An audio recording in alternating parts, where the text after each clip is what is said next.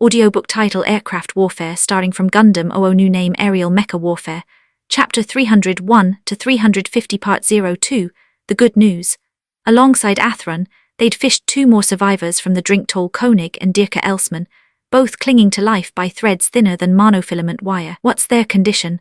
Yang Hui demanded the moment he reached the hospital, urgency crackling through his voice like static discharge. This one's stable, few days rest and he'll be right as rain, the doctor said, indicating Athrun's unconscious form. Moving to the next bed.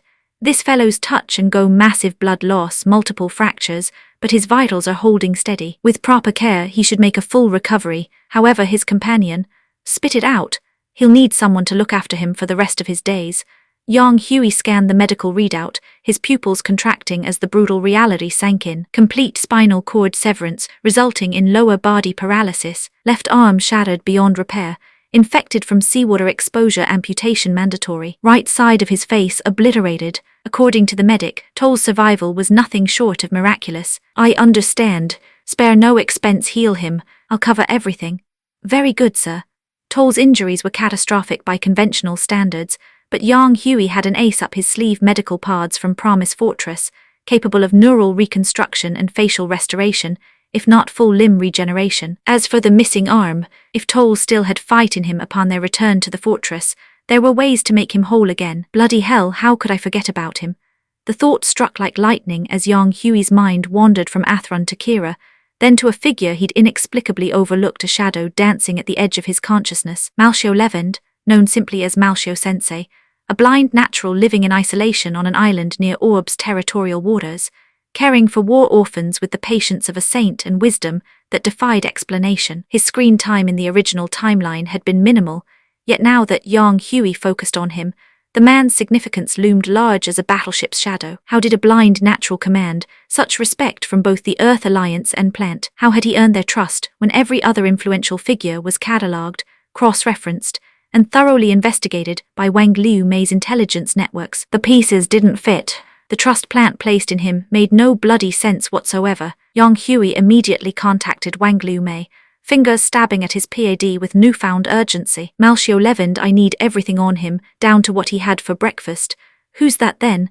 That's precisely what I aim to find out. He's a blind natural called Malshio Levend, should be living somewhere in the Marshall Islands, same area where the 7th Fleet found Strike and Aegis, takes in war orphans, has connections reaching both major powers. Dig up everything: birth records, school reports, shopping lists, the works. I'll mobilize the teams, 2 days max. Cheers. The calm died, leaving Yang Hui slapping his forehead in frustration. How had he overlooked the most mysterious figure in the entire bloody saga? This bloke was an enigma wrapped in shadows, and Yang Hui should have been all over him from day one. Mystery, the word sent electricity through his nerves, highlighting a disturbing pattern. He'd consistently ignored Malshio, as if some force kept sliding the man's importance past his notice. The wrongness of it gnawed at him like a faulty reactor core. Malshio-sensei, just who the hell are you? Chapter 330. Deadly dual lows. Wavering resolve. Several days had crawled by like wounded ships limping through asteroid fields, and Athrun Zala and Dirka Elsman had finally stirred from their medical stupor, consciousness returning like distant stars emerging from nebular clouds. Yang Hui made his way through Orb's pristine medical facility, a basket of fresh fruit in hand, tropical delicacies that seemed almost absurdly cheerful against the sterile white corridors, humming with the quiet efficiency of advanced healing technology. What brings you here then? Came a familiar voice, sharp with surprise. Funny, I was about to ask you the same bloody thing. Yang Hui replied with a wry chuckle, sparring Kagali Eula Atha, perched beside Athrun's medical bed, like a guardian angel with attitude issues. Word is you've been practically living in this place, Kagali. Aren't you worried about starting tongues wagging? Bit of a scandal if folks start chattering about Orb's princess getting cozy with the Plant Defense Committee chairman's lad, in knit. Kagali's cheeks flamed crimson, her hands fidgeting with the edge of her jacket. It's because of you lot that I can't go anywhere else. Where am I supposed to go? Get locked up in my room like some bloody prisoner? And why do you think you're under lock and key? Got any clue, princess? Yang Hui's voice carried that familiar edge of exasperated authority, eyebrows arched in mock curiosity. HMPH, she huffed, turning away with all the dignity of a ruffled peacock. Yang Hui shook his head with weary amusement, setting the fruit basket on the bedside table with a gentle thunk, then turned his attention to the pale figure, propped against pristine pillows. How you mending, Athrun? Yang Hui. Athron's voice cracked like ice breaking under pressure, his expression a tangled mess of conflicting emotions. Part of him burned with rage Nicole's fate unknown, young Huey throwing his lot in with the enemy. Yet beneath that fury lurked the ghost of old friendship, stubborn as rust on hull plating. Nicole's alive, young Huey stated matter-of-factly, watching Athron's eyes widen like targeting larks acquiring a bogey. Right next door, actually. Dirka's fine too across the corridor. You three are all still bedridden, need proper rest, which is why you haven't clocked them yet. This is.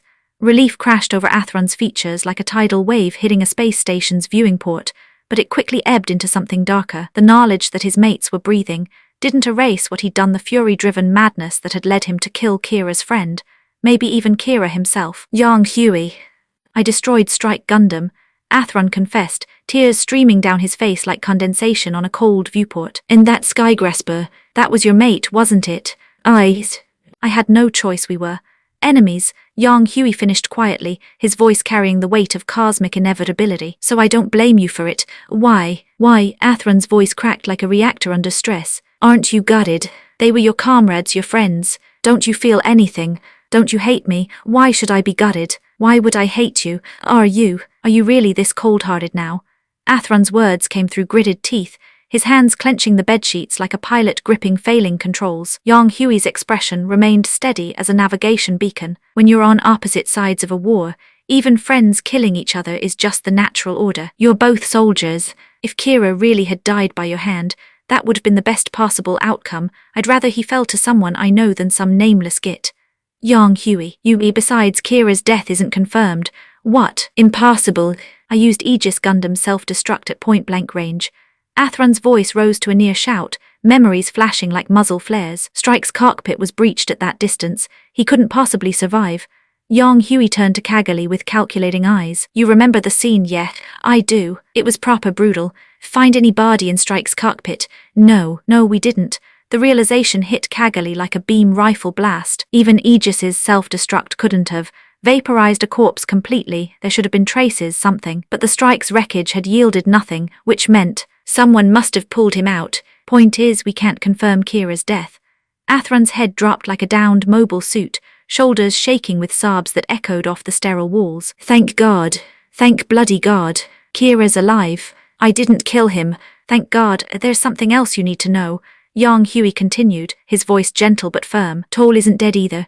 Toll, the Skygrasper pilot you shot down. How's that possible? Athron's head snapped up, disbelief written across his features like damage reports on a tactical display. Toll's situation was nothing like Kira's. Athron had watched the shield slam directly into the cockpit, seen the explosion bloom like a deadly flower. Lower body paralysis, left arms gone, right side of his face is proper mashed up. But he's breathing. Silence settled over the room like the vacuum of space. Athron said nothing, knowing that such injuries might be worse than death itself. Long as there's life, there's hope, young Huey said firmly. Don't be so bloody pessimistic, Athron. You're too naive by half. Don't forget whether it's Kira or Toll, they were your enemies, at least they were then. But I don't know why you chose to join this war, what you're fighting for. Young Huey's voice sharpened like a beam saber igniting. But I know Kira and Toll, they hate fighting. But they stepped onto the battlefield to protect their mates, knowing full well the danger. That was their resolve. Your after-the-fact regret and self-loathing is nothing but an insult to them. What about you then? Cagali demanded, her voice cutting through the air like interceptor fire. What are you fighting for? She'd never properly considered young Huey's motivations before, just written him off as a traitor. But these past days of house arrest had given her time to think, and young Huey's words were starting to make uncomfortable sense. Young Huey let out a self-deprecating laugh that echoed off the medical bay walls. I just don't fancy cowering under a desk when danger comes knocking, leaving my survival to someone else's whim. You what? Then orb, fury ignited in Cagali's chest like a reactor going critical. She couldn't believe young Huey had torn their nation apart for such a selfish reason. Orb, isn't that just me writ large? Young Huey asked, turning to fix her with that penetrating stare that seemed to see through armor plating. Cagali found herself speechless, and Athron fell silent too. They both knew young Huey spoke truth. Wasn't Orb exactly as he described? All noble words and principles, but without corresponding power. What were they but exactly what young Huey said? When danger arrived, they'd be left cowering under desks. Rest up proper, young Huey said, moving toward the door with fluid grace. We've already contacted Carpinteria base, they'll be round to collect you lot in a few days. Yang Hui, next time we meet it'll likely be on a battlefield. Yang Hui paused at the threshold, his silhouette framed against the corridor's harsh lighting. I hope you'll have figured out what you're actually fighting for by then. I don't fancy taking down a wishy-washy version of you, wouldn't be any satisfaction in it at all. With that, Yang Hui vanished down the corridor, leaving behind two figures lost in turbulent thoughts, their minds churning like ships caught in gravitational storms. Those words hadn't been meant just for Athron. Cagali needed to hear them too. In Yang Hui's eyes, everything the princess did was just throwing tantrums. She had no bloody clue what she was actually doing or why she was doing it, just acting on impulsive whims like a spoilt child. Yang Hui was subtly telling Cagali that he wasn't ruling out her fighting completely. He just wanted her to understand her reasons first. If she insisted on meaningless battles, then she'd never earn her place on any battlefield. Whether Cagali could parse his meaning, well, that remained to be seen. After leaving Athron's ward, Yang Hui made the rounds to check on Dirka and Nicole, finding both recovering nicely. Soon enough, he'd be handing all three back to Zaft in pristine condition, a diplomatic gesture wrapped in medical necessity. Duty visits complete, Yang Hui made his way to Morgenroth, but found an unexpected reunion waiting in the facility's bustling hangar bays. What brings you back here then? Yang Hui called out, spotting Lo Gel and his ragtag junk guild crew tinkering with some piece of salvaged tech. Didn't we just kit out Red Frame with fresh gear? You don't know. Lo looked up from his work, tools still in hand, genuine surprise creasing his weathered features. Know what? The massive floating platform. It was Malshio-sensei who commissioned us junk dealers to build the bloody thing. I genuinely had no idea. Yang Hui blinked, caught properly off guard. He knew the Atlantic Federation was using civilian companies as fronts, but commissioning the junk guild, that was a new wrinkle. Right here I thought you knew everything that goes on in this corner of space. I'm not some omniscient AI, you know. Could have fooled me. When I found out you were piloting that monster machine, I nearly wet myself. Lo gestured dramatically, his voice carrying the theatrical flair of someone who'd seen too much and lived to tell the tale. Was it really that shocking? Yang Hui covered his face with one hand, caught between amusement and exasperation. Course it was. You have any idea how folks talk about you out there? Angel, god, demon, basically everything except human. Lo spread his arms wide in theatrical emphasis. He'd started out just fascinated by Yang Hui's machine, but after hearing Dawn Gundam's combat record from the professor, genuine awe had crept in. Do you see any wings sprouting from my back? Halo hovering over my head? Tail and horns, perhaps? Yang Hui rolled his eyes with practiced ease. Who knows? Maybe you've got them tucked away somewhere. Let me have a proper look. Before Yang Hui could react, Lo was all over him like a mechanic inspecting a mobile suit, hands padding and prodding with determined curiosity. Get off me, you absolute muppet. Yang Hui barked, delivering a swift boot to Lo's backside that sent him stumbling forward. Heh, just having a laugh, mate. Sod off. Come on, you're not usually this touchy. Lo grinned, slinging an arm around Yang Hui's shoulders with easy familiarity, but his expression quickly sobered, the joviality evaporating like atmosphere from a breached hull. Actually, Yang Hui, heard orbs taken in some Zaft prisoners. Yeah, that's right. Yang Hui answered automatically, then caught himself, eyebrows rising. Hang on, since when do you give a toss about political rubbish? Ah, well, witnessed a proper deathmatch recently. Bit of a shock to the system.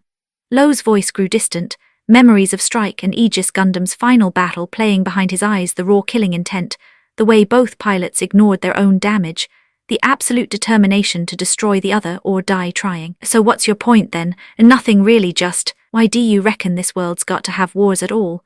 The question hung in the recycled air between them like smoke from a damaged reactor, heavy with implications neither man was quite ready to examine too closely. Chapter 331, Target the colossal floating fortress. An unlikely vulnerability, the salty tang of ocean spray hung thick in the air, as Yang Hui fixed Luogel with a puzzled stare, his brow furrowing like creased metal plating under stress. The scavenger stood there looking proper out of sorts, shoulders slumped like a deflated atmospheric seal, which was bloody odd considering this was the same bloke who'd faced down cosmic debris fields and rogue mobile suits with nothing but a cheeky grin and unshakable optimism. That's not like you at all, Luo, Yang Hui remarked, his voice carrying the weight of genuine concern as he studied his mate's haggard expression. The lad had seen war's brutal face before hell. He'd been dancing through battlefields since he could pilot a mobile suit, yet here he was, looking like he'd taken a direct beam cannon to the gut. Luo let out a hollow chuckle, the sound echoing off the hangar walls like a ricocheting shell. You're spot on, mate. Don't feel like myself anymore, do I? Yang Hui's hand landed on Luo's shoulder with the solid thump of reinforced armor plating, a gesture both reassuring and grounding. Hey, just be yourself, yeah. You've got something loads of folks can only dream of having. And he meant every bloody word. Luo was that rare breed, the eternal optimist, who could stare down a fusion reactor meltdown and still crack jokes while fixing it. Most blokes would have cracked under half the pressure this scrap merchant had weathered, yet somehow he'd always bounced back with that trademark grin plastered across his mug. It was the kind of life that made others green with envy, a revelation in the wreckage. Right, there's something you ought to know, Luo said suddenly, his tone shifting like gears grinding into a higher setting. What's that then? About that mobile suit's pilot? The strike, wasn't it? Luo's eyes grew distant, like he was peering through the void of space itself. What about the pilot? Yang Hui leaned forward, curiosity sparking like ignition coils firing up. Luo's weathered hands gestured vaguely, paint-stained fingers tracing patterns in the air. When I found the machine, the phase shift armor was still blazing away like Christmas lights. Didn't shut down till I'd pulled the pilot clear. That beast, it proper protected its mate, it did. There was something almost reverent in Luo's voice, a quality that set him apart from the countless other pilots and mechanics Yang Hui knew. Where others saw mobile suits as tools of war, deadly weapons wrapped in alloy and circuitry, Luo saw them as living companions, partners in the cosmic dance of survival. The mysterious guardian and the pilot. Yang Hui pressed, though he reckoned he already knew the answer. Hauled him to that little cottage up the mountain after I fished him out. Blind old geezer took him in, probably shipped off to the plant for proper medical treatment by now. Luo shrugged, but there was satisfaction in his voice, the kind that came from a job well done. Right, that's good then. Yang Hui felt a mix of relief and frustration churning in his gut like a malfunctioning gravity generator. Kira Yamato had been saved, just as fate had dictated in the original timeline, but Yang Hui had missed his chance to have a proper chinwag with Reverend Malchio. The timing was too bloody convenient. The moment Yang Hui had planned to investigate, the old fox had scarpered. Crafty bastard probably caught wind of someone sniffing about and legged it. Yang Hui mused, his tactical mind already spinning through possibilities like targeting computers, acquiring multiple bogies. Parting ways, Luo clapped Yang Hui on the back with genuine warmth, the gesture carrying the weight of unspoken understanding between warriors who'd seen too much. Anyway, since you lot have claimed that mobile suit, she's all yours. Treat her right, she's a proper beauty, that one. Don't worry, we'll have her looking factory fresh in no time, Yang Hui assured him, matching his mate's easy grin. Brilliant. Right then, we're off. Luo turned to go, but Yang Hui's voice caught him mid-stride. Luo, one last thing. The scavenger pivoted back, eyebrow raised like a questioning sensor array. Yeah, Yang Hui's expression turned serious, the kind of gravity that preceded orbital bombardments. If you and I ended up on opposite sides, what would you do? Without missing a beat, Luo's grin returned full force, bright as a fusion torch cutting through stellar debris. What do you think, you daft sod? I'd give you a proper hiding. Ha ha, who'd be doing the hiding still up for debate. Yang Hui fired back, laughter echoing through the facility like the roar of thruster engines. They parted with smiles, but both men knew the cosmic winds were shifting. The possibility of facing each other across a battlefield hung between them like the silence before a warp jump, inevitable and terrifying in equal measure. Preparations for war. Once Luo had departed, Yang Hui sought out Erica Simmons, finding her hunched over a bank of diagnostic screens that bathed her face in ethereal blue light, data streams cascading like digital waterfalls. How's Dawn coming along? He asked, referring to his custom mobile suit. Repairs complete, and the Exir, Cherudim and Ceravi are all shipshape too, she reported with professional efficiency, not looking up from her screens. Excellent. Time to move out then. Erica's head snapped up, concern creasing her features like stress fractures in hull plating. You're not taking additional support. That platform's bound to have defenses. The Atlantic Federation won't leave it unguarded, and Zaft's sure to make a play for it as well. 4 machines against whatever they've got waiting. No need, Yang Hui cut her off with a dismissive wave. Zaft massing for their big push, and the Earth Alliance forces are stretched thin watching for it. Whatever they've got stationed there won't be enough to handle us. Erica sighed, recognizing the futility of arguing with Yang Hui when his mind was made up. Right then, I'll hold down the fort and keep pushing the MS pilot training program. Time's running short, isn't it? That it is. Every minute counts now. The celestial being awakens. Yang Hui made his way to the concealed hangar bay, changing into his pilot suit, the familiar ritual of preparation that preceded every sortie into the void. The others were already waiting, Setsuna F. Seiei standing motionless as a statue, Lal Dylandi leaning casually against a supply crate, and Tyria Erd checking his instruments with typical precision. You're bloody late, Tyria snapped, his tone sharp as a beam saber's edge. You lot were early. Yang Hui shot back with a shrug, climbing into Dawn's cockpit as the familiar embrace of his mobile suit systems welcomed him home. All units' mission parameters are as follows. Yang Hui announced over the comm system as his screens flickered to life around him like awakening stars. Primary objective, secure the massive floating platform. All forces Zaft, Earth Alliance, doesn't matter, are to be expelled from the area. Keep structural damage to a minimum. What about third-party interference? Setsuna's voice crackled through the speakers, emotionless as always. If they stay out of our way, we ignore them. If they don't, Yang Hui's voice took on a harder edge. Mark them as hostile. Understood. The trio's acknowledgement came in unison, professional and final. These weren't green recruits or idealistic soldiers wrestling with moral dilemmas. They were veterans who understood that in war, anyone standing between you and your objective was an enemy, nothing more, nothing less. Launch sequence, launch path cleared. Dawn Gundam, you are cleared for sortie. Erika's voice cut through the calm channels with crisp authority. Roger that. Dawn Gundam, launching. The massive mobile suit burst from the facility's concealed exit like a meteor streaking through atmosphere, its propulsion systems blazing with controlled fury as it carved through the sky toward the vast Pacific expanse. Exir Gundam, path clear for launch. Copy. Exir launching. One by one, the 4 Gundams erupted from their hidden nest, each pilot feeling the familiar rush of acceleration as they broke free from gravity's embrace and soared toward their target. Below them, the personnel of Orb's defense forces watched their supreme commander depart on what they knew was no ordinary mission. The target revealed the massive floating platform materialized on their screens like an artificial island rising from the ocean's depths, a testament to human engineering ambition that defied the very concept of fixed borders. Gleaming towers and construction cranes jutted skyward from its surface like the spines of some metallic leviathan, while the skeletal framework of what would become a mass driver stretched across its length like the bones of a titan. Bloody hell, that's quite the sight, Lyle whistled over the calm, his usual irreverence intact despite the magnitude of what lay before them. It's a mobile spaceport designed to house a mass driver system, Tyria replied with typical matter-of-fact precision. Of course it's massive, I know that, you get. Just marveling at the sheer audacity of it all, the resources needed to build something like this at sea. Which is exactly why we're nicking it, Yang Hui interjected. Orb needs a second spaceport, and this beauty fits the bill perfectly. Won't that make every other nation even more suspicious of Orb? Setsuna asked, his tactical mind already calculating political ramifications. Only if we claim it openly, Yang Hui explained as they drew closer to the platform. For now, it remains a civilian facility with no official ties to Orb. We'll play the humanitarian card, swooping in to stop the violence and protect civilian contractors. The plan was brilliantly simple in its deviousness. When the Atlantic Federation and Zaft forces inevitably clashed over the platform, Celestial Being would intervene under the guise of protecting innocent lives. They'd drive off both military forces and establish Orb personnel as the neutral peacekeepers, managing the facility. The storm approaches, Yang Hui, Earth Alliance and Zaft forces are engaging each other.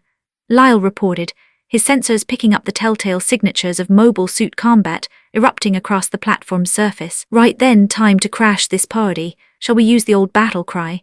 Yang Hui asked, a note of nostalgic anticipation coloring his voice. Haven't heard it in ages. Let's do this properly.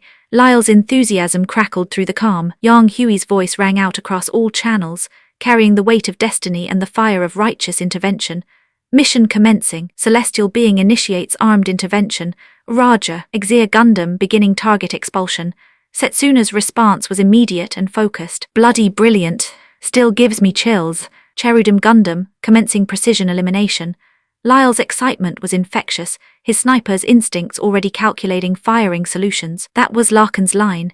Tyria muttered before continuing with professional resignation. Seravi Gundam, initiating bombardment protocols. Nearly said Seraphim instead of Seravi. Dawn Gundam, beginning armed intervention. Yang Hui corrected himself with a chuckle that held equal parts nostalgia and determination. Different world, altered roster, but the same immortal words that had once echoed across the cosmos. They were Celestial Being, not just a designation, but a calling that transcended reality itself. Their purpose was eternal, to cut through the world's distortions with overwhelming force, carving a path toward a better tomorrow through the smoke and fire of necessary conflict. The 4 Gundams dove toward the floating platform like avenging angels, their beam weapons already charging as they prepared to write another chapter in their endless war against war itself. Chapter 321. Kagali's utter collapse, the sterile hum of the simulation pod, filled the air like the distant thrum of a starship's life support. Its cramped confines illuminated by the ghostly blue glow of holographic displays that flickered like dying stars in the cosmic void. Kagali Eula Atha settled back into the pilot's seat, her fingers dancing across the familiar controls with growing irritation, muttering under her breath like a disgruntled mechanic, cursing a faulty hyperdrive. "What a load of barlicks! That git just loves putting the frighteners on me," she grumbled, her voice echoing in the enclosed space, amber eyes flashing with defiance. "These basic drills are absolutely useless in knit, just jumping about left, right, forward, back, what's next, sending blokes into battle to do bloody gymnastics." "Whether it's gymnastics or not, you're about to find out," came Yang Hui's voice through the comm system, cutting through her complaints like a beam saber through hull plating. "Eek," Kagali yelped, jolting upward so violently that her head cracked against the cockpit ceiling with a resounding thunk, stars dancing before her eyes like a malfunctioning nav display. "Oi, what's your game, you absolute nutter? Don't you know that's proper terrifying?" she bellowed, rubbing the growing lump on her crown, cheeks flushing with embarrassment and fury. "With that level of nerve, you reckon you're ready to pilot an MS into a real scrap?"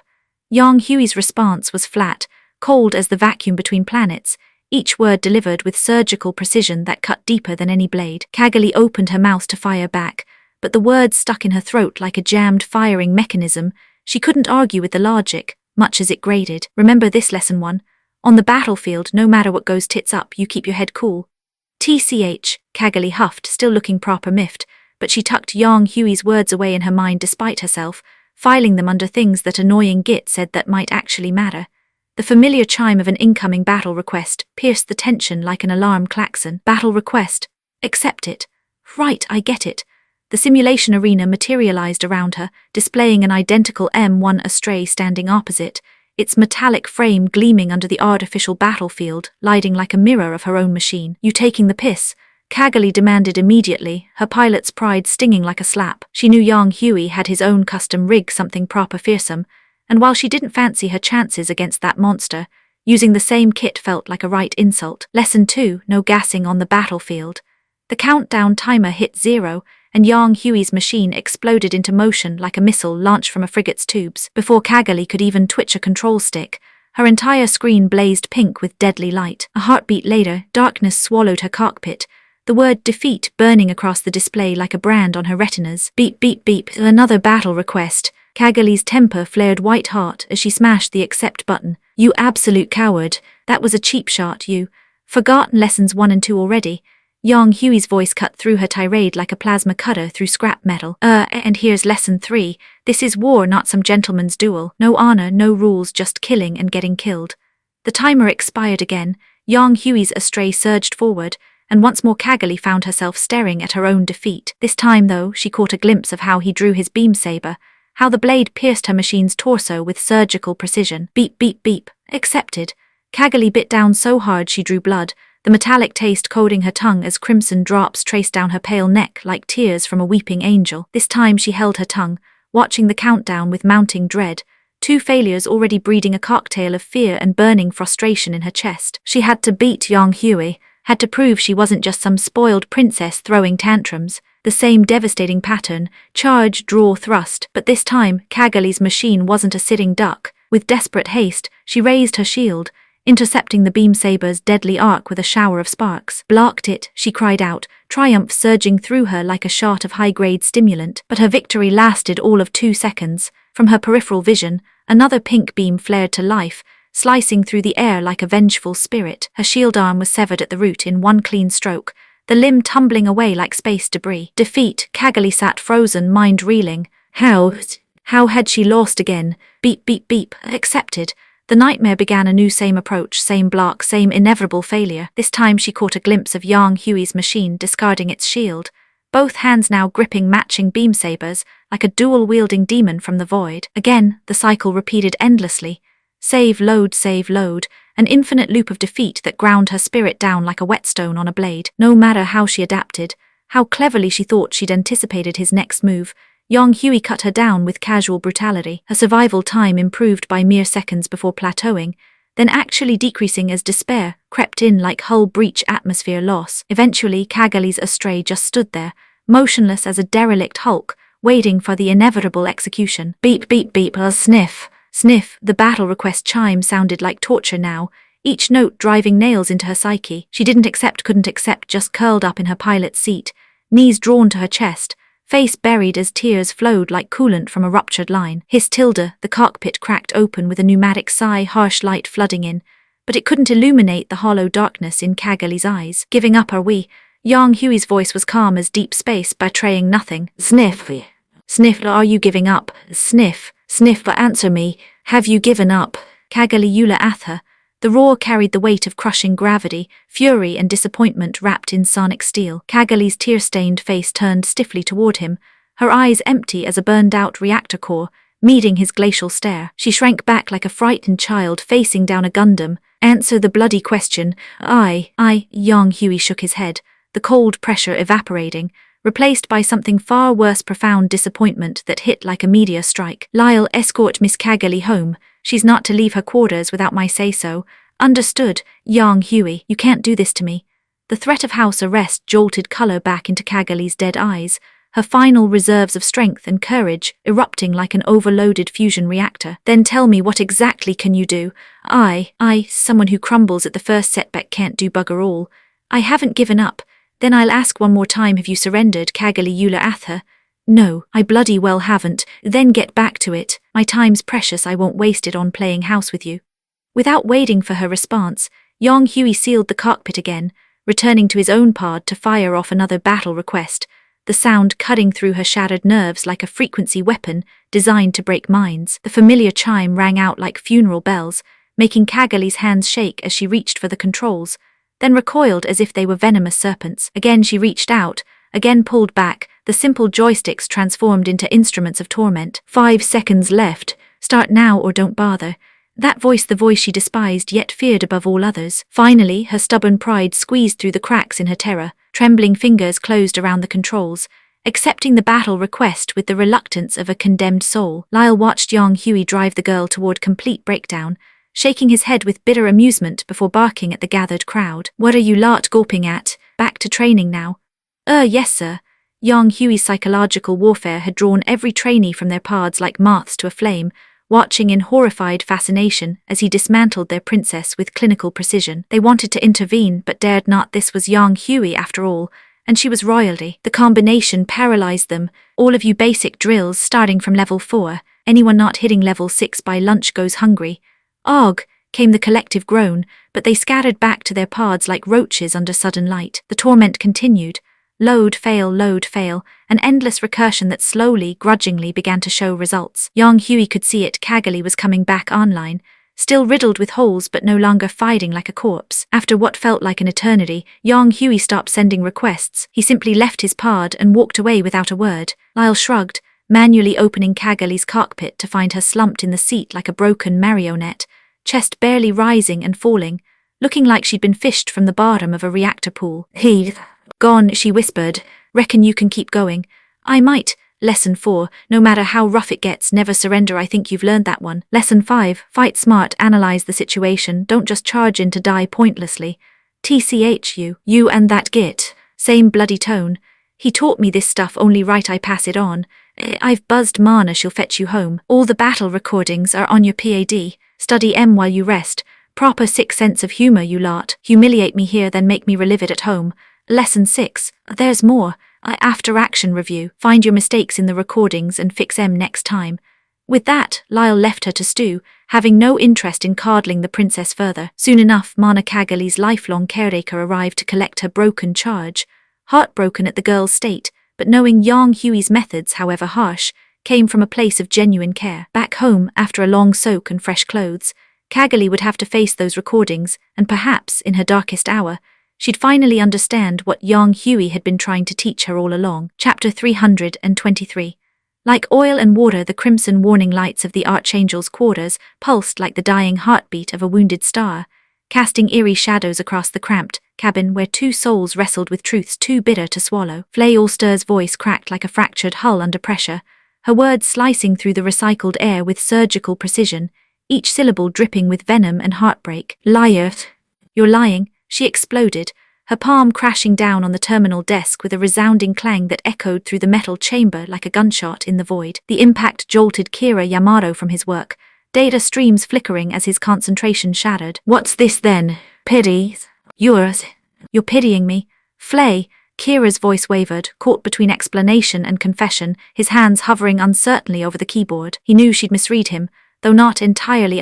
There was sympathy there, care even, but the deeper truth gnawed at him like a malfunctioning life support system. Since stepping aboard this flying fortress, his coordinator identity had been a constant weight, a gravity well pulling him into confusion and self-doubt. "Because no one else'll come see me, you reckon I'm pathetic, is that it?" Flay's voice rose to a fever pitch, her auburn hair whipping about her face like solar flares in a magnetic storm. "Flay, it's not, don't take the piss. Cut the act. Why should I have to stomach pity from someone like you?" Her words were daggers, each one finding its mark with ruthless precision. "Flay," he reached out, that familiar gesture of comfort he'd performed countless times, fingers seeking to soothe the tempest raging within her. But this time she batted his hand away with vicious force, as if his touch burned like plasma fire. "The one who should be hurting is you, innit? The pathetic one should be you." Poor little Kira, lonely Kira, aching from all the fighting, blubbering at the drop of a hat. Her voice dissolved into mocking sobs that morphed into genuine tears, the facade crumbling like a breached airlock. The cruel irony of her words wasn't lost on either of them. Pitiful, lonely, pained, prone to tears. How was she any different? What separated her from Kira in this cosmic dance of misery? At least he had Toll and Mirialia checking on him, Kagali's obvious affection, Yang Hui's care and guidance. What did she have beyond this broken boy before her? In her despair, Flay collapsed into Kira's arms, her fists drumming weakly against his chest as sobs racked her frame. But why? Why do I have to take pity from someone like you?"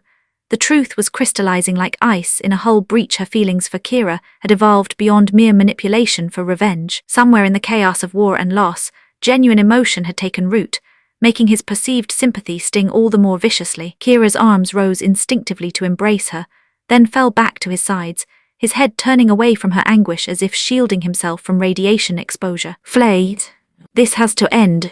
We can't keep on like this. We're both wrong." "What do you mean? What's that supposed to mean?"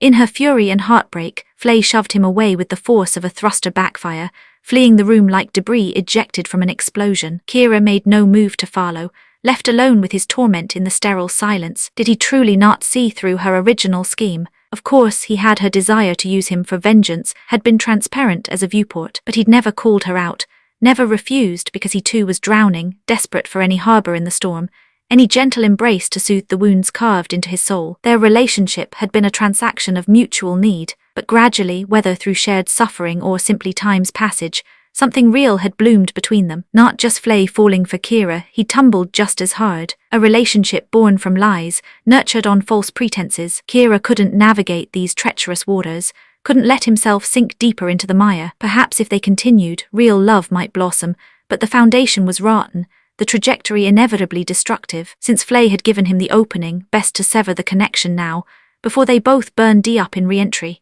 Back at his estate, Yuzumi Nara Atha found Yang Hui waiting like a shadow in his study, the younger man's presence filling the elegant chamber with an electric tension that seemed to charge the very air molecules. "What's happened now?" Yuzumi asked, settling behind his desk with the weariness of Atlas bearing the cosmic sphere. He knew Yang Hui's schedule, knew how precious every minute was in their accelerating timeline. For him to appear here personally meant crisis or opportunity of the highest magnitude. "The Yamato couple have arrived. You know." Yuzumi's brow furrowed like tectonic plates shifting, the weight of implications settling heavy on his shoulders. "When I want to dig, I can excavate anything. What's your game?" "Nothing sinister, just fancy a chat with them." "Absolutely not." Yuzumi's refusal cracked like a whip, final as a black hole's event horizon. Until he understood Yang Hui's intentions, the couple would remain off-limits. Kira's lineage was a powder keg with galactic implications. "Do you reckon you can bury this forever?" The question hung between them like a derelict satellite, its silence more damning than any accusation. Yuzumi had no answer because there wasn't one. If possible, he'd keep the truth locked away, until the heat death of the universe. It was too cruel, too shattering. Learning it would break Kira and Kagali, especially the lad. "I'm not planning to weaponize this knowledge, just hoping you'll consider the alternatives. Better they hear it from family than have some villain twisted into a blade later." Yang Hui departed without pressing further, his message delivered like a precision strike. Words planted, objectives achieved. regarding Kira's heritage and the truth behind it all. It was brutal beyond measure. Ulan Hibiki was a proper monster, and no mistake. The man was the festering wound at the heart of the seed world's corruption, patient zero of this galactic plague. But buried truths had a nasty habit of clawing their way to the surface, like wreckage rising from oceanic depths. Yang Hui refused to let the old lion carry this secret to his grave, refused to let Kira learn from enemy lips what should come from those who loved him. Here in Orb, if the revelation shattered them, Yang Hui could help piece them back together. Once the timeline reached its critical junctures, that luxury would evaporate like atmosphere from a punctured hull. Barely clear of Yuzumi's estate, Yang Hui's PAD chimed with the highest encryption protocols. He immediately ordered the driver to the curb, activating the vehicle's privacy shields and deploying signal jammers that would blind any electronic ears within a kilometer radius. Decrypting the message, his eyes widened to saucers, lips stretching into a grin that could power a fusion reactor. Finally made contact with him, far in the cosmic reaches, plant political landscape had shifted like tectonic plates in a planetary cataclysm. The Supreme Council's chairman election had concluded moments ago, and with the Earth War escalating to fever pitch, Patrick Zala had masterfully wielded the Heliopolis incident like a political beam saber, cutting down Sigil Klein's moderate coalition to claim the throne. This seismic shift meant the council's balance had shattered completely. Klein's doves crushed beneath Zala's hawks. It also meant two lifelong friends had reached the point of no return, their bond severed as cleanly as a mobile suit bisected by a beam weapon. Damn Patrick to the void! Sigil roared as he stormed into his estate, sealing himself in his study like a wounded pilot in an escape pod. His fury at his own impotence burned harder than a thruster at full burn. He'd failed to stop his friend's descent into madness. Knock knock Tilda, who is it? Father, it's me, Lacus. Come in. Lacus. Klein glided into the study, her presence cooling his rage like a heat sink drawing away reactor overflow. Sigil forced down his anger, but the despair remained etched in every line of his weathered face. What brings you here? Father, you've lost. And done pretending, are we? Yes. No surprise registered in Lacus's voice at his insight. He was her father after all. No matter how masterfully she'd crafted her innocent songbird persona, those crystalline eyes couldn't fool the man who'd raised her. He'd simply played along with her performance, knowing she had her reasons. Is it that dire already? Yes, everything's unfolding exactly as he predicted. Even you must acknowledge it now. Lacus settled across from him, her facade melting away to reveal the steel beneath the silk. Even Sigil felt a chill. His daughter was terrifying when she dropped the mask. Aye, that lad's a right monster in knit. Saw this coming a full year back. Yang Hui haunted Sigil's thoughts like a ghost in the machine, that terrifying young man orbiting Earth yet casting shadows across plant highest councils. After the bloody Valentine tragedy, Sigil had secretly summoned Yang Hui for a clandestine meeting, one-on-one in the depths of space. The boy had laid out the future with surgical precision. Zaft retaliation would carve bloody swaths across Earth, forging unbreakable hatred between Natural and Coordinator. The friendship between Sigil and Patrick would shatter, transforming into bitter enmity as Zala pursued genetic supremacy with religious fervor. As moderate leader, Sigil would become an obstacle to total plant domination, marked for elimination. Back then, Sigil had dismissed the predictions as paranoid fantasy. He trusted his old mate, believed that despite his extremism, Patrick would never raise a hand against him. Now, the chairman's seat was lost, and malice radiated from Patrick like heat from a reactor core. Yang Hui's warnings no longer seemed so far-fetched. So we must prepare, father. What's his plan? Shift our strength into the shadows, relocate to L4. L4? He's already providing support, building our hidden infrastructure. Orb's situation must be precarious too. How can he support us? I don't know the details, but I trust him completely. If he says it's possible, it will be done. Sigil blinked, his expression shifting to something almost comical. His daughter was a born politician, cunning, far-sighted, ruthlessly pragmatic, capable of masking her true nature behind layers of deception. Yet mention Yang Hui, and she displayed absolute faith, the kind of blind trust that had nearly destroyed Sigil himself. You fancy him? Yes, father, Lacus replied without hesitation, no blush or deflection, just honest acknowledgement as natural as breathing. But you and Athron? If Yang Hui didn't exist, if Chairman Zala weren't so obsessed with supremacy, I would marry Athron. The words hung in the air like the echo of a distant explosion. Truth crystallized in the space between heartbeats, reshaping the political landscape of their private universe with the force of a colliding asteroid. Chapter 334. Stay or Scarpa. The Archangel's battered entourage had barely set foot back on Orb's soil when Yang Hui strode into Morgenroth and dumped another wreck on Erica Simmons' already groaning workload. The Scarlet Astray, now little more than a crate of twisted parts. Erica's eye twitched. Master Yang Hui, I beg your pardon, but there's overworking and then there's murder. I'm an engineer, not a miracle worker. Yang Hui rubbed the back of his neck, offering the kind of sheepish grin usually reserved for pets caught raiding the pantry. Terribly unfortunate that, blame low. If the red fool hadn't parked himself between us and the incoming fire, the frame would still have both legs attached. Erica pointed a hydro spanner at his chest. Unfortunate, this thing's in bits. You do realize how many man-hours it will take to coax her back to showroom condition. With your skill at the controls, you could have stopped him without turning the suit into modern art. Yang Hui raised his hands in mock surrender. Wasn't me. Honest truth. Setsuna clipped him. Setsuna, leaning against a storage crate, lifted a brow with glacial calm. I assessed neutralization by decisive force as the optimum solution. Erica folded her arms. And you expect me to believe he opened fire without your permission? Pull the other one, it's got bells on. Lyle and Lo, spotting an opening, chimed in from the gantry above. See Yang Hui. Lyle hollered, grin wide enough to crack his face. Karma's a beast. You wreck the red unit, you pay the price. Lo slapped the railing in agreement. Enjoy the paperwork, boss man. Yang Hui fixed them with a narrow-eyed stare that wiped the smirks clean off their faces. Lyle, you're clearly brimming with free time. From now on you can run the MS pilot proficiency drills. Setsuna and Tyria deserve a breather. Lo, I suddenly recall a special prototype that needs your undivided attention. Congratulations, your lead tech. I resign. I refuse. Request denied, Yang Hui said pleasantly. The alternative is treason. Your choice. Both men fled faster than a cat spotting bathwater. Yang Hui dusted his hands, satisfied, until he realized every other technician in the bay had frozen, tools midair, staring at him like he'd sprouted horns. What? A collective shiver rippled through the room. Erica, Setsuna and Tyria took one synchronized step back. Nothing at all, busy. Erica coughed, retreating. Exir needs calibrating, Setsuna muttered. Independent squad checklist, Tyria added. Within seconds the floor around Yang Hui was a 50-meter wasteland. Even passing staff detoured, as though an invisible minefield surrounded him. He sighed theatrically. Fine, I'll find Huang instead. At least she appreciates me. A new Planet Defense HQ. Yang Hui laid out the intel on the newly discovered megafloat to Colonel Huang and Wang Liumei. Huang's eyes lit up. Perfect. We split Morgan Route in two. Warship engineers head for the Pillar of Heaven to help Mina build the orbital fleet. Everyone else moves to the float. Strip every machine that isn't bolted down. We'll need Yuzumi's blessing, Wang Liumei added. Someone from the 5 families to keep the politicians quiet. Huang pulled up threat assessments dating back a decade. Problem, we've no spare troops. Split the garrison and Orb's mainland is tissue paper. Even whole it won't hold, Yang Hui cut in, tapping the hologram. If either Zaft or the Atlantic Federation decide to kick the door in, no amount of heroic last stands will save Onogoro. Wang Liumei grimaced. I can stoke the feud between Plant and the Federation, keep them throttling each other. Won't matter, Yang Hui said, eyes hard. While Kaguya still stands, both sides will come knocking. He mapped out the coming storm.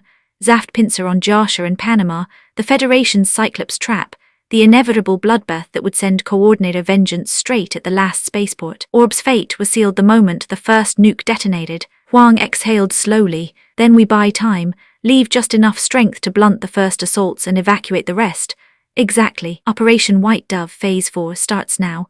Welcome to Alaska. After a grueling voyage, the battered Archangel limped into Joshua, expecting open arms. Instead, Atlantic Federation brass lined up inquiries like firing squads. Captain Ramius was hauled over the coals for harboring civilians, allowing foreign dignitaries to meddle, and, greatest sin of all, losing the strike. The brass saw no irony in chastising a crew that had survived on fumes and miracles. Badgerall bit her tongue until it bled. Moo barked back until the MPs threatened cuffs, and Kira, tarred as a mutant, was marched off for medical scrutiny. When the farce ended, Moo, Badgerall and even Flay were handed transfer papers without ceremony. Ramius and Badgerall exchanged bleak looks. Yang Hui's parting request now echoed in their minds like a prophecy. Key takeaways: a stray red frame, reduced to scrap. Erica is not amused. Yang Hui, weaponized delegation. Nobody within 50 meters is safe. Orb's strategy: split Morgan Route, fortify the megafloat, prepare for evacuation. Geopolitical forecast: Cyclops at Alaska, Zaft backlash, Panama falls, Orb in the crosshairs. Operation White Dove. Phase 4 activated. Orb begins quiet withdrawal of assets. Archangel crew officially welcomed to Alaska with suspicion, demotions and looming separation orders. In the gathering storm, every ally counts. and every misstep could drown nations beneath the rising tide of war. Chapter 335.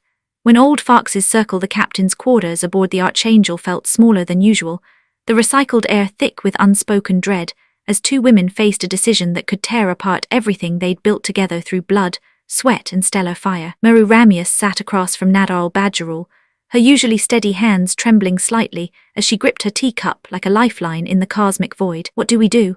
Meru's voice carried the weight of countless battles, her expression a tapestry of conflicting emotions as she studied her closest confidante. The journey they'd shared had forged bonds deeper than mere military protocol bonds that included the complex web of feelings both women harbored for Yang Hui, that enigmatic figure who changed their perspective on everything. Nadal had evolved far beyond her original rigid persona, Yang Hui's influence having cracked open her ironclad military conditioning like a beam saber through hull plating. Where once she might have clashed with Meru over doctrine and procedure, now they'd become proper mates beneath the surface sisters-in-arms who understood each other's struggles with duty versus heart. We're soldiers, Nadal whispered, the words falling from her lips like a mantra she desperately wanted to believe, her fingers worrying at the edge of her uniform sleeve. But bloody hell, it was getting harder to swallow that line. Yang Hui had opened their eyes to the rot festering in the upper echelons of command, shown them perspectives they'd never dared consider. This latest interrogation, no, let's call it what it was,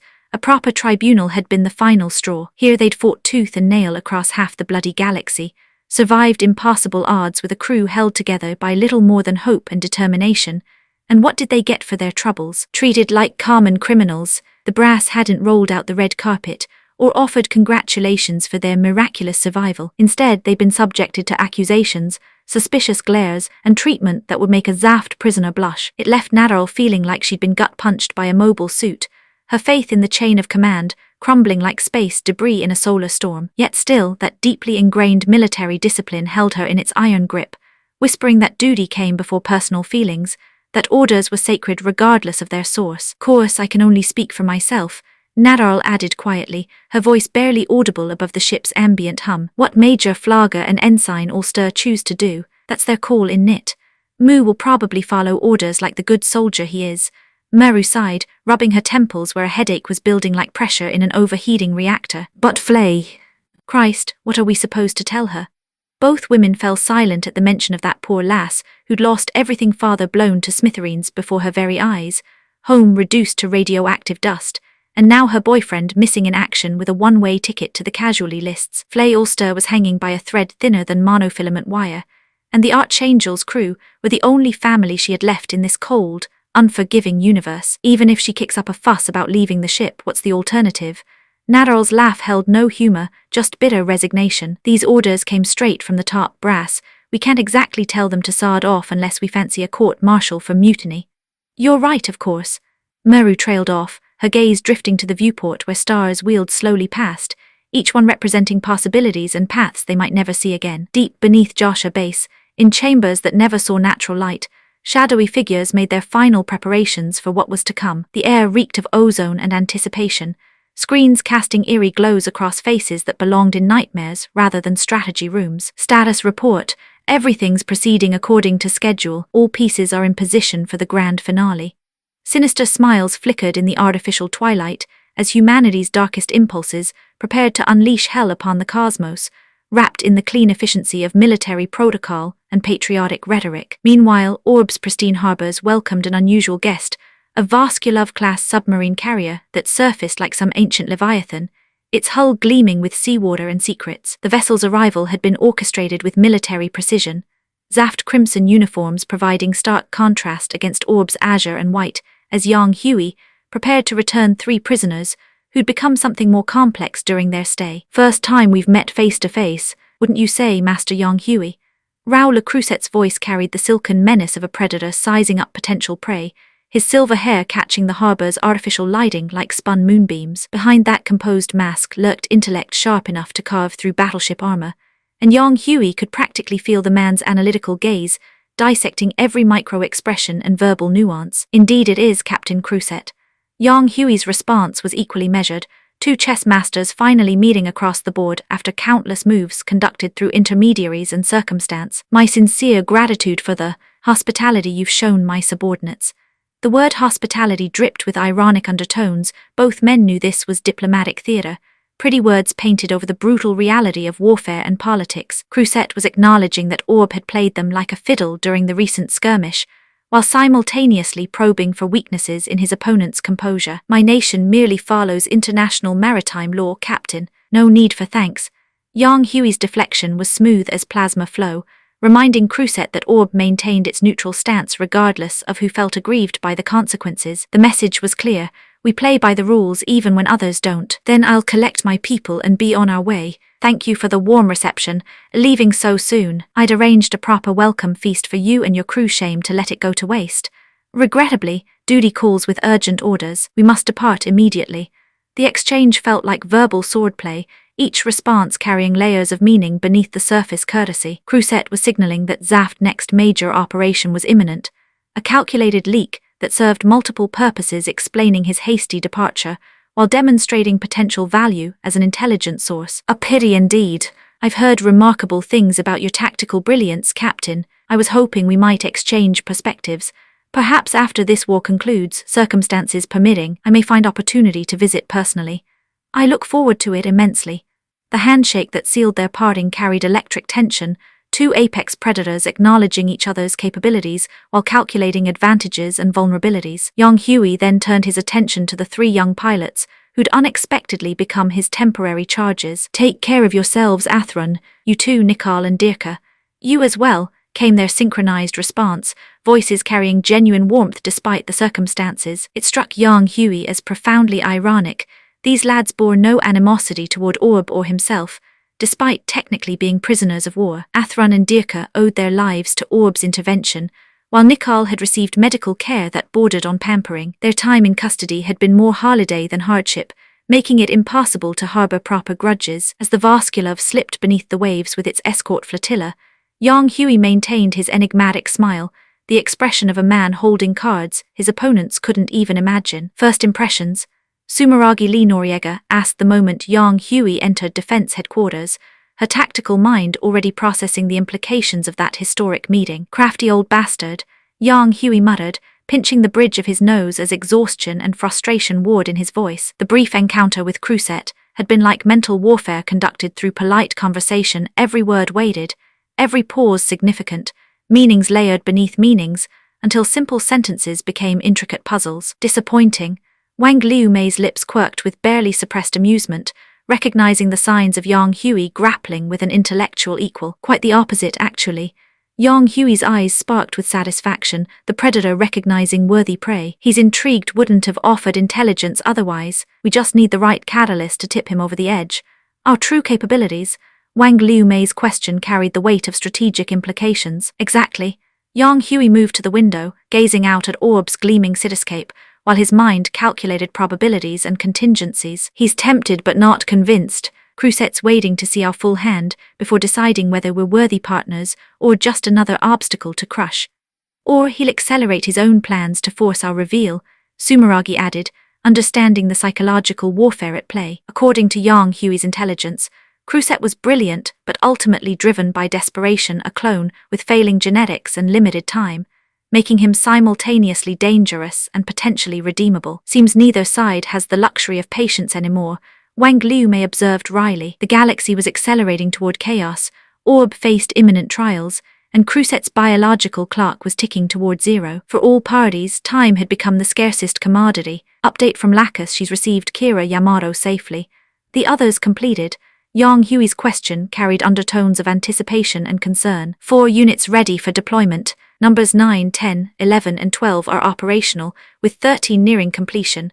Yang Hui's frown deepened at the numbers. Proceed as planned. Have Lacus deliver number 10 to Kira when the moment's right. The remaining 4 units require. Negative. Leave them as is. Your memories are reference material, not prophecy, Sumeragi reminded him gently. Understood, but it's irrelevant. Even if they all turn enemy, it won't matter in the grand scheme. Yang Hui's confidence was unshakable. Orb's first defense would be a clash between superpowers, where individual aces mattered less than overwhelming numbers and strategic positioning. This course exposes Lacus completely. Wang Liumei's voice carried steel-edged concern. Few knew the truth that Lacus Klein had become instrumental in building the moderate faction's underground network.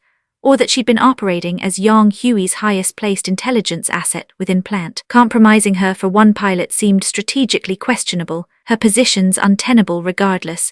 Yang Hui replied with brutal pragmatism, Zala's consolidating power, and Sigel's faction will be first against the wall. Better to extract maximum value before the inevitable. Understood. I'll signal Lacus to prepare for extraction, while putting our plant network into dormancy. Sigel's evacuation protocol also needs activation. One more thing, remind our songbird to avoid unnecessary dramatics. Both women dissolved into giggles at Yang Hui's nickname for Lacus. The siren had earned her reputation through a combination of supernatural intuition and theatrical flair that kept even her allies guessing. Speaking of mysteries, Wang Liu Mei's expression sobered. We've uncovered leads regarding Reverend Malchio's true identity. The revelation hung in the air like the calm before a storm, promising answers to questions that had lurked in shadows far too long. Chapter 336.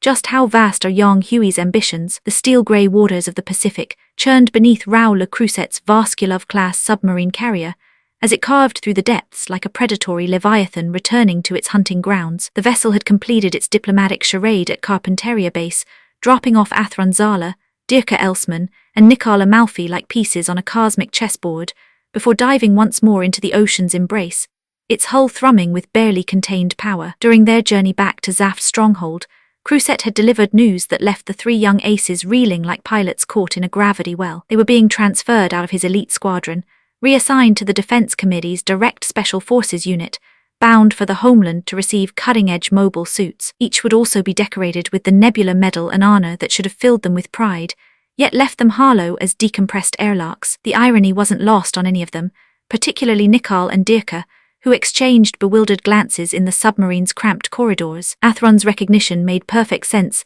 The lad had destroyed Strike Gundam in spectacular fashion, after all, but their own records were hardly stellar. Nicol had been captured without firing a shot, while Dirka had nearly bought it at Strike's hands. What the trio couldn't grasp was Patrick Zala's Machiavellian maneuvering. The new plant chairman was systematically courting remaining council members, intent on squeezing Sigel Klein's moderate faction out of power entirely. Nicol's father was a moderate stalwart. Dirka's leaned toward Klein's camp, promoting their sons while transferring them into Zala's direct control, was political chess at its most ruthless. The cosmic joke of it all, of the original four redcoats, only Isaac Jules' mother remained a fanatical Zala loyalist, which meant poor Isaac was being left behind, while his mates got promoted above his head. Congratulations on your promotion, Isaac. Dirka's voice dripped with mock sincerity as they prepared for departure, his grin wide enough to pilot a mobile suit through. Dirka, you absolute tosser. Isaac's anguish went beyond mere disappointment. It was cosmic injustice made manifest. Learning his three closest mates were alive had filled him with relief that lasted all of 5 minutes before Creuset delivered the crushing news of his promotion to squadron leader of nobody. Initially, he'd assumed his companion's prisoner status had tainted them, leaving him as the golden boy. For one shining moment, he'd thought he'd finally bested Athron at something. Then reality hit like a beam rifle to the cockpit. They were all moving up the ladder, while he got stuck commanding an empty squadron. What's the bloody point of promotion if you lot are buggering off without me? He'd wanted to scream, to demand why they were abandoning him to his lonely command. Ease up, Dirka, don't wind him up more. Nicol intervened with his usual gentle diplomat why, though confusion clouded his features. Military orders were military orders, regardless of personal feelings, but leaving his closest mates behind felt like tearing apart a constellation. Take care of yourself, Isaac, Athron said simply, his voice carrying the weight of unspoken bonds forged in countless battles. HMPH, don't need you telling me that. Without me keeping you lot in line, just try not to embarrass yourselves. Isaac shot back, though his bluster couldn't quite mask the hurt in his silver eyes. PFFT tilde. The other three couldn't help but chuckle. Yang Hui's nickname for their hot-headed friend really was spot-on perfect. With Defense Committee orders demanding immediate compliance, there was no time for proper farewells. They grabbed essentials, shared one last clasping of shoulders, then boarded the transport bound for Kaohsiungport, leaving Isaac silhouetted against the sunset like a lone sentinel. Just you wait, I'll catch up soon enough, he called after their departing aircraft, fists clenched with determination that burned brighter than fusion flames. Next time you'll all be serving under me, don't go getting yourselves killed before then. Meanwhile, Creuset's submarine rendezvoused with a ghost fleet lurking in the Pacific's abyssal depths, a collection of vessels that moved through the darkness like mechanical sharks, scenting blood in the water. In the cramped briefing room, Holographic displays cast eerie blue light across the faces of Zaft finest as Crusette outlined their mission with clinical precision. Intelligence suggests Joshua Base possesses nuclear-assistant construction. He began, his silver hair catching the display's glow like spun starlight. However, nuclear options remain off the table, both politically and tactically. To achieve meaningful strikes, we must penetrate the facility's core structure, the so-called Great Void. This presents considerable challenges. The assembled officers hung on every word, recognizing the gravity behind Crusette's measured tones. This wasn't just another raid, it was the opening move in Zaft's most ambitious gambit yet. Our force serves primarily as reconnaissance. We cannot afford precipitous action. Maintaining current intelligence on Alaska's defenses takes absolute priority. This operation demands utmost secrecy. His lips curved in a predatory smile that wouldn't have looked out of place on a hunting cat. Save your war stories for after victory is assured. Sir, came the chorused response, echoing off the submarine's hull like a battle hymn. After all, Crusette murmured to himself, voice barely audible above the vessel's ambient hum, one never knows where intelligence might leak from. His smile widened, carrying implications that would chill the blood of anyone who truly understood the mind behind it. Your move, Yang Hui. Let's see what cards you're holding. Back in Orb's defense headquarters, Yang Hui strode into the command center with the purposeful energy of a man whose calculations were finally bearing fruit. The massive tactical displays bathed everything in shifting blue light, creating an atmosphere that felt more like a starship's bridge than a terrestrial facility. Situation report, he demanded without preamble. Zaft's space fleet has gone stationary. Sumeragi Lee Noriega, known to Orb's military as Colonel Huang, replied crisply, her tactical mind already dissecting the implications. Their positioning is problematic. She highlighted the fleet's coordinates on the holographic display, red markers hanging in digital space like drops of blood against the stars. Yang Hui's eyes narrowed as he absorbed the data, pieces of a cosmic puzzle clicking into place with mechanical precision. This position, its beginning, Commander, Chief of Staff, interrupted a staff officer, saluting smartly before delivering his analysis. Intelligence and operations concur Zaft target is definitely Panama. Negative, Huang countered with absolute certainty, her voice cutting through the briefing room's tension like a beam saber through armor plating. Panama is not their objective. The assembled officers exchanged incredulous glances, several checking their data pads as if the information might have spontaneously changed. The staff officer who delivered the initial assessment looked positively stricken. How can it not be Panama? He stammered, pulling up trajectory analyses that clearly showed Zaft forces positioned for orbital descent directly onto Panama's spaceport. The mathematics are irrefutable.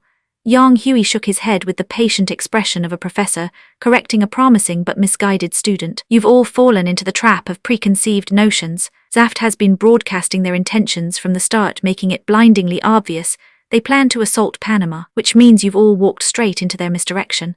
With economical movements, he added new trajectory markers to the display, revealing an alternate descent path that made every officer in the room suck in their breath, like they'd been exposed to vacuum. Zaft's true target is the Atlantic Federation's Supreme Headquarters, Alaska's Joshua Base. This exemplifies Patrick Zala's strategic brilliance, Huang added, her own markers appearing on the display to reinforce Yang Hui's analysis. Until the moment of attack, Panama and Alaska remain equally viable targets. The ambiguity is deliberate. Yang Hui expanded the tactical view to encompass the entire Earth sphere, military deployments spreading across continents like a cancer, metastasizing through healthy tissue. Earth Alliance main fleet elements have redeployed to Panama, leaving Alaska defended by skeleton garrison forces and automated systems. Zaft won't waste such an opportunity. Probability of Alaska being the primary target stands at 90%, Huang concluded, her mathematical certainty carrying the weight of cosmic inevitability. The assembled officers leaned forward, like pilots preparing for high-G maneuvers, their expressions mixing apprehension with fierce determination. These were Orb citizens who'd grown up believing in their nation's peaceful ideals, yet understood that idealism without strength was merely wishful thinking. Orders, sir. The question came from multiple throats simultaneously. Yang Hui's response was crisp as a firing solution. Intensify training across all units, particularly mobile suit coordination with conventional forces. 1st, 2nd, and 3rd fleets deploy to coordinates S41 for standby operations. Primary mission, deter potential retaliation from Carpinteria Base. Fleet command goes to Rear Admiral Seltzer. Sir, Seltzer's acknowledgement carried pride, barely restrained. This was the kind of responsibility that made careers. 4th and 5th Fleets established screening positions from A09 to E34, with 1st Mobile Suit Battalion attached. Your mission: prevent Alaska's conflict from spilling into Orb territorial waters. Fleet Command to Rear Admiral Tadaka. Understood. Tadaka's response was equally sharp. Commander, additional orders.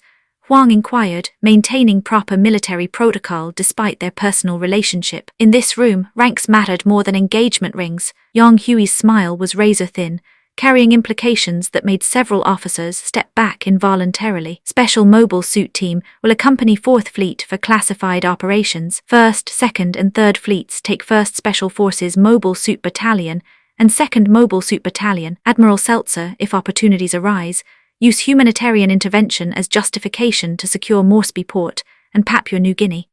The silence that followed was deafening pin-drop quiet that spoke of minds reeling from the audacity of what they'd just heard. Sir, ventured a staff officer, his voice barely steady, those are Zaft-occupied territories, and they are dangerously close to Carpentaria Base. What if Zaft retaliates? Yang Hui's expression hardened into something that belonged on a warship's prow, fierce and unyielding. I want Carpentaria neutralized as a threat. Let them stare across the Torres Strait at Orb forces and think twice about aggressive moves. The territorial ambitions he'd harbored for months were finally taking shape. Papua New Guinea would give Orb control of crucial shipping lanes, while providing the breathing room their nation desperately needed. Gibraltar Base would lose its eastward projection capabilities, and Zaft movements would be severely constrained. More importantly, this expansion was essential for Orb's survival. The homeland would soon face Atlantic Federation occupation, and the megafloat alone couldn't accommodate Orb's entire population. Papua New Guinea, with its friendly local populations who'd welcome liberation from Zaft occupation, represented the perfect bridgehead for Orb's transformation from island nation to regional power. The Oceania Union's government had collapsed under Zaft initial invasion. Their scattered officials in exile posed no meaningful opposition. By the time displaced bureaucrats realized what was happening, Orb's administrative machinery would have taken root too deeply to dislodge. Understood, Admiral Seltzer's acceptance carried newfound enthusiasm. This was the kind of operation that wrote history books. Execute immediately. Operation designation, liberation. Sir, the chorus of acknowledgements rang through the command center like a battle cry. Once the briefing dispersed, Yang Hui and Huang made their way to the highest levels of Orb's government. In the elegant conference room, where the 5 great families held sway, Yuzuminara Atha waited alongside the clan heads, whose approval would legitimize Orb's most aggressive expansion in generations. The reception was about as warm as hard vacuum. Have you completely lost your bloody minds? The outburst came from multiple throats as soon as Yang Hui finished outlining Operation Liberation, faces flushed with indignation and disbelief. Only the elder Sahak maintained his composure, stroking his beard with the calculating expression of a man who recognized opportunity when it knocked. The others looked ready to call for straitjackets. Yang Hui's ambitions, it seemed, were rather larger than most could comfortably swallow. Chapter 337. Does your disagreement actually matter? The tension in Orb's Grand Council chamber crackled like static discharge before a solar storm, 5 pairs of eyes boring into Yang Hui with varying degrees of fury and disbelief. Save for the elder Sahak patriarch, who maintained his calculating composure like a seasoned chess master watching pawns sacrifice themselves, the remaining 4, including Yang Hongyu himself, fixed Yang Hui with glares that could have melted hull plating. Everything before this I could bloody well stomach. Yuzuminara Atha's voice erupted like a fusion reactor overloading, his usual diplomatic restraint evaporating in the face of what he saw as ultimate betrayal. But what you're proposing now, this is deliberately stoking the fires of war. You're spitting on everything Orb stands for. The recent stage operation had already pushed Yuzumi to his breaking point, a calculated gambit that, whilst technically defensible, had been transparent manipulation of Zaft forces with diplomatic cover paper thin as atmospheric shielding. But this crossed every conceivable line. Orb must take this step. Yang Hui replied, his voice carrying the gravitas of orbital bombardment, each word deliberate as targeting coordinates. Without it, we have no future whatsoever. If it means abandoning our principles, then sod the future. Another clan head snarled, his fist crashing against the polished conference table like a meteor impact. Yang Hui's expression hardened into something that belonged on a warship's armored prow, unyielding as neutronium. So in your minds, your precious dignity, your bleeding principles, they matter more than this nation, more than every single citizen under Orb's protection. You, The writing's on the bloody wall in knit. Yang Hui pressed forward like a mobile suit advancing through beam fire, relentless and utterly focused. Once our intelligence proves correct, the Earth forces and Zaft will unleash total war. Do you honestly reckon the Atlantic Federation will spare us? And when the Earth Alliance falls, because they will fall, you think Zaft will show us mercy? Silence descended like the vacuum of space, cold and absolute. In times of chaos, nobody gets to sit on the sidelines. Not you, not me, not Orb. Yang Hui's voice rang through the chamber like a battle hymn echoing off starship bulkheads. If we want to preserve our ideals, we need power. Real power. The kind that makes potential enemies think twice before picking a fight. Makes them realize they can't afford the price of crossing us. Chinese letter, Chinese letter, Chinese letter, Chinese letter, Chinese letter, Chinese letter, Chinese letter, Chinese letter, Chinese letter, Chinese letter, Chinese letter, Chinese letter, Chinese letter, Chinese letter, Chinese letter, Chinese letter, eternal neutrality. With Orb as it stands now, based on bloody what? In wartime, neutrality was nothing but a target painted on your back marked for isolation, for betrayal, for destruction by forces that saw fence-sitters as obstacles to be eliminated. The only path to lasting peace was overwhelming strength, power enough to face down the entire galaxy if necessary, standing above the fray as judge, jury, and if required, absolute sovereign. Have you chosen the Earth Alliance then? Yuzumi asked, his voice barely above a whisper, carrying the weight of cosmic inevitability. No, Yang Hui's response was immediate, unwavering. I haven't chosen any side. Then why target Zaft specifically? The question cut through the air like a beam saber through armor plating. From stage operation onwards, every single one of Yang Hui's chosen opponents had worn Zaft crimson, effectively relieving pressure on Earth forces. If that wasn't picking sides, what was? Because Zaft put themselves in our crosshairs.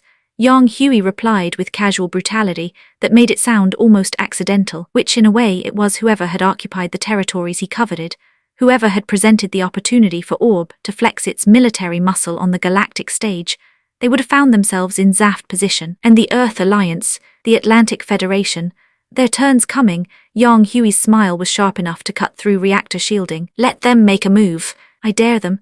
You're barking mad. One clan head shot to his feet, pointing an accusing finger like he was targeting an enemy mobile suit. Completely off your rocker, provoking both superpowers simultaneously. You'll drag Orb to extinction. Lord Yuzumi, another patriarch interjected, his voice trembling with barely controlled panic. I formally propose we strip Yang Hui of his supreme commander position immediately and remove Sumeragi from chief of staff as well.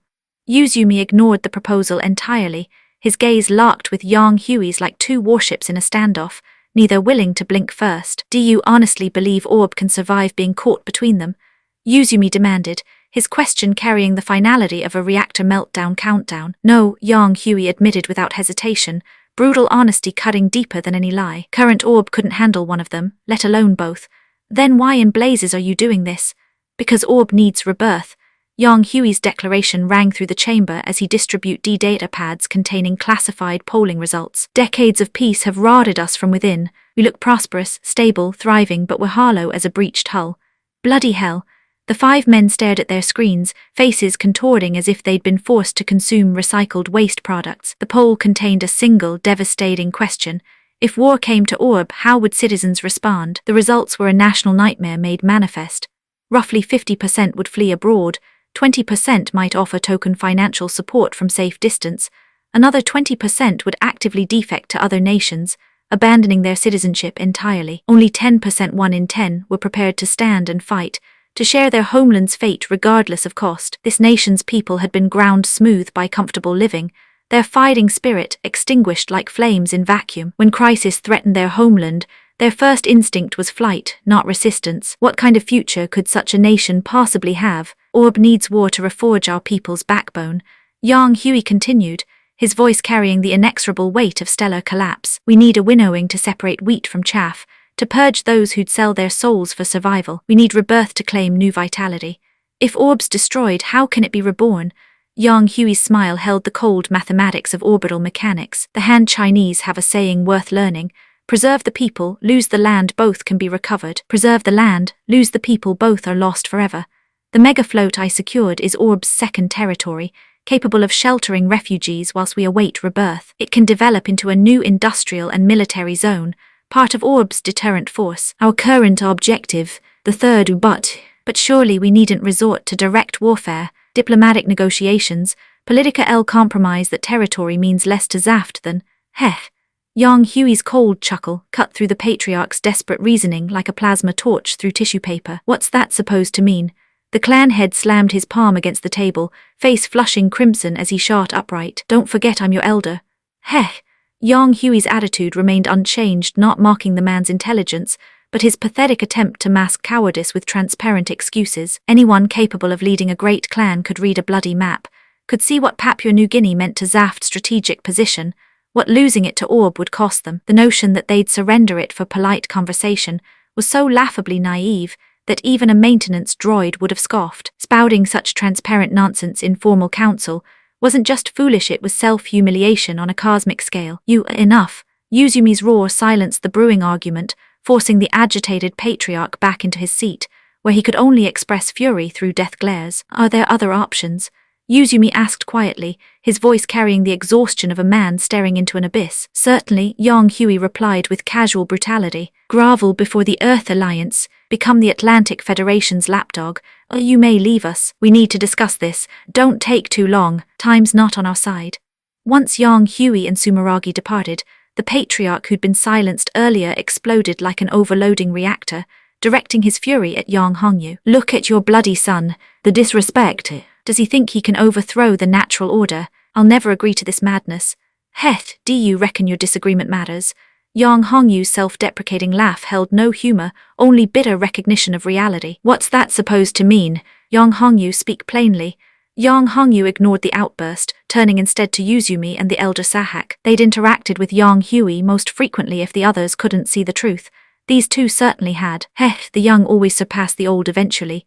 The elder Sahak chuckled with matching self-mockery, his words confirming what Yang Hongyu suspected. Today's youth are quite something, aren't they? Take a seat. Arguing's pointless now, Yuzumi said wearily, trying to diffuse the tension. Lord Yuzumi, surely you won't support his insane schemes. This is, Representative Yang spoke truly.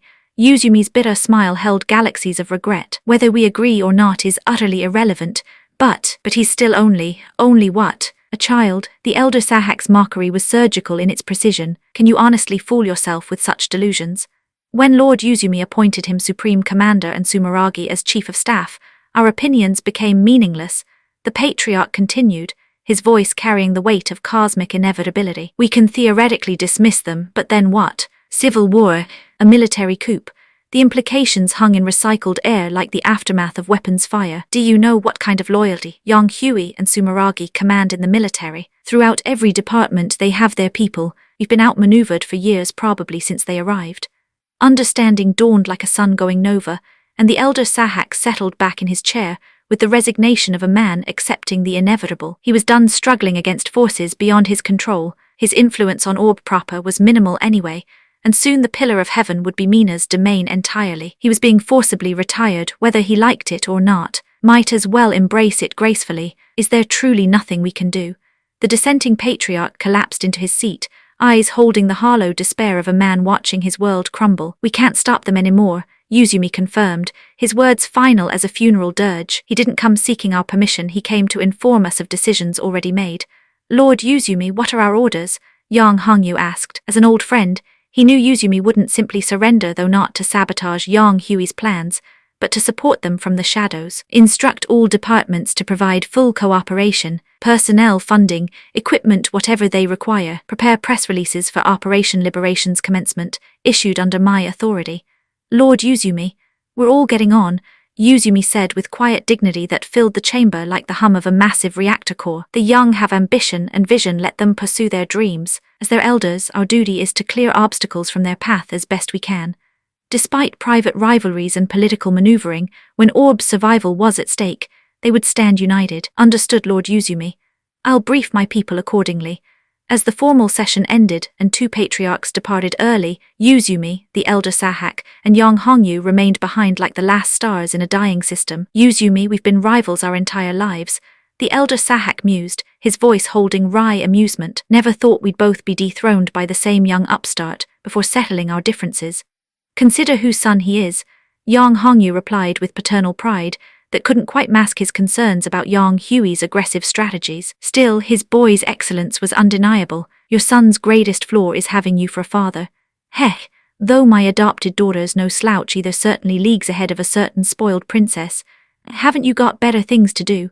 I'm forcibly retired, the elder Sahak shrugged with philosophical acceptance. Lord Uzumi, even if we comply the lower ranks, Orb's political landscape extended far beyond the 5 great families. Beneath them lurked ambitious nobles and bureaucrats, all eager for advancement and willing to exploit any weakness. Do we need to worry? Uzumi's smile held the quiet confidence of a man who'd finally understood the true game being played. Celestial being operates in shadows deeper than space itself. Those who know what's good for them will fall in line. As for the rest, the unfinished threat hung in the air like the calm before a stellar storm, promising consequences for those foolish enough to test the new order's resolve. Chapter 338. We've all been bloody deceived. The dying embers of twilight painted the cobbled pathway in shades of amber and rose, as young Huey and Sumeragi Lee Noriega, known to Orb's military, as the Empress strolled arm in arm through the serene gardens surrounding the defense ministry. Their footsteps echoed softly against the weathered stones, each deliberate pace a stolen moment of tranquility before the storm of duty would claim them once more. The weight of command pressed upon their shoulders like gravitational pull from a dying star. Yet here, in this ephemeral bubble of peace, they were simply 2 souls seeking solace in each other's presence. What do you reckon they'll do? Sumeragi asked, her voice carrying the lilting cadence of someone accustomed to tactical briefings, yet softened by intimate conversation, her emerald eyes reflecting the last rays of sunlight like captured starfire. Young Huey's expression shifted into something resembling wounded indignation, his dark eyes holding the exasperated warmth of a lover whose sanctuary has been invaded by the mundane. Finally, nick a moment's peace, and this is what you want to chat about. His tone carried that peculiar British blend of genuine complaint and fond exasperation. Heh heh heh. Sumeraga's laughter bubbled forth like champagne, effervescent and intoxicating. Her hands found their way around his neck with the fluid grace of a dancer, fingers threading through his hair as she drew him close, her lips capturing his in a kiss that tasted of promises and shared secrets. When they parted, her breath ghosted against his skin as she whispered, "Well then, what's your answer? You absolutely certain you want to squander our precious stolen time on tactical analysis?" Young Huey's voice held the weight of mock despair, though his arms had instinctively encircled her waist, anchoring her against the approaching darkness. Present hardships pave the way for a brighter future, don't they? Sumeraga's smile could have powered a fusion reactor, her palm cupping his cheek with the tenderness of someone who'd seen too much war yet still believed in tomorrow. That's what makes it all worthwhile. You're absolutely impossible, you know that. Young Huey's surrender came wrapped in affection, his resistance crumbling like hull plating under sustained beam fire. Now about that answer, MMPH. Before she could retreat into the safety of professional distance, young Huey struck with the precision of a mobile suit pilot, one arm sweeping around her waist whilst the other cradled her face. His kiss was possession and promise, defiance against the cosmic forces that would tear them apart, a declaration that some things transcended duty and destiny. They were a portrait worthy of the old master's 2 figures, silhouetted against the dying light, surrounded by a gentle snowfall of pink cherry blossoms that danced on the evening breeze like confetti, celebrating their stolen moment. The scene held all the ephemeral beauty of a soap bubble reflecting rainbows just before it bursts. When they finally separated, Sumeraga's cheeks blazed crimson as reactor coils at full burn, her fist delivering a playful thump to young Huey's chest, with all the force of a massage, her indignation thoroughly undermined by the smile she couldn't quite suppress. Had to collect some interest first, young Huey explained with the smug satisfaction of a merchant who just closed a profitable deal. Right then you've had your interest, Sumeragi murmured, settling into the shelter of his embrace like a starship finding harbor, but I'm still waiting for that answer, love. Bit rich in nit, asking questions you already know the answers to. Young Huey's chuckle rumbled through his chest, a sound like distant thunder across orbital space. The query had been rhetorical from the start, yet she insisted on playing this particular game. Is that so? Then I suppose we've been rumbled, Sumeragi replied with impish delight, though her meaning extended far beyond their romantic interlude. She wasn't referring to their personal relationship being discovered, but rather the carefully constructed facade concealing celestial beings' existence within Orb's military structure. Trust the old foxes to see through everything, young Huey observed with grudging admiration. Can't underestimate a single one of the crafty bastards. Age and treachery will always triumph over youth and enthusiasm, Sumeragi agreed, her tactical mind already calculating probabilities and countermoves. Anyone who survived long enough to reach those positions of power isn't there by accident. Look at Wang Liu Mei, Professor Eichmann, or old Eolia Schenberg himself. each one more deviously brilliant than the last. The mention of his former mentors brought a distinctly pained expression to Yang Hui's features, memories of countless lectures and involuntary assignments flooding back like radiation from a breached reactor core. Don't remind me. Back in the 00 timeline, I could take on entire armies, challenge the world order itself, but I never dared cross those two. The amount of grief they put me through, Christ being their unwilling test subject, was torture. Hang about, Sumeragi's eyes sparkled with mischief, her mathematical mind having performed some rather damning calculations. Given your actual age over a century now, isn't it? That rather puts you in the same category as those crafty old gits you're complaining about. Yang Hui froze like a mobile suit with frozen actuators, caught in an obvious logical trap. I'm 16, thank you very much. Still young and innocent me. Ha ha ha. Sumeragi's laughter rang across the garden like the chiming of victory bells, pure and joyous and utterly infectious. Their farewell at the Defense Ministry entrance carried the weight of uncertainty, though neither voiced their fears. From this moment until Orb's inevitable fall, Sumeragi would maintain her vigil in the command center, ready to adapt their carefully laid plans as circumstances demanded. Yang Hui, meanwhile, would join the 4th Fleet's deployment, piloting humanity's hope into whatever fresh hell awaited them. At Morgenroth, the familiar trinity awaited Setsuna F. Seiye, Lyle Dylandi, and Tyria Erd already suited up in their pilot gear, the sight of them a reassuring constant in an ever-shifting tactical landscape. Same target as before, Lyle inquired, adjusting his flight suit with practiced efficiency. Among others, Yang Hui confirmed, his own preparations automatic after countless sorties. Understood, Setsuna replied with characteristic brevity. Understood what, exactly? The unexpected question from Setsuna caught all three off guard, their expressions shifting to mirror confusion and growing suspicion. Armed intervention to sever the source of conflict, Setsuna began with mock solemnity. Thwack! Yang Hui's palm connected with the back of Setsuna's head before the familiar catchphrase could be completed, his expression caught between annoyance and disbelief. This mission's about rescue operations, you muppet. Yang Hui's got no sense of humor whatsoever. The revelation hit like a beam rifle blast to the cockpit. After a moment of stunned silence, the implications sank in. You were taking the piss. Yang Hui's voice carried the wounded dignity of a man who just discovered his tactical superiority, meant nothing against well-timed sarcasm. Seemed obvious enough, wasn't it funny? Setsuna's deadpan delivery somehow made the situation exponentially more amusing. PFFFFD, oh bloody hell. Lyle doubled over with laughter, clutching his sides as tears streamed down his face. Yang Hui, mate, you finally met your match. Ha ha ha. Even Tyria, normally stoic as a tactical computer, turned away to hide his barely suppressed mirth, shoulders shaking with the effort. The irony was delicious. They'd all assumed Setsuna remained his usual earnest, mission-focused self, yet he'd been deliberately winding up their commanding officer with perfectly timed comedic misdirection. The fact that Yang Hui had fallen for it completely, delivering a lecture with absolute seriousness only to be casually dismissed, was comedic gold. Right, you absolute legend. Yang Hui conceded defeat with as much grace as he could muster, offering a grudging thumbs-up before stalking toward Dawn Gundam in mock outrage. Years of hunting eagles, only to be pecked by a sparrow. Is his sense of humor really that poor? Setsuna asked the others with genuine concern. Brilliant work, mate. You're getting properly good at this, Lyle managed between gasps, wiping tears from his eyes. Still not good enough. I need more practice. Setsuna replied with characteristic self-assessment, heading toward Exir whilst mentally noting to seek additional comedy coaching from more experienced practitioners. What Yang Hui had missed, but Lyle and Tyria understood perfectly, was the motivation behind Setsuna's unprecedented attempt at humor. Somewhere, somehow, the taciturn pilot had learned that jokes could relieve a friend's stress, and had decided to put theory into practice for Yang Hui's benefit. You could learn something from Setsuna, Lyle suggested, elbowing Tyria companionably. I'll stick to destroying enemy mobile suits, more productive use of my time, Tyria replied with typical pragmatism, though his tone held a note of grudging respect for their comrade's unexpected depth. Meanwhile, in the rarefied atmosphere of plant residential sectors, the Klein estate provided sanctuary for several individuals whose presence would have sparked international incidents had their locations been known. The Glass Conservatory, normally a place of peace and contemplation, now sheltered secrets that could reshape the cosmic balance of power. Reverend Malchio sat in contemplative silence,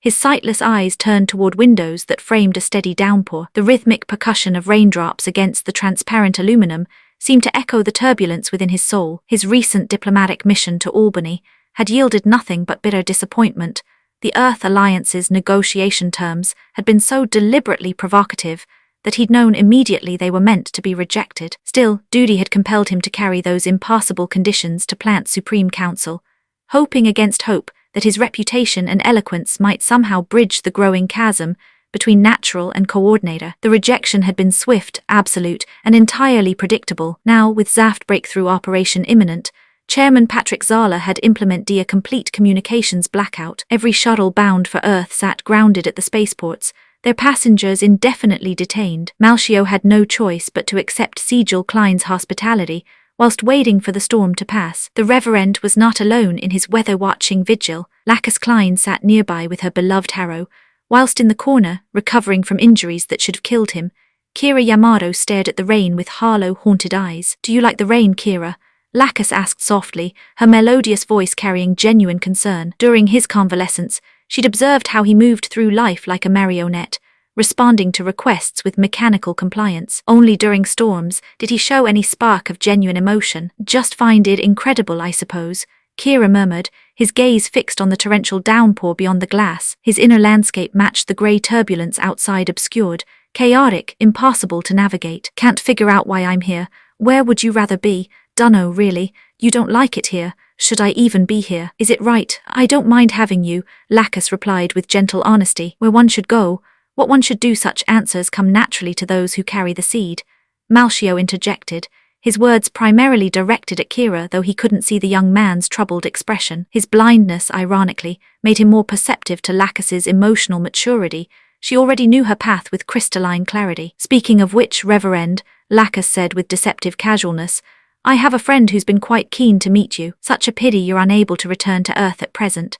Malchio's posture stiffened almost imperceptibly before he regained his composure, a reaction so subtle that only the most observant would have noticed. "Your friend is currently on Earth?" he inquired, his tone carefully neutral. "Indeed so. You mean Yang Hui?" Kira looked up with the first spark of genuine interest he'd shown in days. "The very same. Yang Hui." Malchio's smile carried a hint of strain despite his measured words. "How honored I am by such an invitation. That remarkable young man, his words could indeed bring tremendous change to our world."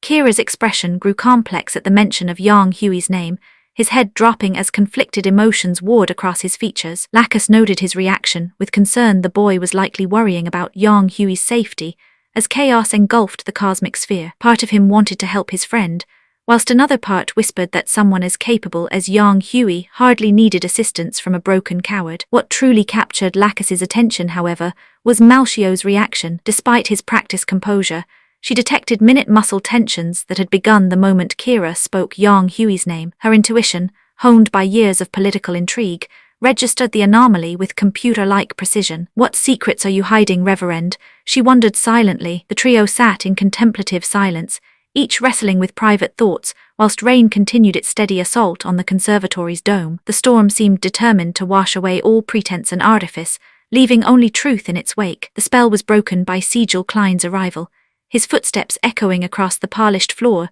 with the weary cadence of a man bearing unwelcome news. "Still no luck, I'm afraid," the former plant chairman announced with barely concealed frustration. "Any shuttle bound for Earth remains grounded, regardless of passenger or priority. Even your diplomatic credentials carry no weight."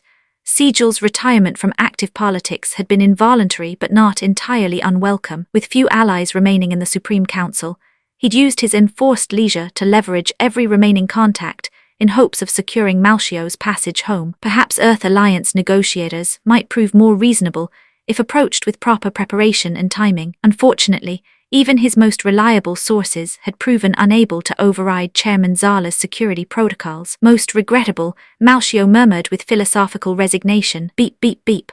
The conservatory's communication system chimed with urgent priority, displaying the identification code of Eileen Caneva, one of Sigil's few remaining supporters within the Supreme Council. Her face appeared on the holographic display, features twisted with barely controlled panic. "Sigil Klein here. Sigil, we've been played for absolute fools by Zala." Eileen's words tumbled forth in a frantic torrent. "The breakthrough operation they're launching, the target isn't Panama at all. They are going straight for Alaska, for the Earth Alliance's supreme headquarters. The Council never authorized anything this extreme." "What are you saying?" Sigel's carefully maintained composure shattered like crystal under bombardment. Kira's reaction was even more visceral. Images of his friends flashed through his mind, like a tactical display, showing friendly units under fire. Memories of the Archangel, of shared meals and quiet conversations, of bonds forged in the crucible of war. His nerveless fingers released the teacup he'd been holding, porcelain exploding against the table in a spray of fragments that mirrored his fragmenting world. The sound of breaking china seemed to echo across the cosmic void, a tiny harbinger of the shattering that was to come. Chapter 339.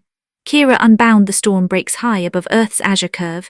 Zaft armada spread across the void like a metallic plague, their hulls gleaming with menace under the harsh glare of unfiltered starlight. Swarms of mobile suits erupted from launch bays in coordinated waves, each pilot sealed within their mechanical coffin, ready to rain death upon the blue marble below. The sight was both magnificent and terrifying. Humanity's children, preparing to butcher each other amongst the stars. All units commence operations as scheduled. Final preparations now. The order crackled through countless comm channels, voices tight with anticipation and barely controlled bloodlust. Drop forces deployed and ready, operational zones showing green across the board. Laser communication arrays running final diagnostics, no anomalies detected. The choreography of war wasn't limited to the cosmic theater far below. Earth's surface crawled with Zaft ground forces, streaming from Carpentaria base like ants from a disturbed nest. Armored columns stretched to the horizon, their destination carved in steel and resolve. Alaska's Joshua Fortress. In the Supreme Council's war room, Patrick Zala rose from his command throne with the deliberate grace of an emperor pronouncing judgment. His weathered face bore the weight of genetic destiny, eyes burning with the fervor of a man convinced he held civilization's future in his palm. May this operation bring swift conclusion to our struggle, his voice rang across the chamber like a funeral bell, and demonstrate to all humanity the true meaning of freedom and justice. Operation Breakthrough, commence. The words rippled outward through Zaft's vast military machine, each relay adding its own note of grim determination. Operation Breakthrough is go. Primary target Alaska Joshua Base, classified Protocol 6 unsealed and authorized. Operation Designation Breakthrough. Target confirmed Alaska Joshua. Joshua, bloody hell, that's not. What's the meaning of this? Earth Alliance High Command, not Panama. The revelation struck Zaft forces like a plasma bolt to the reactor core. From the orbital command centers to the humblest grunt in a Jin cockpit, confusion rippled through their ranks. Every briefing, every tactical analysis, every strategic discussion had focused obsessively on Panama's mass driver. The sudden target switch felt like having the ground yanked from beneath their feet. Patrick Zala's smile held the cold satisfaction of a chess master springing his ultimate gambit. For months, he'd seeded false intelligence, orchestrated elaborate deceptions, even misled his own commanders, all to preserve this moment's devastating surprise. The operation's true objective had been sealed under the highest classification protocols, revealed only as the first shots were fired. Panama was valuable, certainly, but Joshua was the beating heart of Earth Alliance military power. Destroy it, and the enemy's command structure would collapse like a punctured HAB module. Their officers would be scattered to the stellar winds, their coordination shattered, their resistance broken. While chaos consumed Alaska, secondary forces would strike Panama with lightning efficiency, claiming both prizes in one masterful stroke. The war would end not with negotiation or compromise, but with Zaft absolute victory written in fire across Earth's sky. But Patrick Zala's brilliant stratagem carried a fatal flaw. The enemy had been expecting him all along. Choices in crystal rain, the storm clouds above the Klein estate finally parted, revealing patches of blue that seemed almost mockingly cheerful against the day's grim revelations. Sunlight streamed through the conservatory's transparent dome, painting rainbow patterns across polished surfaces, yet the warmth couldn't penetrate the chill that had settled over its occupants. Sigel Klein had departed for the Supreme Council chambers like a man marching to his own execution, desperate to confront Patrick's madness before it consumed everything they'd built. Reverend Malchio accompanied him. The blind sage's moral authority might carry weight where political pressure had failed. In the crystalline sanctuary they'd abandoned, Lacus found Kira precisely where she'd expected, staring through rain-streaked windows, with tears carving silver tracks down his cheeks. "I have to go," he whispered, voice barely audible above the building's ambient hum. Where Lacus settled beside him with fluid grace, her presence both comfort and anchor. "Back to Earth. I've got to return." "Why? One more person won't end this war, Kira." He nodded acknowledgement of her logic, whilst remaining unmoved by it. "Maybe not, but I can't stay here watching from the sidelines anymore." If I convince myself there's nothing I can do, if I just sit idle, then I really will be powerless. Nothing changes, nothing ends. You mean to fight Zaft again?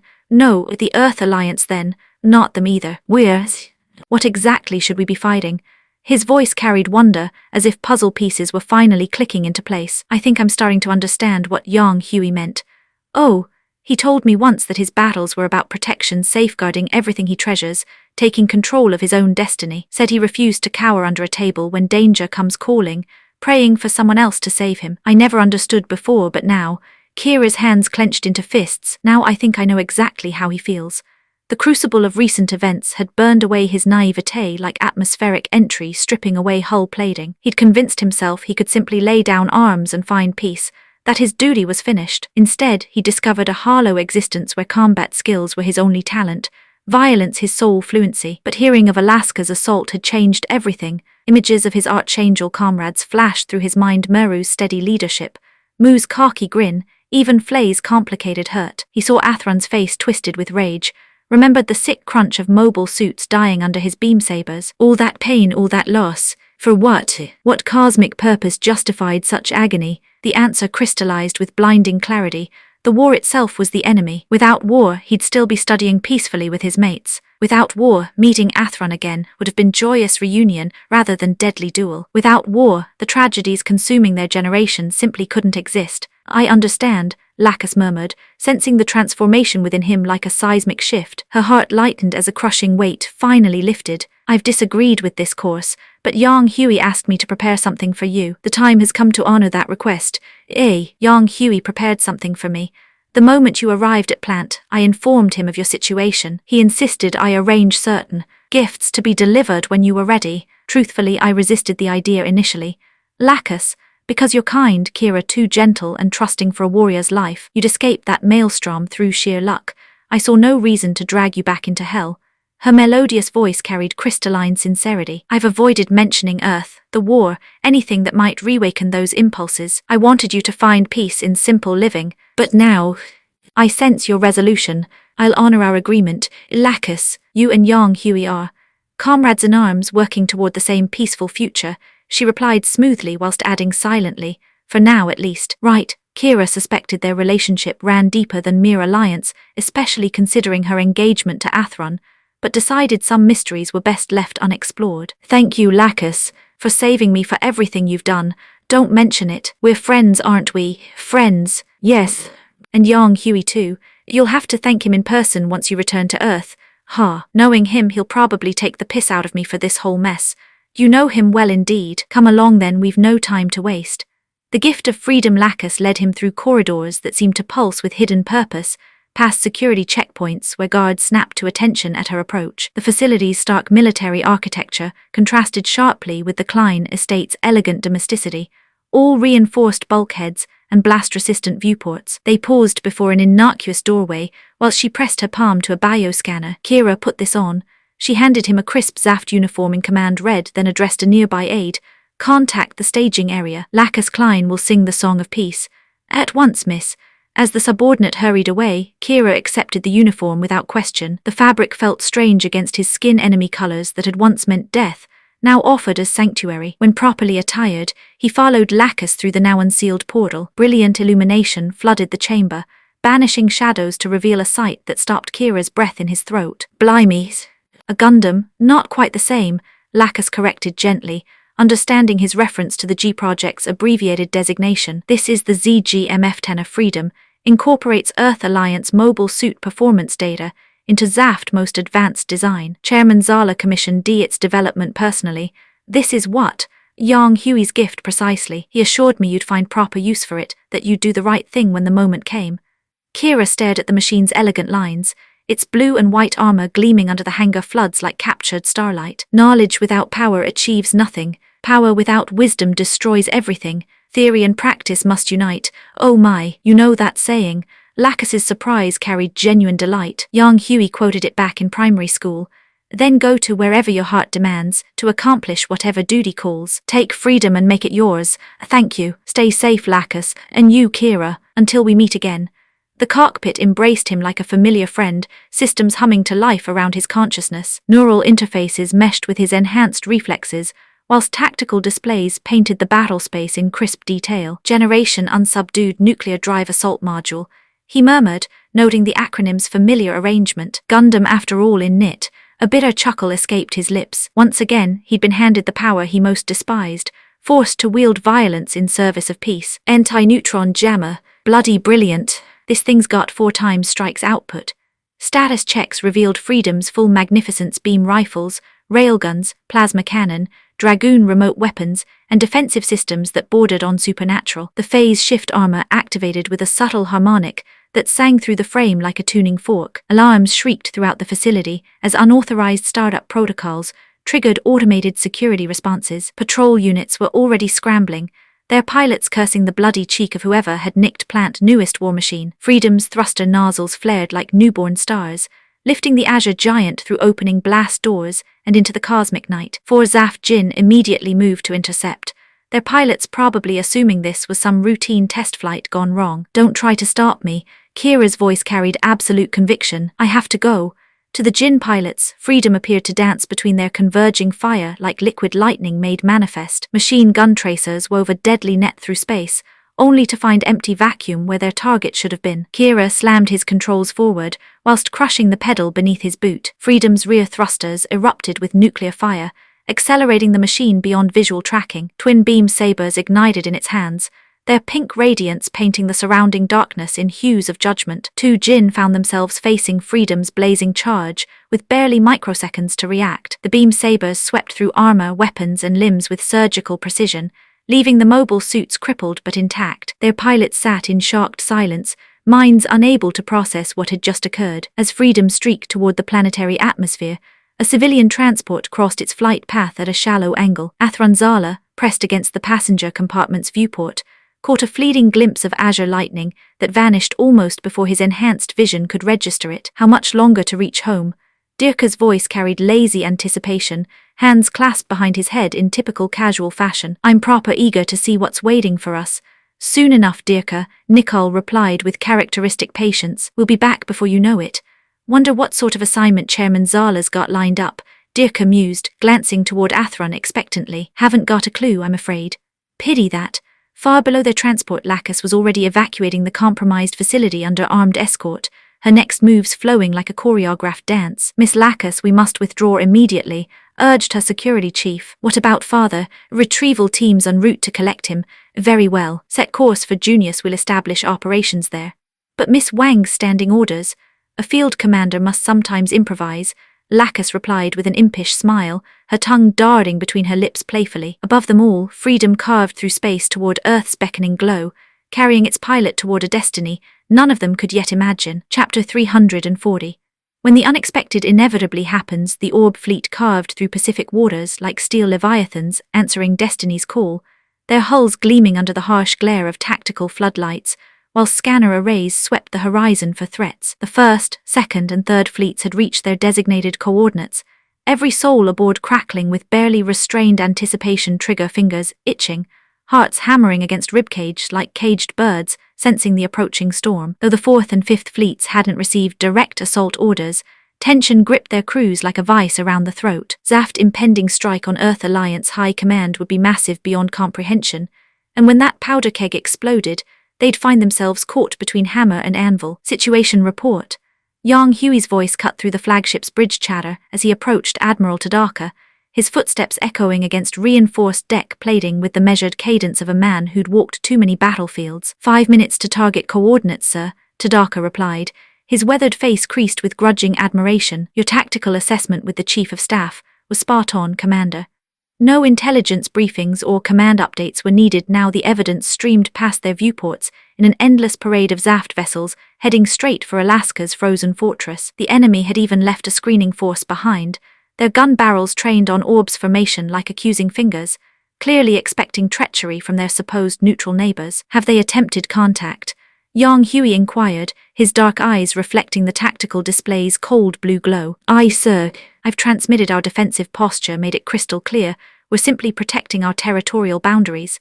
Then they won't be budging anytime soon. Yang Hui's smile held no warmth, carrying implications that made seasoned officers suppress involuntary shudders. What are your orders, Commander? Tadaka asked, knowing Yang Hui and his 3 elite pilots were bound for classified operations. Decades of military experience told him this mission was inexorably linked to Alaska's approaching apocalypse. They'll thank us when it's over, Yang Hui replied with enigmatic certainty. Sir, Yang Hui's chuckle held secrets that would have to wait for revelation. Time would prove all things, and patience was a virtue learned in the crucible of command. Beep, beep, beep.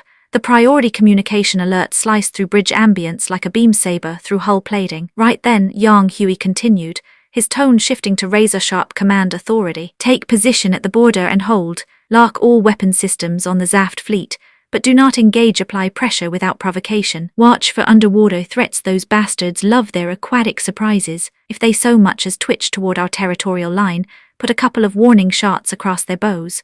Understood, sir.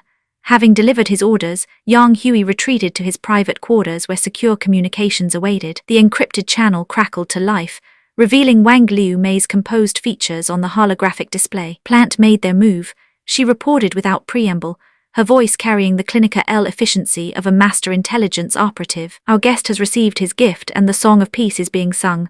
Acknowledged. Signal Mina to prepare extraction protocols. Yang Hui began, but Wang Liu Mei's raised hand first stalled him. Yang Hui, who's in trouble? Sigil, the interruption spoke volumes. Something had gone tits up in the cosmic colonies. Sigil Klein evacuated safely, but Wang Liu Mei's hesitation was more alarming than any explosion. Yang Hui's expression darkened like storm clouds, gathering over a battlefield. She's gone off script again, hasn't she? Indeed, rather than direct evacuation from plant proper, she's relocated to Junior 7. Bloody hell, Yang Hui muttered, massaging his temples where a familiar headache was building. Should have known the Pink Princess would pull something like this. Did my warnings about not improvising go completely unheeded? I'm afraid so. We've lost contact with her entirely. Yang Hui's shoulders sagged with the weight of command decisions that never seemed to get easier. Sod it then. She's on her own. The manipulative little minx always lands on her feet anyway. His tactical mind was already calculating probabilities, dismissing variables beyond his control. She's got the entire plant intelligence network at her disposal, plus Klein faction loyalists. If anyone can survive whatever mad scheme she's hatching, it's her. Very well. What about the other matter? No progress on infiltration. That facility's locked down tighter than a fusion reactor core. No rush. Tell our people to prioritize survival over objectives. Understood. The communication terminated with electronic finality, leaving Yang Hui alone with his thoughts and growing certainty that Lacus Klein's improvisations would either save the cosmic sphere or doom them all. With characteristic pragmatism, he filed the concern under problems for future Yang Hui and headed for the hangar bay where his true purpose awaited. Heard we've got Zaft blocking our path. Lyle Dylandy looked up from his pre-flight diagnostics, hands still buried in Cherudim Gundam's targeting systems. His casual tone belied the predatory gleam in his sniper's eyes. Worried we'll stick a knife in their backs while they are busy, Yang Hui confirmed, running through Dawn Gundam system checks with practiced efficiency. That screening force wouldn't stop a determined charge, Tyria Erd observed, his analytical mind already calculating tactical probabilities, whilst Setsuna F. Seiei nodded silent agreement. They are not our concern. Yang Hui replied with casual brutality that would have chilled Sevilla N blood. Once we launch, we punch straight through. Admiral Tadaka can handle the stragglers. His MS pilots have trained long enough. Time they got their baptism of fire. The 3 Gundam Meisters accepted this pronouncement without comment. Training could teach technique, but only live combat's desperate urgency could forge true warriors. Casualties were inevitable. The forge of war demanded its tribute, in blood and sacrifice. Yang Hui and his team had done everything possible to prepare their protégés. Now each pilot must walk their own path through hell's furnace. When do we begin? Setsuna inquired, his voice carrying the flat certainty of a man who'd made peace with death long ago. Based on Zaft positioning and advance rate, the balloon goes up tomorrow. Understood. Meanwhile, in Alaska's frozen depths, 3 figures clutched transfer orders that felt increasingly like death warrants. Lieutenant Commander Nadal Badgerul, Major Mula Flaga, and Ensign Flay Ulster had packed their belongings with heavy hearts, expecting routine reassignment. Instead, they found themselves staring at a submarine's yawning maw in a classified dark facility. I forgot something, Nadal announced suddenly, her tactical mind screaming warnings. Me too, Mu agreed simultaneously, veteran instincts detecting wrongness like radiation exposure. They locked eyes, sharing wordless understanding that decades of military service had taught them to trust. Without discussion, they turned back toward the base interior, pulling a confused Flay between them. What's happening? Flay stammered, her voice small and frightened in the cavernous dark space. You dropped something as well, Nadal replied smoothly. That hair ribbon you're so fond of, wasn't it different yesterday? Mu nodded supportively. The important one, right? We should retrieve it together. Flay, desperate for any excuse to avoid leaving the Archangel, fell silent and followed their lead through Jarche's labyrinthine corridors. They took circuitous routes to avoid suspicion, whilst gradually closing distance to their beloved ship, waiting until they were truly alone before Mu voiced his concerns. What did you spot? He asked Nadal, trusting her analytical brilliance. The transport's wrong submarines aren't used for routine personnel transfers. Too many passengers as well. If this were normal reassignment, they wouldn't batch so many officers together. Could be Panama reinforcements, Mu suggested hopefully. Negative.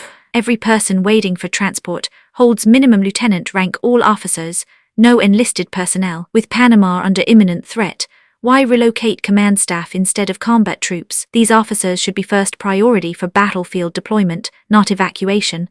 I noticed something else disturbing. Mu's expression darkened. Spotted Armin in that crowd. Old mate from the 7th Fleet. Served as CIC after Endymion. They stationed him here for headquarters communication relay. If even he's being moved out, then we're definitely being played, Nadal concluded grimly. Suddenly Yang Huey's cryptic warnings made perfect sense.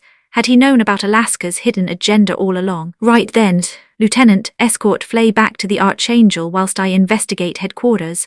Understood. Stay safe, Major. What's happening? Are we returning to the Archangel? Flay's voice cracked with desperate hope. Yes, we're going back, Nadal confirmed gently. Thank God. Tears of relief streamed down Flay's cheeks. Since her father's death, she'd been drowning in isolation and terror. First, Kira had provided emotional anchor, using him for revenge, whilst secretly craving his warmth and protection. Then he'd vanished, possibly dead, leaving her more lost than ever. Even Sai's rejection had crushed what remained of her confidence. The Archangel might lack romantic comfort now, but its crew represented family, familiarity, safety in an increasingly hostile universe. Being forced to leave would have shattered her completely. Klaxons suddenly erupted throughout the base, their wailing discord shattering the night's artificial calm. Enemy attack. Nadal, Mu and Flay froze in the corridor, hearts hammering against ribs. Major, we need to reach the Archangel immediately, Nadal urged. Negative. We're too far out if this is genuine assault. The Archangel will launch as part of defensive operations. We'll never make it to the dock in time. Mu's tactical experience painted grim possibilities. Command center first. We need intelligence before making decisions. Agreed. Aren't we going back to the ship? Flay's panic was rising like flood water, threatening to drown rational thought. Soon, love, but we're taking a different route, trust us.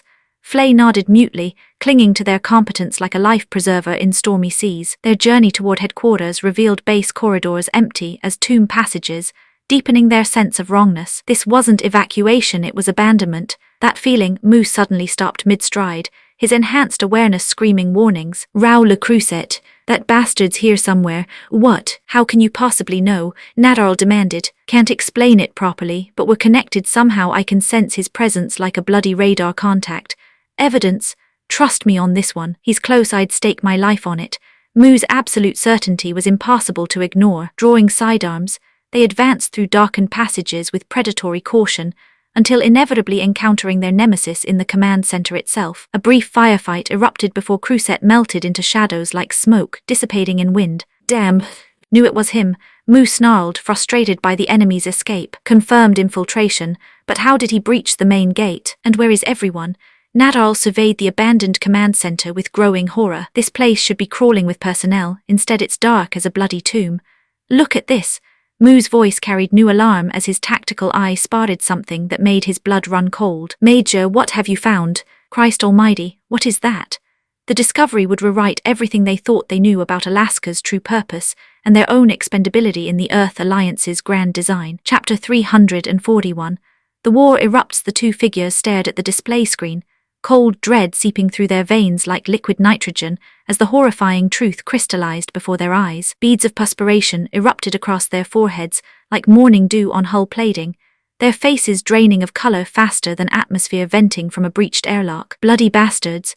Mu Laflaga's voice cracked like a whip crack across the command center, his fists clenching white-knuckled against the console's edge. No wonder. No bloody wonder.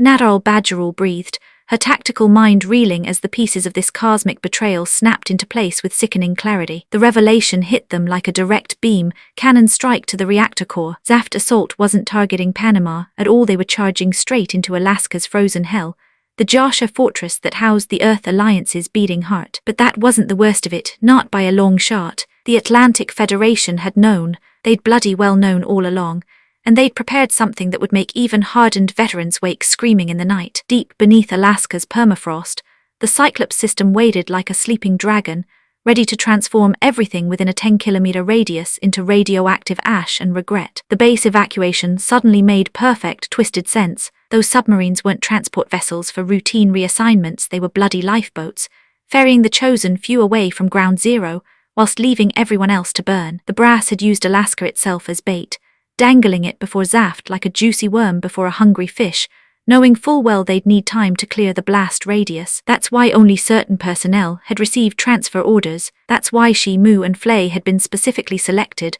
whilst others remained behind. Nadarl's analytical mind cut through the horror like a plasma blade through tissue. She'd been chosen because her family represented military aristocracy, useful connections for post-war reconstruction. Mu possessed irreplaceable combat experience and ace pilot instincts that couldn't be taught. Even Flay, poor traumatized Flay, carried value as the deceased foreign undersecretary's daughter, a political chess piece for future manipulation. Meanwhile, Meru Ramius and the others had been marked as expendable, sacrificial pawns in a game played by men who'd never felt vacuum's kiss or heard mobile suits dying in the void. We've got to warn the Archangel.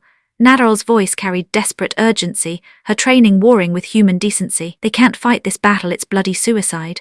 Right you are, Mu agreed, his ace pilot's instincts screaming danger like proximity alarms. And what about the other poor sods left behind? The whole garrison needs to break out and fast. We head for the ship immediately, Nadarl declared, already calculating routes and timelines with mechanical precision. Whatever it takes, we reach them.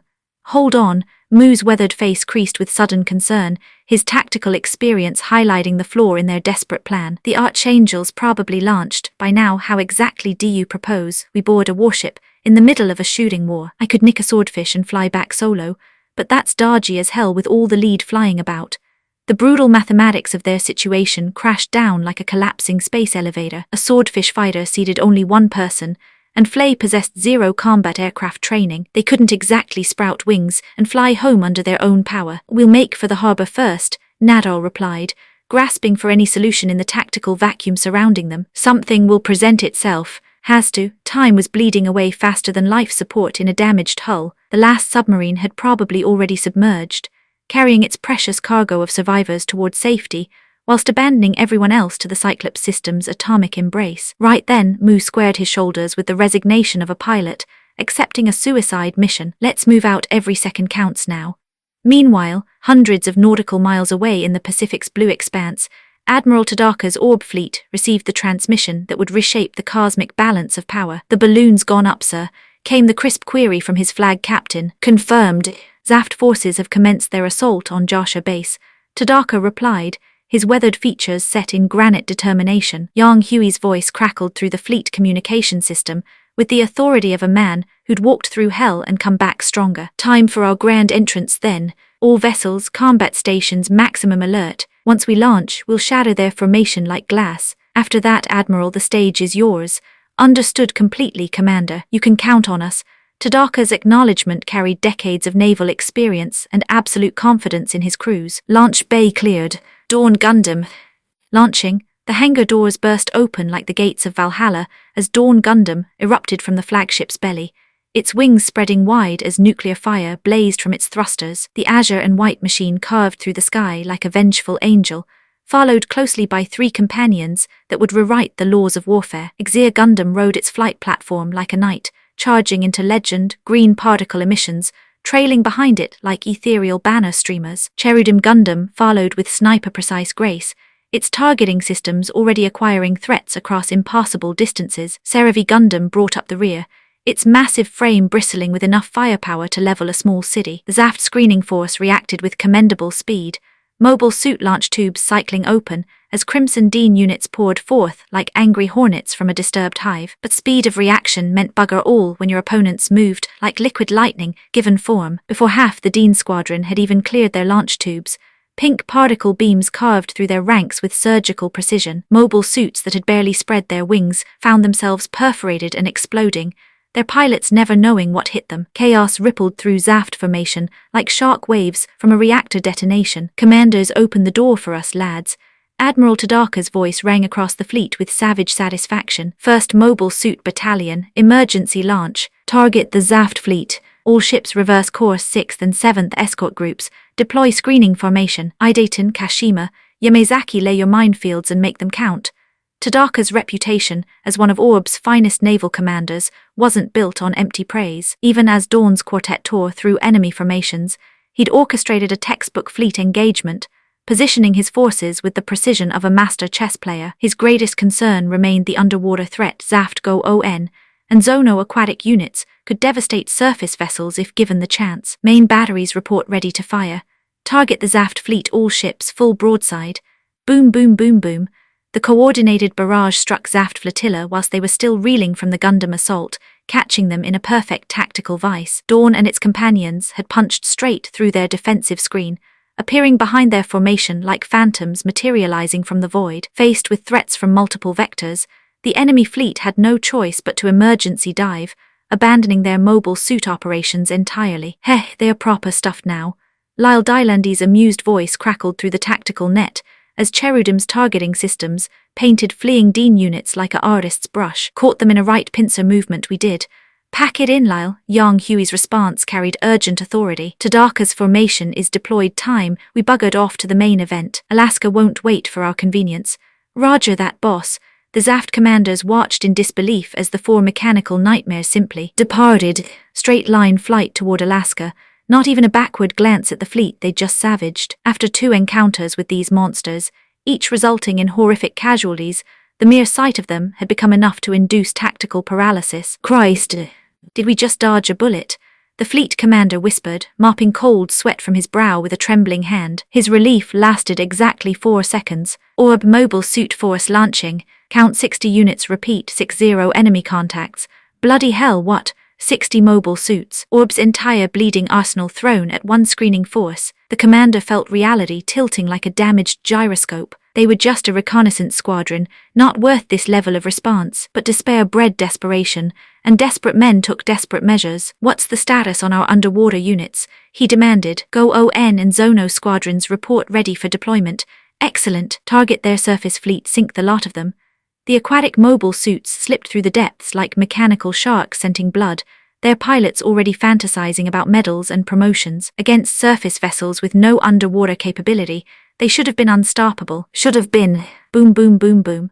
Massive detonations churned the ocean into foam as contact after contact vanished from sonar displays, the seafloor claiming Zaft underwater advantage in a series of precisely timed explosions. "What in blazes happened to them?" "Enemy minefield, sir. Our entire underwater complement just got shredded." The commander collapsed into his command chair like a punctured pressure suit, the fight bleeding out of him faster than atmosphere from a hull breach. In minutes, Orb had neutralized both his air and sea capabilities, whilst barely breaking a sweat. Hundreds of kilometers away, Admiral Seltzer received his own activation codes from the Empress herself, immediately ordering his task force to maximum speed. "Zaft fleet movements," he inquired of his intelligence officer. "Carpentaria base garrison is scrambling to intercept us, sir. They are moving to block our advance on Papua New Guinea." "Send final warning," Seltzer commanded with diplomatic steel. "Inform them we're responding to humanitarian requests from Papua New Guinea's legitimate government. Any interference will be considered an act of war." "Aye, aye, sir." Second Fleet deploys to coordinates S79, establish blocking positions across Torres Strait. First and Second Mobile Suit Squadrons provide escort. Third Fleet splits formation. One group threatens Osprey Reef and Cape Tribulation, the other secures Port Moresby. Main force enters through Papua Bay. "Admiral," his deputy ventured carefully, "will our landing forces suffice if we split them this thin? The Mobile Suit Battalions are our primary ground-holding capability." "That's what 1st Special Forces Mobile Suit Battalion is for," Seltzer replied with supreme confidence. Commander Yang Huey handpicked every pilot in that unit. They're worth 10 times their number in conventional forces. "Aye, sir." Meanwhile, in Alaska's frozen hell, the Battle of Joshua had escalated beyond anyone's wildest nightmares. The abandoned garrison forces dismissed as expendable pawns by their own command were writing their names in fire and blood across the Arctic sky. Outnumbered, outgunned, and completely cut off from support, they fought with the desperate fury of cornered wolves. The Archangel, that legendary white ship which had carried hope across half the cosmic sphere, blazed defiance against impassable odds. Even without Mu Laflaga's ace piloting or Kira Yamato's supernatural skills, her advanced systems and veteran crew made her a force to be reckoned with. But numbers told their own story, and outstanding performance only attracted more enemy attention. Skygrasper 1 and 2, no response. Came the frantic report from CIC, hull damage exceeding 30%. Bloody hell. Captain Meru Ramius slumped against her command chair, exhaustion weighing her down like gravity from a neutron star. For 10 minutes she'd been trying to raise fleet command, receiving nothing but automated responses that might as well have been funeral dirges. Yermak and Yaroslavl report destroyed. Any word from command? Negative contact, ma'am. Every frequency just returns the same automated message. All units maintain defensive positions, act on local initiative. Command structure's been severed, her XO observed grimly. Captain, at this rate. Boom. Ah, where are those bloody reinforcements from Panama? Not even a shadow on the horizon, ma'am. Incoming missiles. Meru felt her command abilities fraying like overstressed cable, her mind struggling against the growing certainty that something was fundamentally wrong. Why had communications failed from the battle's opening moments? Why was the entire fleet fighting as scattered units with no coordination? Why hadn't a single senior officer stepped forward to assume overall command? And why had Colonel Sutherland been clearly not in the command center when he'd issued their final orders? Yang Hui's cryptic warnings echoed through her memory like ghost signals from a dying transmitter. Could he have known? Could he have seen this betrayal coming? This is Lieutenant Commander Nadal Badgerul calling Archangel. Archangel, please respond. Do you copy, Nadal? Meru's head snapped up like a targeting sensor acquiring a friendly contact. Where the hell is that transmission coming from? Friendly transport aircraft, close proximity. Patch me through now. The communication link stabilized, revealing Nadal's determined features alongside Mu's weathered face and Flay's tear-streaked cheeks, all three people who should have been hundreds of nautical miles away by now. Lieutenant Commander Badgerul, Major Flagger, Flay, what are you? No time for explanations. Nadal's voice cut through the confusion like a plasma blade. Recover us immediately, then get the hell away from Alaska. What? Look out. Meru's warning came as a Zaft Jin unit closed on the transport, its machine gun already trained on the defenseless aircraft. The mobile suit's dark barrel promised death with mechanical certainty. Shit, Mu's pilot instincts screamed futility. They were caught dead to rights, with no room to maneuver. Just as they prepared to meet their maker, a brilliant particle beam lanced through the Arctic sky, severing the Jin weapon with surgical precision. A second beam followed microseconds later, punching through the mobile suit's torso like divine judgment made manifest. Boom's bloody hell. That's Yang Hui.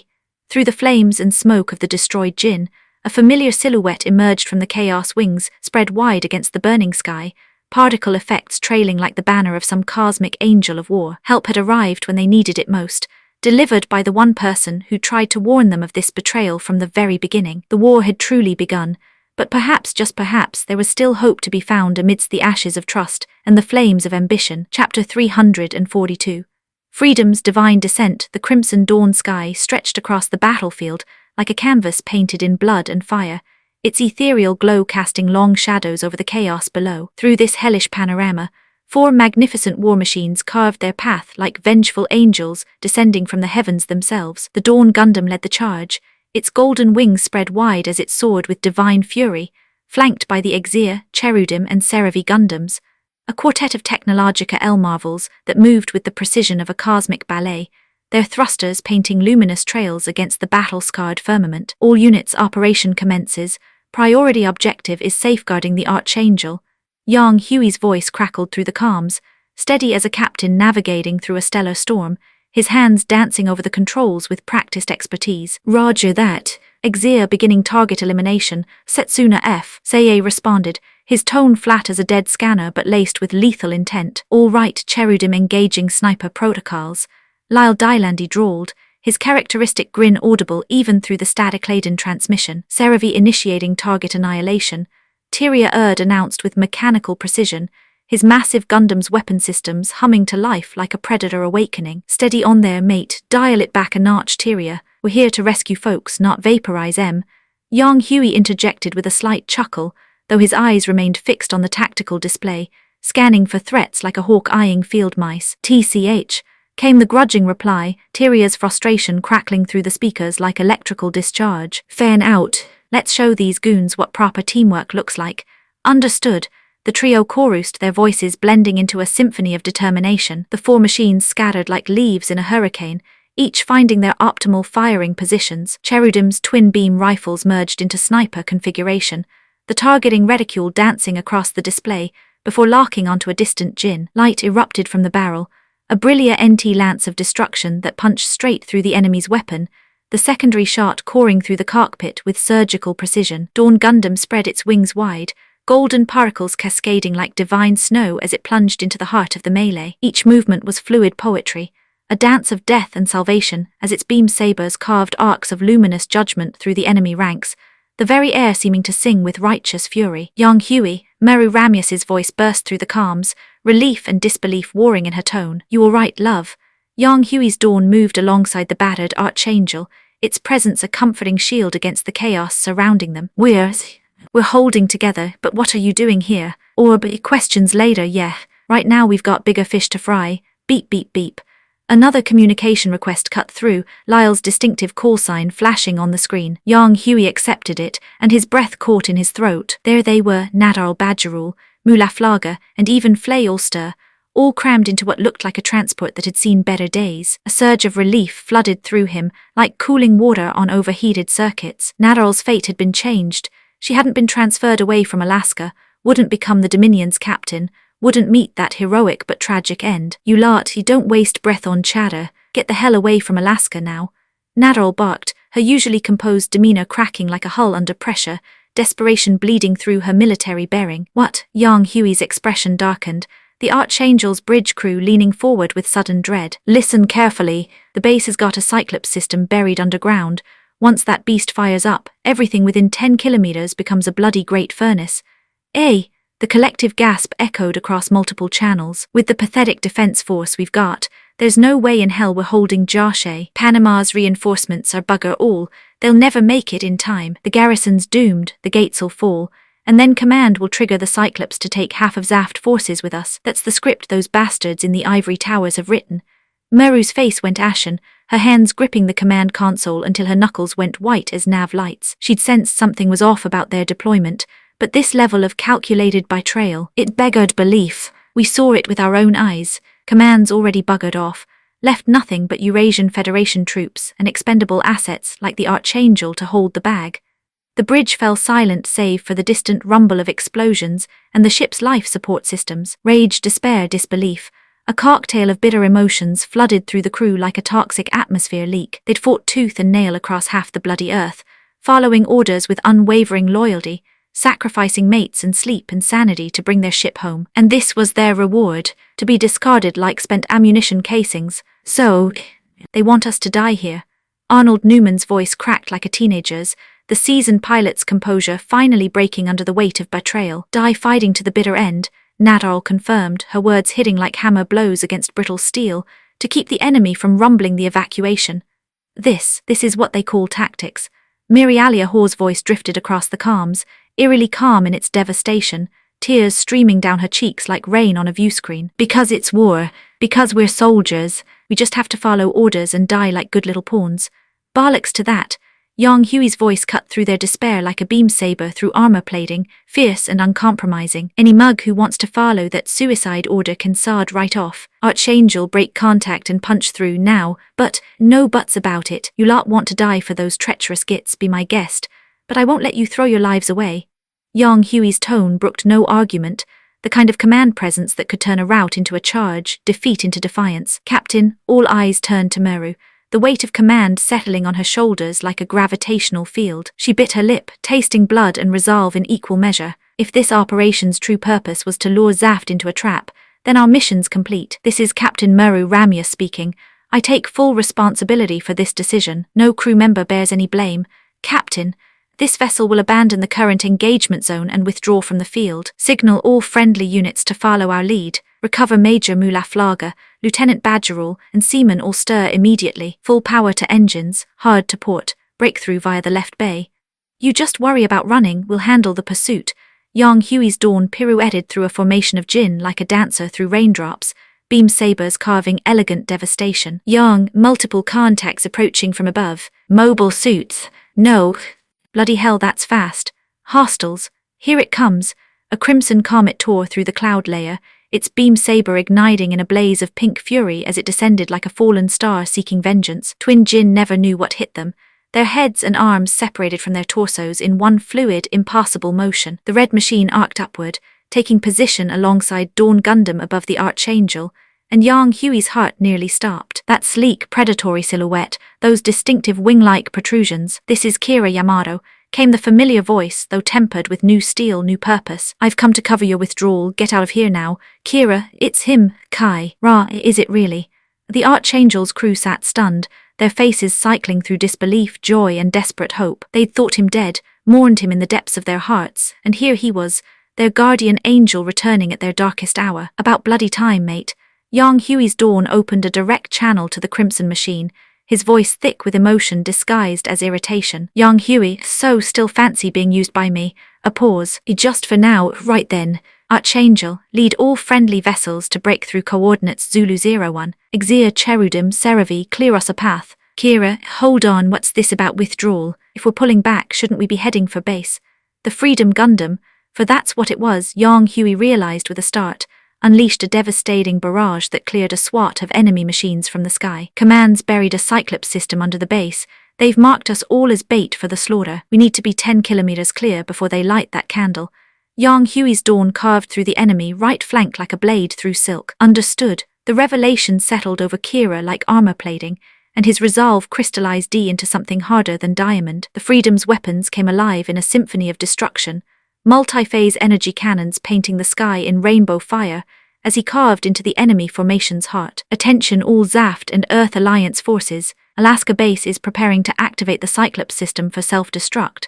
Kira's voice boomed across all frequencies, his machine's weapons never ceasing their deadly chorus. Came the collective gasp from both sides of the battlefield. The Freedom danced between beam fire and missile trails, its pilot's enhanced reflexes turning the machine into something approaching divine wrath made manifest. "Both forces withdraw immediately from this area. Repeat, Alaska base will initiate Cyclops system detonation. All forces disengage and evacuate immediately." "The lads found his path," Yang Hui murmured, dawn's golden particles raining down like blessed snow, each mote seeking enemy targets with unerring precision. "But, reckon anyone's actually listening?"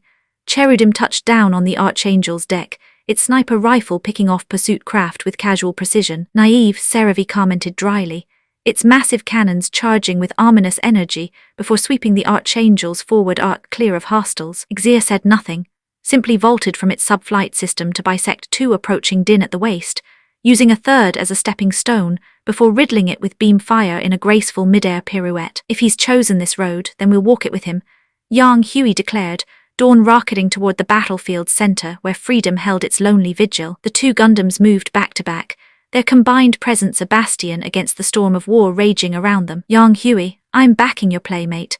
Dawn opened its own comms to all frequencies, adding Yang Hui's considerable reputation to Kira's plea. "This is Yang Hui. I can verify the intelligence just transmitted is genuine. If you lot don't fancy being vaporized, cease hostilities and withdraw beyond Joshe's 10-kilometer perimeter immediately." Where Kira was an unknown quantity in an unidentified machine, Yang Hui's name carried weight with Zaft forces, the monster who'd haunted their nightmares twice over. Beep, beep, beep. Proximity alarms screamed as something fast and angry dropped from above, forcing both Gundams to separate as a beam saber carved the air between them. Nobody's falling for that Barlux duel. Without the tragic catalyst of civilian deaths, Kira felt no personal hatred for Isaac Jewell. He was simply a familiar opponent, a rival to be overcome rather than destroyed. Freedom drew its saber and met Duel's charge.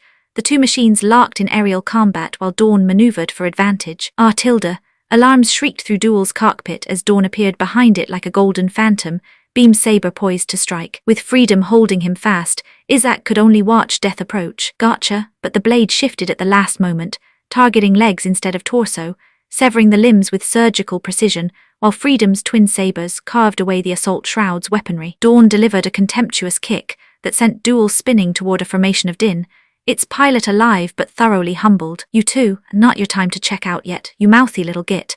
Yang Hui's voice carried fond exasperation, even as his machine prepared to rejoin the withdrawal. Yang Hui, you absolute bastard. With dual neutralized, Freedom and Dawn exchanged silent nods before racing after the fleeing Earth Alliance fleet. Their work here was nearly done. Yang Hui's testimony had sown seeds of doubt among both forces, and even if it didn't end the battle outright, it had given both sides reason to question their orders. The sky burned gold and crimson as two unlikely saviors shepherded their charges toward an uncertain future, their combined light a beacon of hope in a galaxy gone mad with war. Chapter 343. Welcome home. Beneath the ironclad grip of polar ice, a flotilla of sleek submarines sliced through the frigid depths like metallic predators prowling the ocean's shadowy realm, their hulls humming with the pulse of advanced propulsion systems that whispered secrets to the crushing darkness. Within the most opulent of these underwater titans, a command chamber gleamed with polished surfaces and holographic displays, where two Atlantic Federation officials sat rigid as statues, their faces etched with the gravity of cosmic consequence. Before each man rested an ominous briefcase, its surface a maze of mechanical interfaces and pulsing indicators that cast eerie shadows across their weathered features. Right then, time to get this show on the road. One official muttered, his voice a gravelly rasp that cut through the submarine's ambient hum like a blade through silk. "Aye," came the curt reply, heavy with finality, with movements as synchronized as orbital mechanics. Both men reached for the slender keys dangling from chains around their necks, twin instruments of devastation, no bigger than memory drives, yet carrying the weight of worlds. The metallic clicks echoed in the chamber as they slotted the keys into their respective locks, the sound reverberating like the final toll of a cosmic bell. "May this sacrifice herald war's swift end," the first official intoned, his words a solemn prayer cast into the void. "For a pure azure world," his companion added, voice trembling with conviction. 3, 2, 1. The keys turned in perfect unison, twin harbingers of destruction spinning like planetary gears. The chamber remained eerily still. No alarms, no flashing lights, just the submarine's steady pulse. Yet thousands of miles away at Alaska's fortified heart, the very fabric of reality began to unravel. The archangel carved through the chaos like a blazing comet, fleeing the epicenter of galactic catastrophe, her scarred hull gleaming under the harsh glare of weapons fire, and the ethereal glow of beam weapons that lanced through the frozen air like angry stars. The surviving Allied fleet followed in her wake,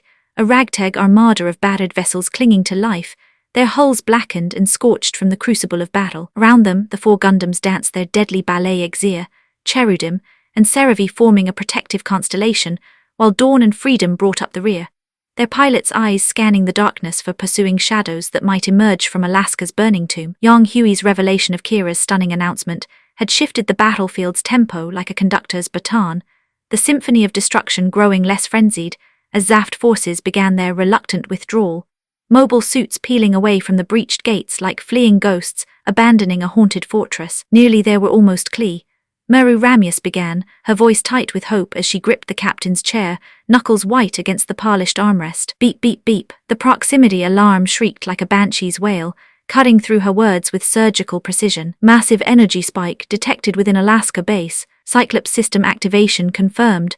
The sensor operator bellowed, his voice cracking under the strain. Full power to all engines, emergency evacuation protocols now.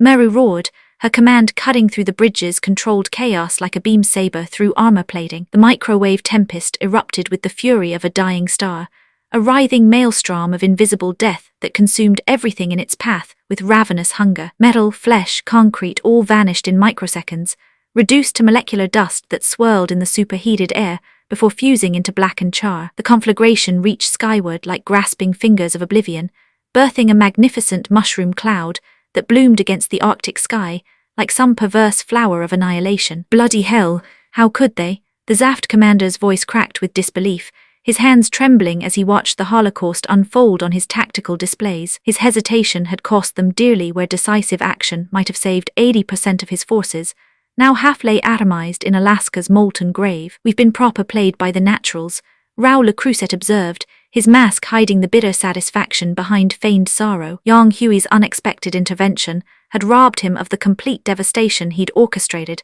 leaving his grand design frustratingly incomplete. Priority transmission from Carpinteria base. "What fresh hell awaits us?" The commander spat, exhaustion weighing on his shoulders like the gravity of a collapsing star. "Orb has launched simultaneous strikes against Oceania Federation territories. Taurus Strait secured, Moresby Port and Papua Bay fallen orb forces advancing into New Guinea's interior. What? Even Cruset's composure cracked, his strategic mind reeling like a damaged navigation computer. Orb's entry into the fray was beyond his calculations, their seizure of critical choke points threatening to transform victory into catastrophe. The intelligence painted a grim picture. Orb's fleet had moved with surgical precision, their four-pronged assault claiming strategic positions, while Carpenteria's garrison flailed helplessly against their disciplined advance. Bloody useless, Cruset snarled, his fury echoing in the command center like plasma discharge. Chinese letter mobile suit units, submerged the fleet were taking the scenic route home via the Arctic. Under the Archangel's banner, the Allied remnants had preserved more lives than fate had seemed to allow, but their unity shattered like brittle armor once safety beckoned. Eurasian Federation ships peeled away toward home ports, while bitter Atlantic Federation survivors, still clinging to delusions of loyalty, departed in dribs and drabs, their faith in high command unshaken despite the betrayal that nearly consumed them. On a small island sanctuary, the Archangel finally came to rest, her weary crew gathering on sandy shores under an alien sky. The moment Yang Hui's boots touched solid ground, two figures burst from the ship's shadows, Meru Ramius and Nadarul Badgerul, crashing into his arms like meteors finding their gravitational anchor, tears streaming down their faces as years of suppressed emotion finally found release. Why would they do this to us? Meru sobbed against his chest, her captain's composure crumbling like ancient ruins, the uniform she'd worn with pride now feeling like chains of betrayal against her skin. SHH, it's over now. You're safe, Yang Hui whispered, his arms encircling them like protective shields, his voice a balm against the storm of their shattered faith. Yang Hui, Nadarul's voice was barely audible, muffled against his shoulder. Come with me to Orb, both of you. Aye. As the women found their peace in his embrace, Yang Hui's gaze swept to the others, Mulaflaga and the surviving crew, their faces etched with the bitter knowledge that they were dead men walking in their homeland's eyes, branded as deserters for choosing survival over suicidal obedience. Join us, all of you. Orb's gates are open. The Federation's got no place for the likes of you anymore. Their silence spoke volumes, teeth grinding like damaged gears as reality's cruel weight settled upon them. They understood the arithmetic of betrayal, their names, already struck from Atlantic Federation rolls, their survival an inconvenient truth that demanded permanent silencing. From the distance, another figure approached across the sand, Kira Yamato, his Zaft pilot suit a jarring sight against the familiar backdrop of his old crewmates, his expression mixing joy and trepidation as he drew near. Yang Hui. Everyone, welcome home, Kira, Yang Hui said simply, his smile warm as solar wind. Cheers, mate. Got your present, can't say I fancy it much. Kira replied with a wry grin, gesturing toward the Freedom Gundam standing sentinel nearby. Kira, you're really alive? Meru gasped, disbelief and euphoria warring in her voice as she stared at their lost comrade. Been a while, Captain Lieutenant Major. Everyone, Kira beamed, opening his arms as his former crewmates surged forward like iron filings to a magnet, their reunion a burst of light amid the gathering darkness. Flay Ulster threw herself into his embrace with desperate intensity, her sobs echoing across the beach like waves against stone. Never again, you hear me? Never bloody again. I'm home, Flay. I'm here, Kira murmured, his arms tightening around her trembling form, finally accepting the twisted threads of their connection and choosing to weave them into something stronger. When the initial storm of emotion subsided, Kira found himself face to face with Sai Argyle, their shared history hanging between them like a gravity well threatening to pull them into old orbits of pain and jealousy. Sai, I'm sorry, Kira began, his voice thick with regret. You absolute tosser. Sai's fist connected with Kira's jaw in a satisfying crack, tears streaming down his cheeks even as he grinned. But you're alive and that's what matters, in it. Sorry for worrying you, Kira laughed, rubbing his smarting jaw, their friendship reforged in that moment of honest emotion. So you joined Zaft then? Mu inquired, eyeing the red uniform with professional interest. I'm with them, but I'm not Zaft, not Earth Alliance either, Kira replied firmly, his stance radiating newfound conviction. That mobile suit, what's the story? Meru asked, her tactical mind already assessing their resources. If you mean maintenance and supplies, no worries, she's packing a neutron jammer canceller, nuclear-powered.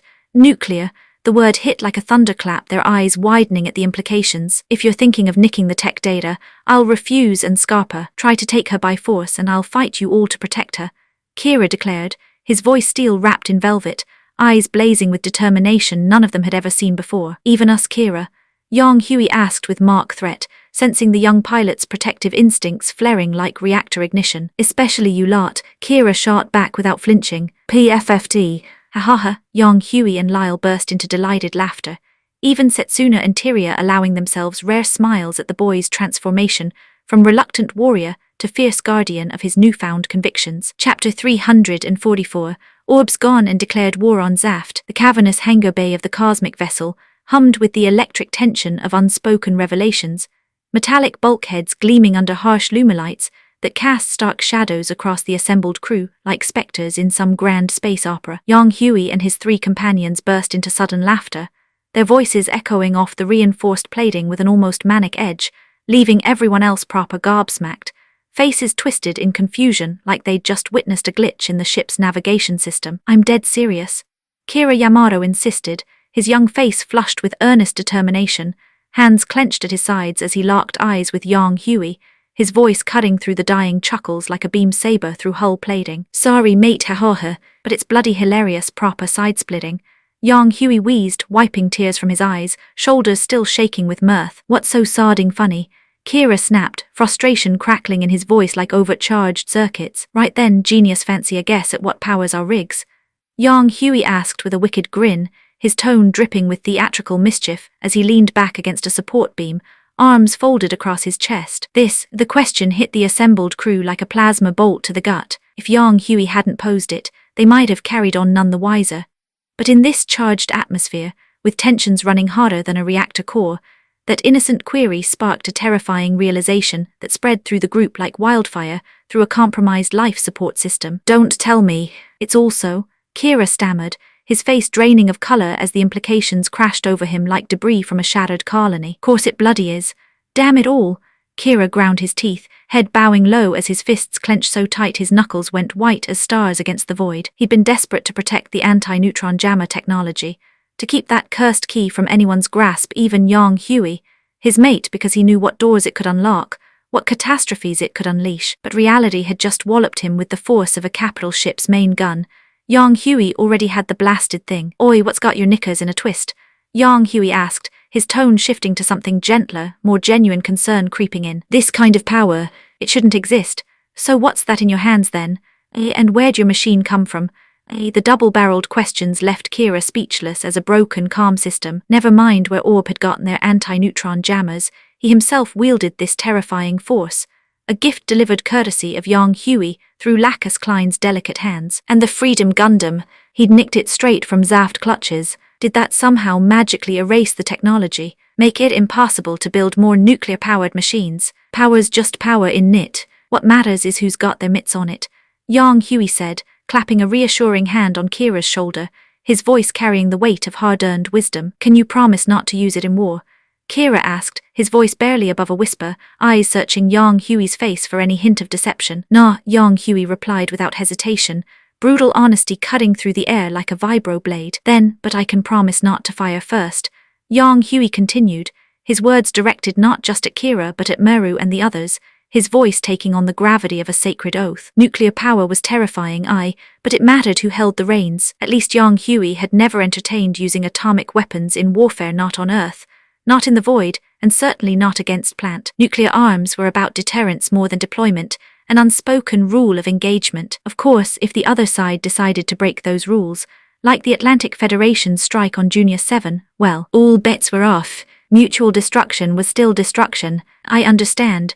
Kira wasn't one for pointless arguments. Truth was, the moment anti-neutron jammers appeared, Pandora's box had been cracked wide open. Whether the Atlantic Federation or Zaft wielded them, disaster would follow like a comet's tail. Perhaps better in Yang Hui's hands than the Earth Alliance's grasping claws. Finally seeing sense, Yang Hui asked with a knowing smirk. Not really. Just that things have gone this far, and trusting you is about the only option I've got left, Kira admitted with a rueful laugh, running a hand through his disheveled hair. Kira, has anyone ever told you that you and Athron are cut from the same cloth? Sometimes you're both daft as brushes in the most endearing way, Yang Hui teased, his grin widening. First off, at Alaska you were screaming for everyone to stop fighting whilst having a right proper go yourself. PFFT, Kira's mouth twitched, completely stumped for a comeback. Second, you might have wanted to sort this chat out whilst you were still aboard the Freedom, standing here in front of us lot if we fancied taking it by force. You reckon you could stop us? PFFT, PFFT. Kira staggered back like he'd taken a direct hit to the chest, clutching his heart as the brutal logic pierced his defenses. Kira, you, Flay Ulster started, concern flooding her voice. Ha ha ha, the assembled crew erupted in laughter at Kira's defeated expression, and Flay's protective instincts kicking in. Right then, let's shove off back to Orb. Don't feel pressured to join up if you're not keen, but the Archangel needs proper repairs, and you lot need somewhere to catch your breath. Yang Huey said, straightening up and dusting off his hands. Aye, sounds good. Everyone nodded agreement. They genuinely needed time to think, to plot their course through these turbulent stellar winds. Homeless and adrift, Yang Huey's invitation to Orb was the only harbour in their storm. Returned to the Archangel back aboard the battle-scarred vessel, engines humming their familiar song as they carved a path through space toward Orb. The crew gathered on the bridge, voices overlapping as they swapped tales of their recent trials like veterans, sharing war stories over cheap synth alcohol. Kira learned the full scope of what the Archangel had endured at Alaska, whilst the others heard his account of life among Zaft ranks. So that was the Earth Force's master plan.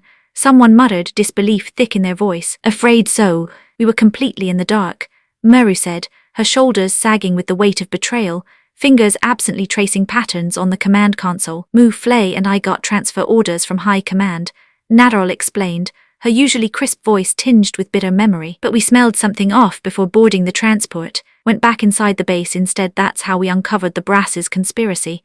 There's something that's been gnawing at me, Mu interjected, his weathered face creased with concern. We ran into Raula Cruset inside the base. What? The revelation hit like a micro-media shower. Dead serious. Zaft hadn't even breached the perimeter yet by rights. He shouldn't have been anywhere near the interior. Unless, Mu trailed off meaningfully. A spy, Kira ventured.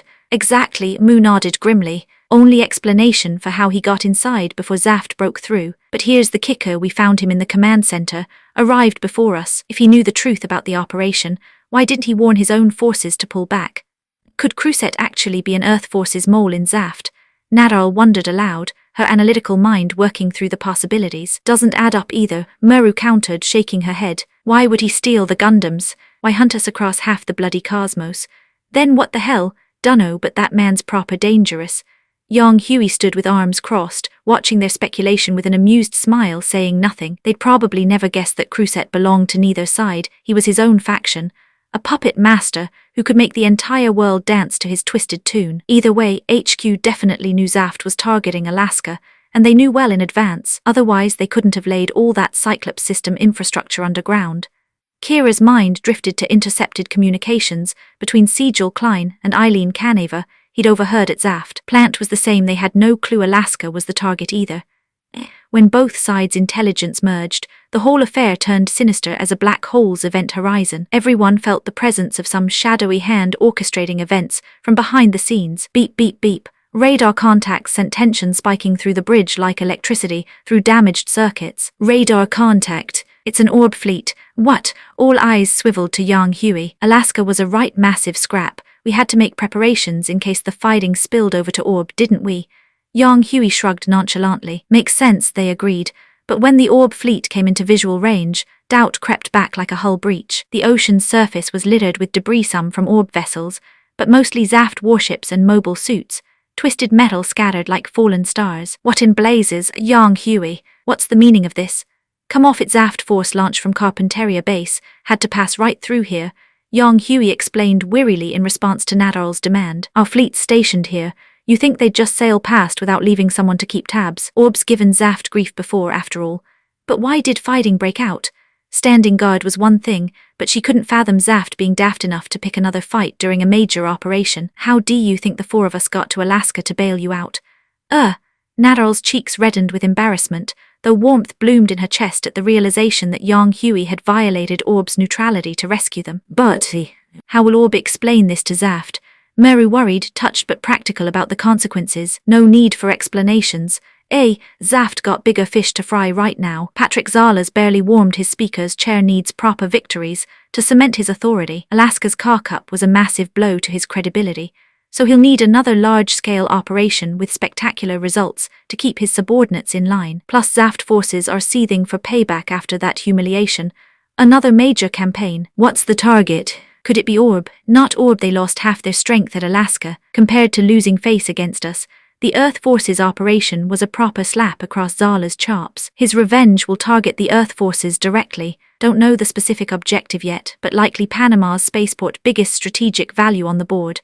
Panama, Meru and the others grimaced. Even with Alaska destroyed, Panama couldn't escape its fate. Right, none of this is your concern for now. Stop fretting about it. Your goal is reaching Orb, getting proper rest and figuring out your next moves. Aye, cheers, Yang Hui, Meru said gratefully. Don't mention it to me, yeah. Yang Hui stepped closer, fingers tilting her chin up as he pressed a gentle kiss to her lips, not wanting to play favorites. He gave Nadal the same treatment, then under the shocked, admiring and flustered gazes of everyone present quickened his pace and slipped off the bridge. The moment the hatch sealed behind him, Yang Hui, came the twin shrieks of outrage and embarrassment. Chapter 345. Plant in absolute chaos, the corridors of Plant Defense Committee headquarters buzzed with frantic energy. A right proper madhouse of officials, scurrying about like rats abandoning a sinking starship. The cacophony of urgent voices, clicking boot heels against polished metal flooring, and the incessant chiming of priority communications created a symphony of barely controlled panic that left Athran Zala, Dirka Elsman, and Nikal Amalfi utterly gobsmacked as they stepped off the transport shuttle. Bloody hell, what's all this chaos about then? Dirka muttered, his usually casual demeanor replaced by genuine bewilderment as he watched senior officers rushing past with faces pale as lunar dust. Something massive has gone tits up, that's for certain, Nikal observed quietly, his gentle voice barely audible above the din of crisis management in full swing. As if summoned by cosmic irony, Commander Yuuki emerged from the throng of bodies, his weathered face etched with the kind of exhaustion that came from fighting losing battles against bureaucratic incompetence and strategic disaster. Commander Yuuki, Athran called out, relief flooding his voice at seeing a familiar face in this maelstrom of confusion. Athran Zala, Dirka Elsman, Nikal Amalfi. The commander's eyes widened like scanner arrays acquiring unexpected contacts. What in blazes are you lot doing here? You should be on Earth with Cruset's unit. Never mind us, sir, Athran pressed urgently, his usually composed demeanor cracking under the weight of uncertainty. What's got everyone running about like headless chickens? Commander Yuuki's expression darkened like a solar eclipse consuming a star system, his voice dropping to the gravitas reserved for funeral orations. Operation Breakthrough appears to have been a complete bloody disaster. What? The word exploded from all three pilots simultaneously, their voices cracking like overstressed hull plating under impossible pressure. How's that even possible? Dirka sputtered, his face draining of color faster than atmosphere venting from a breached airlock. That operation was our biggest push yet massive fleet deployment, Cruset himself planning every detail. The three young aces struggled to process this revelation like navigation computers trying to calculate impossible trajectories. They knew their former commander's tactical brilliance, had witnessed his strategic genius firsthand. The notion of Raoul Le Creuset orchestrating a failure was as inconceivable as gravity flowing upward. Specific intelligence is still fragmentary. Commander Yuuki continued with the mechanical precision of a damage control officer delivering casualty reports, but preliminary assessments suggest total force annihilation. That's absolutely impossible. Nikal's normally soft voice carried an edge sharp enough to cut through armored plating. Complete destruction of our entire expeditionary force. That's not tactical defeat, that's cosmic catastrophe. Commander Yuuki stepped closer, lowering his voice to conspiracy levels, whilst his eyes darted about like a prey animal sensing predators. There's more and it gets worse, particularly for you, Athran. His gaze locked onto the young Zala heir with uncomfortable intensity. One of our most advanced prototype mobile suits has been nicked, and the person who orchestrated the theft was none other than Lacus Klein herself. The revelation struck the three pilots like a direct hit from a positron cannon, their faces registering shock that transcended mere surprise and entered the realm of existential horror. Lacus Klein, daughter of former chairman Sigil Klein, jewel of the Klein family, Plant beloved songbird whose voice could inspire devotion across entire star systems. If she'd turned traitor, the defense committee's gone absolutely mental over this, Commander Yuki added with bitter satisfaction, gesturing toward the chaos surrounding them like a conductor directing an orchestra of madness. This can't be real, Athran whispered, his voice carrying the hollow echo of a man whose universe had just shifted off its axis. Lacus, how could she possibly? Unable to process the magnitude of this betrayal, the three pilots bid farewell to Commander Yuuki and plunged deeper into the administrative heart of Plant Military Machine, determined to reach Chairman Patrick Zala himself. They needed answers, needed someone to explain how their ordered cosmos had transformed into this swirling vortex of catastrophe during the few days of their journey home. The deeper they penetrated into the command structure, the more chaotic the atmosphere became, like descending into the event horizon of a political black hole where normal causality ceased to function. Why haven't Gibraltar forces deployed reinforcements yet? Get them moving now. One harried officer barked into his communications array, sweat beading on his forehead like condensation on overheated reactor shielding. Drone reconnaissance isn't worth a damn. We need proper intelligence reports from human assets on the ground. Another voice shouted across the corridor, frustration crackling through his words like electrical discharge. Since when is this the first I'm hearing of any of this bollocks? Demanded a senior analyst, his face flushed with indignation at being excluded from critical decision-making loops. Where in blazes did this intelligence originate? Who's vouching for its accuracy?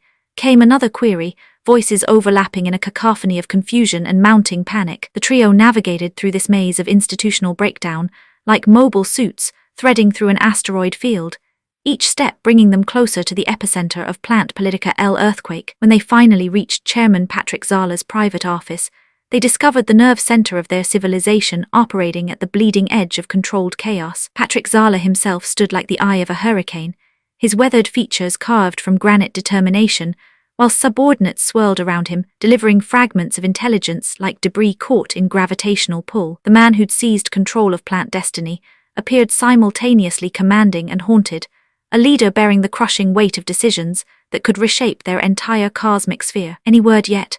Zala's voice cut through the ambient noise with the authority of a capital ship's main gun, demanding immediate response from his intelligence officers. They deployed something called the Cyclops system, sir, came the reply, delivered with the nervous precision of a junior officer reporting to an admiral. Massive microwave transmission arrays buried beneath the base infrastructure. What about crewset? The chairman's question carried personal investment beyond mere tactical concern. These were his pieces on the cosmic chessboard. Still no direct contact established. Last transmission indicated Commander Crewset was leading surviving elements on a circuitous route back to Gibraltar base via Arctic Passage. The Arctic route?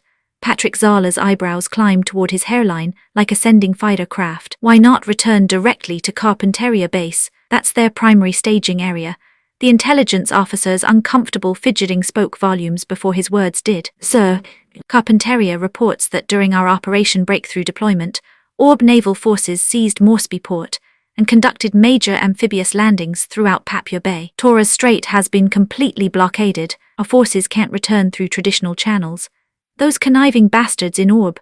Patrick Zala's fist crashed against his desk with enough force to make the reinforced surface ring like a struck bell, the sound echoing through the office like thunder in a metal cavern. Zaf's strategic position had already been precarious, but Orb's intervention represented a knife thrust into their exposed flank. This is the second time they've outmaneuvered us. I'm starting to suspect they've got some sort of secret alliance with the Earth Alliance. His paranoia wasn't entirely unfounded. The timing was too perfect, the tactical coordination too precise to be mere coincidence. Get me contact with Crewset immediately.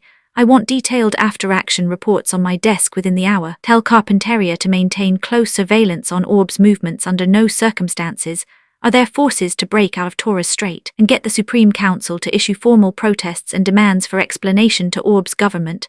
Yes, sir, came the chorused response, subordinates scattering like interceptor squadrons launching from carrier bays. Before the chairman could draw breath, another crisis materialized in his doorway like an unwelcome ghost materializing from the void. Forgive the interruption, Chairman Zala.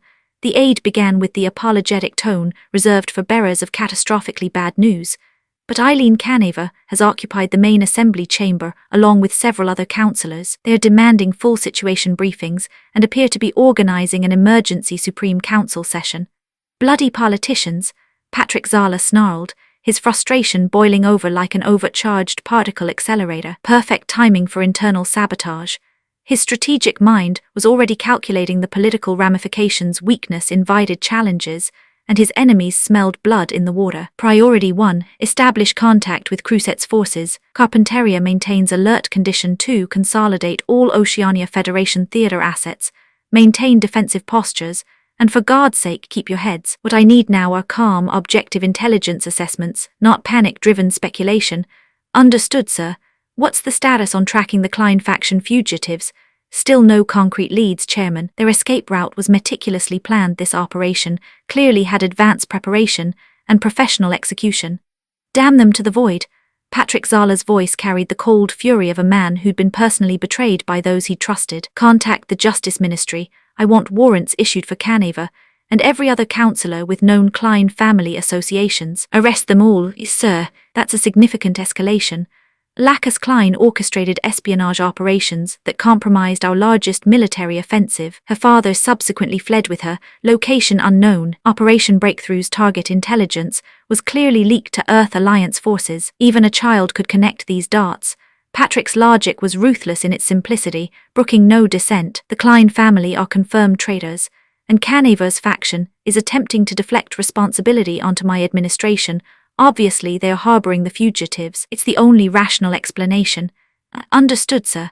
The weight of political purges and military disasters settled over the room like the oppressive gravity of a neutron star, crushing normal discourse under its inexorable force. Subordinates filed out to execute orders that would reshape plant power structure, leaving Patrick Zala alone with his thoughts, and the three young pilots who'd witnessed this display of authoritarian resolve. Only after the last aide had departed did Athron, Dirka and Nikal step forward to formally report their presence, their movements carrying the mechanical precision of soldiers operating in a crisis zone. Chairman Zala, sir, Athron announced, his voice steady despite the emotional turmoil churning beneath the surface. Oh, you're aware of the current situation, I take it.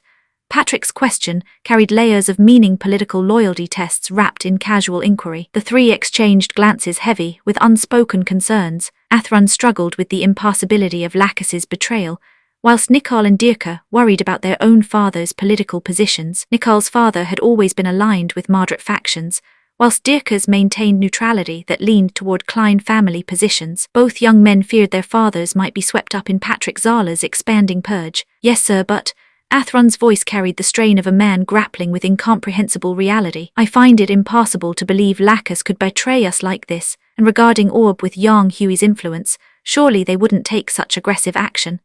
It seems you've never truly understood Yang Hui's character, Athron, Patrick replied with weary resignation, pinching the bridge of his nose like a man fighting chronic pain. Current Orb policy could only be implemented by someone with Yang Hui's authority and vision. Nobody else in that nation possesses such ambition, such audacity. But sir, Orb has always maintained strict neutrality. Why would they? Heth. Patrick's laugh held no humor, only bitter recognition of strategic realities. It's precisely because they are committed to neutrality that they are acting now. The chairman understood Yang Hui's methodology better than most. Neutrality wasn't passive non-involvement, but active balance maintenance, requiring overwhelming force projection. Orb's vision wasn't diplomatic fence-sitting, but transcendent power that made aggression against them unthinkable. They sought to become cosmic arbiters, standing above factional conflicts as judges and enforcers. To achieve such heights required territorial expansion, resource accumulation, and strategic positioning. Papua New Guinea represented the perfect target, simultaneously extending Orb's sphere whilst constraining Zaft operational freedom. But Chairman, surely, enough. Patrick's command cut through Athron's protests like a beam saber through thin air. These developments are established facts. Your disbelief changes nothing. What matters now is our response strategy. Yes, sir. Dirka Elsman, Nikol Amalfi, don't worry about your fathers. Intelligence indicates they weren't involved in the Klein faction's conspiracy. Thank you, Chairman Zala. Both young men's relief was palpable, tension visibly draining from their shoulders. As for Lacus, see for yourselves. Patrick activated a holographic display showing security footage from the military production facility, crystal clear imagery of Lacus Klein, personally delivering the Freedom Gundam to an unknown individual. This is surveillance data from the manufacturing complex. Immediately afterward, the Freedom unit was stolen. Without such evidence, nobody would have suspected her involvement. Do you understand the implications? Yes, sir. The admission came with visible difficulty, but confronted with irrefutable evidence, their personal feelings became irrelevant. From that moment, Lacus Klein ceased being Athron Zala's fiancé and became a wanted traitor, their enemy. Effective immediately, you three constitute my personal strike force, answerable only to my direct authority. Your first mission: recover the stolen ZGM FX-10A Freedom unit and eliminate its current pilot, along with all personnel and facilities that may have been compromised by contact with it.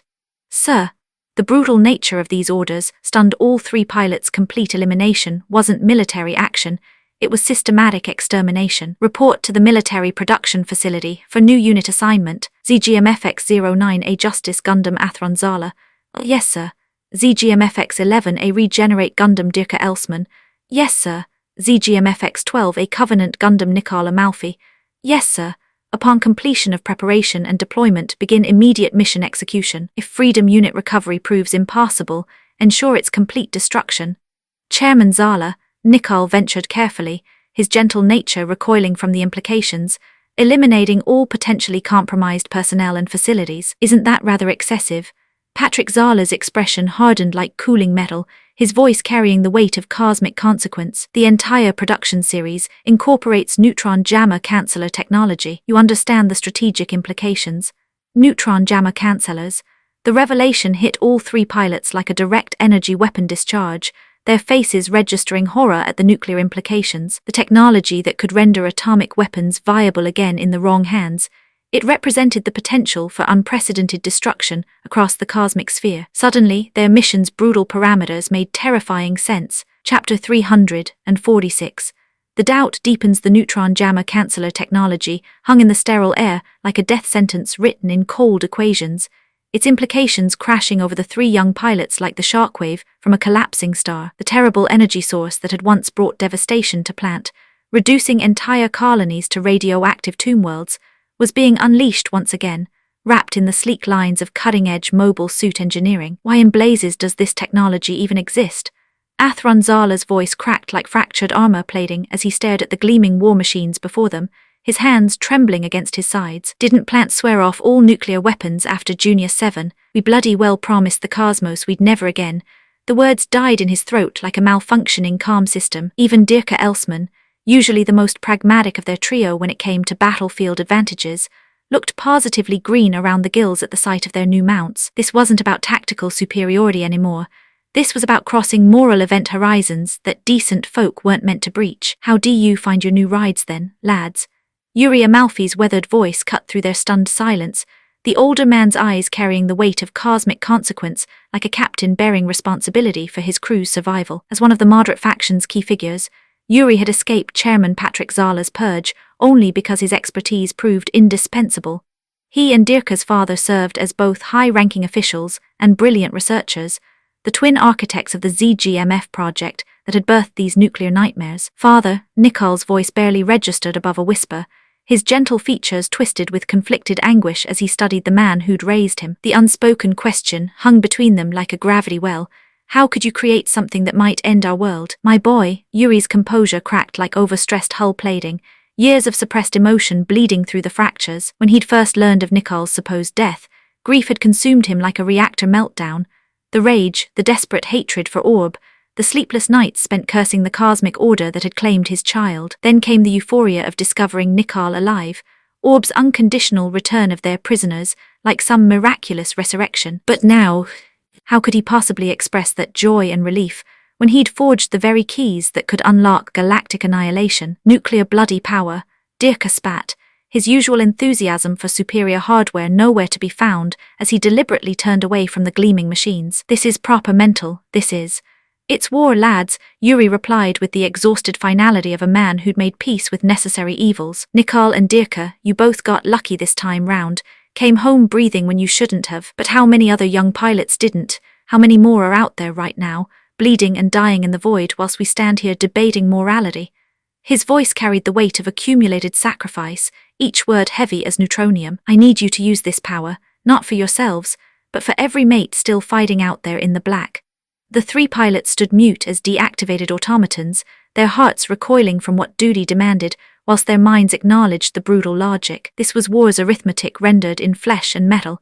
Every minute they hesitated potentially cost lives, every moral qualm measured against the survival of their people. And beneath it all lurked the most terrifying question: who had nicked the Freedom Gundam? Which faction now possessed technology that could render every neutron jammer in the cosmic sphere obsolete? If the Earth Alliance got their grubby mitts on anti-neutron jammer tech, The Junior 7 massacre would look like a bloody warm-up act. Ghosts in glass houses after departing the military production facility with hearts heavier than collapsed matter.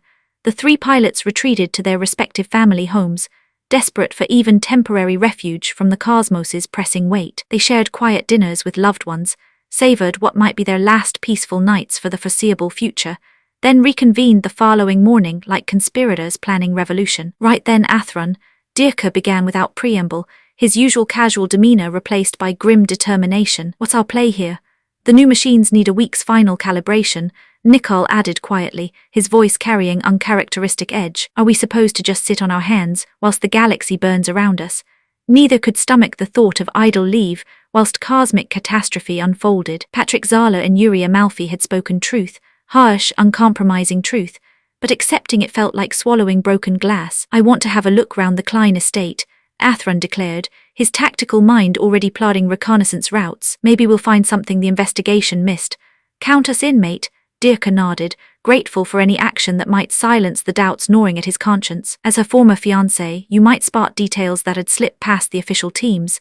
Nicole agreed, though his gentle nature clearly recoiled from the implication that Lacus Klein, plant-beloved songbird, had genuinely turned traitor. The trio exchanged meaningful glances before setting course for what had once been paradise incarnate, their thoughts churning like debris caught in a black hole's accretion disk. Part of them struggled with nuclear technology's revival, whilst another part desperately sought answers to Lacus's inexplicable betrayal. By the time they reached the Klein estate, twilight had painted the sky in shades of blood and brass, the dying light casting long shadows across what had once been architectural perfection. Now the residence resembled a war zone more than a home, its elegant facade scarred by official searches and bureaucratic brutality. Bloody hell, Dirka muttered, surveying the devastation with genuine disgust. They proper did a number on this place. Shattered glass carpeted the ground like crystalline snow, whilst the famous gardens, once plant horticultural crown jewel, lay withered and trampled beneath official boots. Furniture lay scattered like debris from a ship-killer missile strike, transforming beauty into something that hurt to witness. Athron, Nicole's voice carried sympathy weighted with concern as he watched his friend absorb the destruction. If Lacus's supposed treason affected anyone most deeply, it had to be Athron, the lad who'd loved her since they were children playing amongst these very flowers. Come on then, Athron forced through gritted teeth, his composure holding by gossamer threads. Let's have a proper look round, maybe we'll spot something that… Rustle, rustle, rustle. The sound from nearby foliage had all 3 pilots reaching for sidearms with reflexes honed by countless battles, their stance shifting to combat readiness faster than thought itself. Who goes there? Dirka barked, his weapon trained on the disturbance. What's up? What's up? The familiar electronic chirp preceded a rotund pink sphere that bounced from the undergrowth like a mechanical rabbit, its ear flaps whirring with cheerful efficiency as it hopped and skipped, leading the bemused pilots deeper into the estate's heart. Harrow, Athron's voice cracked with recognition as the little automaton, perhaps sensing his familiar vocal patterns or simply fulfilling its programmed purpose, launched itself into his wading hands. That's one of Miss Lacus's pet robots in knit, Dirka observed, his tactical mind immediately recognizing the significance. Heard tell you built it yourself. Aye, Athron confirmed, his expression growing complex as he studied the pink sphere nestled in his palms. He knew Lacus owned multiple Harrows, but this particular unit, its coloring matching her distinctive hair, had always been her absolute favorite. If she'd fled plant taking other belongings, she never would have abandoned pink by accident. His gaze swept the devastated garden, memory stirring like sediment disturbed by deep currents. These flowers share their name with the theatre where I first performed publicly, Lacus had explained during happier times, her voice soft as starlight. I planted them as a memorial to that moment. Right, we're leaving, Athron declared suddenly, clutching pink protectively as he turned from the ruins of his past. Spot something then? Nicole inquired. I reckon I know where Lacus might be holed up. Blimey, the ex-fiancé angle pays off, eh? Dirka's attempted levity fell flat, but his underlying concern remained genuine. Should we alert the authorities or… Not bloody yet, Athron replied firmly. Want to get some answers before the brass mucks everything up. Their transport carved through plant evening traffic toward Junior 7, the atmosphere heavy with unshed rain that matched their collective mood. When they finally stopped before an abandoned theatre, its classical architecture stood like a monument to better times. What's this place then? Dirka asked, studying the weathered facade. White Symphony Theatre, Athron explained, his voice tight with memory, where Lacus gave her first professional performance. Those white roses in her garden, the ones they trampled, she planted them as tribute to this very building. Which means this Harrow. Nicole's gentle intelligence had reached the same conclusion. Exactly. Lacus knew I'd come to her family home eventually, so she left Pink there to guide me here. Athrun's tactical mind appreciated the elegant simplicity, even as his heart recoiled from its implications. Clever little songbird, isn't she? Dirka observed with grudging admiration. Right then, shall we crash this reunion? Aye, but keep sharp, Athrun cautioned as they approached the theatre's entrance, sidearms drawn but not quite aimed. No telling what we'll find inside. Songs in the shadows, the theatre's interior embraced them like a tomb's silence, their footsteps echoing off marble and velvet with funereal solemnity. But gradually, threading through the acoustic darkness, came the ethereal strains of a voice that had once brought joy to billions. Lacus Klein singing, Mizuno Akashi with heartbreaking beauty. The three pilots exchanged significant glances before advancing with predatory caution, weapons ready but not quite threatening as they traced the melody to its source. When they finally pushed through the final set of doors, their breath caught collectively. There, center stage beneath a single spotlight's golden embrace, sat Lacus Klein in full performance regalia, silk and starlight given human form, her voice soaring through the empty theater like a prayer seeking heaven. She appeared utterly alone, utterly vulnerable, yet somehow utterly in command of the space around her. The pilots swept their surroundings with professional thoroughness, detecting no immediate threats before approaching the stage itself. Still, years of combat experience kept their weapons ready. Trust was a luxury they couldn't afford. Again, Lacus, Pink bounced from Athrun's grasp the moment they drew near, bounding onto the stage to settle in its mistress's waiting hands. Oh my! If it isn't dear little Pink, Lacus observed with gentle delight, her attention shifting to the three young men below. I rather suspected you'd be the one to bring him back, Athrun, and Dirka, Nicole. How wonderful to see you both safe and sound. Lacus. Athrun's voice carried complex harmonics, relief, accusation, desperate hope, and bone-deep hurt swirling together like stellar matter caught in gravitational chaos. Please do speak your mind. With coordinated precision born of countless joint operations, the three pilots vaulted onto the stage, Dirka and Nicole maintaining perimeter watch, whilst Athrun stepped forward to confront the woman who'd once been his future. What in blazes is all this about? He demanded, his composure fracturing like damaged armor under stress. Didn't you come here because you'd already sorted out the situation? Lacus replied with infuriating calm, her head tilted slightly as if genuinely curious. This business about you conspiring with spies to steal freedom, is it true? Why would you do such a thing? I've never conspired with any spies. What? The simple denial hit like a missed-targeting calculation, throwing Athrun's prepared accusations into disarray. I merely accepted a commission to place a new sword in Kira's hands. Lacus's voice carried the certainty of mathematical proof, each word precisely weighted. NGH. The name struck Athrun like a physical blow, his face draining of color faster than atmosphere from a breached hull. Kira needs it now, so giving it to him seemed entirely appropriate. Kai, sorry to interrupt this lovely reunion, Dirka interjected with tactical pragmatism, but I'm proper curious, Miss Lacus, who exactly commissioned you, and more importantly, who's this Kira bloke? I can't reveal my benefactor's identity just yet, Lacus replied with diplomatic precision, though you all know him quite well. Know him? Dirka's brow furrowed as he processed this intelligence, tactical scenarios spinning through his enhanced reflexes without yielding answers. As for Kira, Lacus's gaze shifted meaningfully toward Athrun, clearly expecting him to provide context. Kira is, Athrun's voice cracked like overstressed metal, he's Strike Gundam's pilot. Bloody hell, what? Dirka and Nicole recoiled as if struck by particle beam discharge. But he's dead. You killed him yourself. That's right. Athrun's voice climbed toward hysteria, his rational mind rejecting impossible possibilities. I destroyed him. Point-blank self-destruct. Nothing could have survived that. Lacus, what kind of mad fantasy are you spinning? No, Lacus replied with gentle finality. Kira lives. Through sheer chance, Reverend Malchio brought him to plant for medical treatment. You're lying. Athrun's sidearm snapped up to target the woman he'd once loved, his finger trembling on the trigger as sanity warred with desperate denial. What's your game here, Lacus Klein? That bastard couldn't possibly have survived. You think my words carry no weight? Lacus remained utterly composed despite the weapon trained on her heart, her voice carrying the patient authority of absolute truth. Then what about the evidence of your own eyes? On the battlefield, after your long-awaited return to plant, did you truly see nothing at all? Lacus, Athrun's weapon wavered like a fault line under tectonic stress. Miss Lacus, Nicole's gentle voice carried the weight of crumbling certainties. Not just Athrun. All three pilots felt their foundations shifting like damaged starship hulls. They'd been shaken from the moment nuclear power returned to their arsenal, and Lacus's revelations only accelerated their psychological collapse. "What drives your fighting spirit?"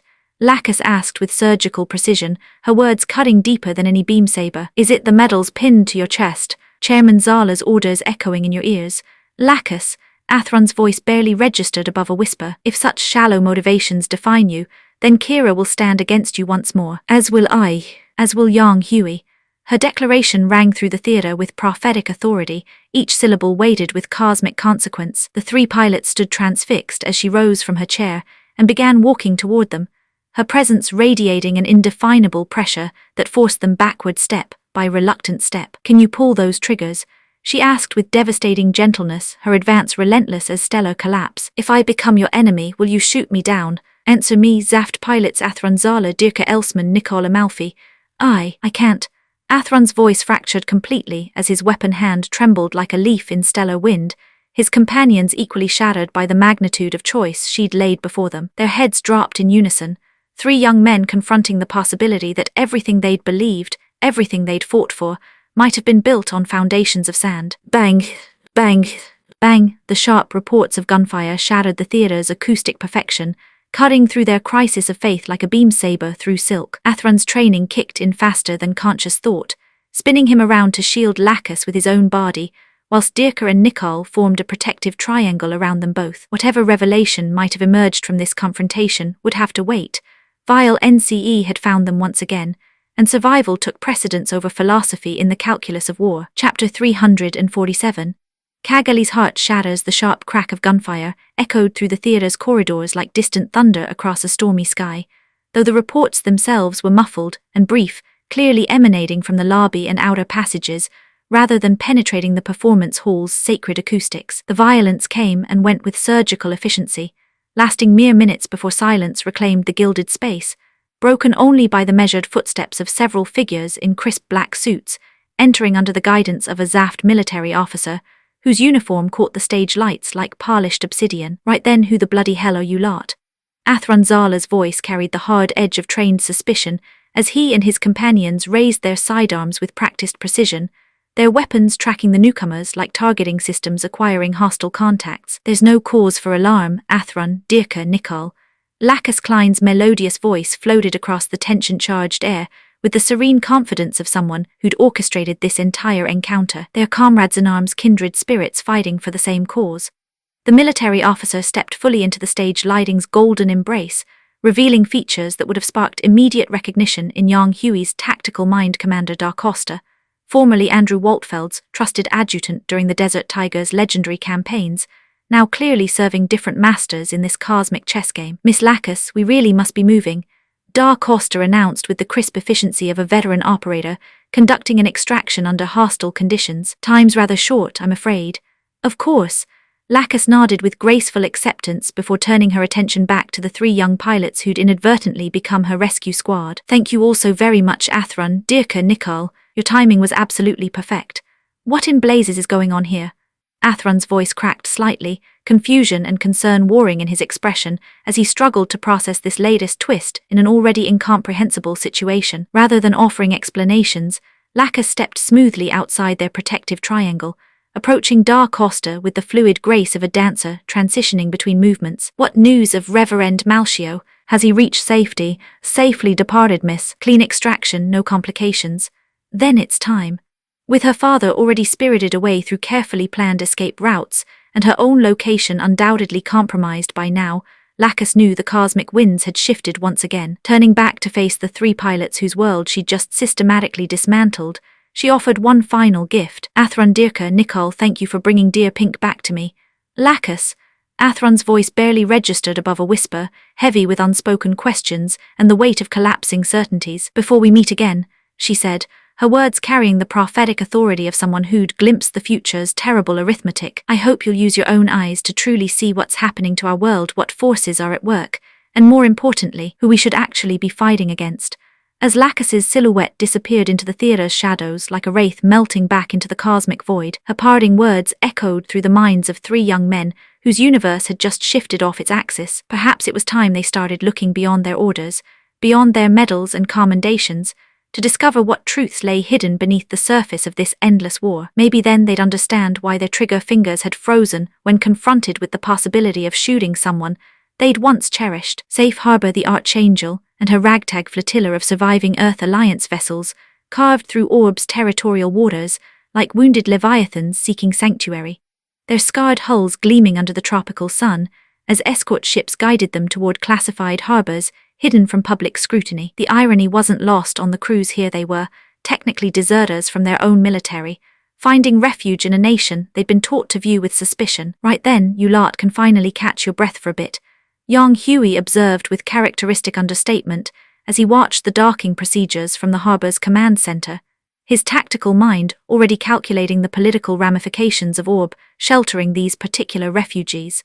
Feels like a proper miracle, came the collective response from officers and enlisted personnel who'd been running on caffeine and adrenaline since Heliopolis had burned around them months ago. From that initial catastrophe through their impossible journey across half the cosmic sphere, every moment of genuine rest had come courtesy of Orb's hospitality, a pattern that spoke volumes about the small nation's character. Once the fleet had secured moorage, Chief Representative Yuzuminara Atha arrived with appropriate diplomatic fanfare to conduct private interviews with each vessel's commanding officers. Unlike their previous visit, which had been announced through proper channels with full diplomatic recognition, this arrival fell into murkier legal waters. Refugees, fleeing their own military, couldn't exactly walk freely through Orb's streets without creating international incidents. For the moment, crews would remain aboard their respective ships, whilst bureaucrats sorted through the complexities of asylum and neutrality laws. Meanwhile, Princess Kagali Eula Atha had practically launched herself from the docking gangway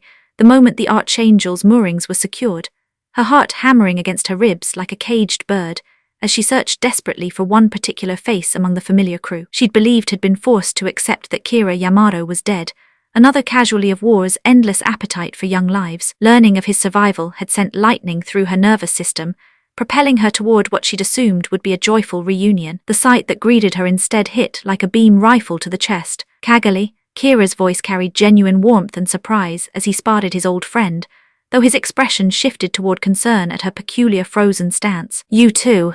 What's this then? Kagali's words emerged as barely coherent fragments, her trembling finger pointing toward Flay Ulster, who was nestled against Kira's side with the comfortable intimacy of established lovers, her arm linked through his with possessive affection. Well, it's pretty much what it looks like, Kira replied with characteristic awkwardness, one hand scratching nervously through his disheveled hair, whilst his cheeks flushed crimson under Kagali's shell-shocked stare. The crucible of separation and near death had transformed both young people in fundamental ways. Kira had discovered his path forward, found the steel core of conviction that would carry him through whatever trials awaited. Flay, meanwhile, hadn't achieved complete emotional transformation.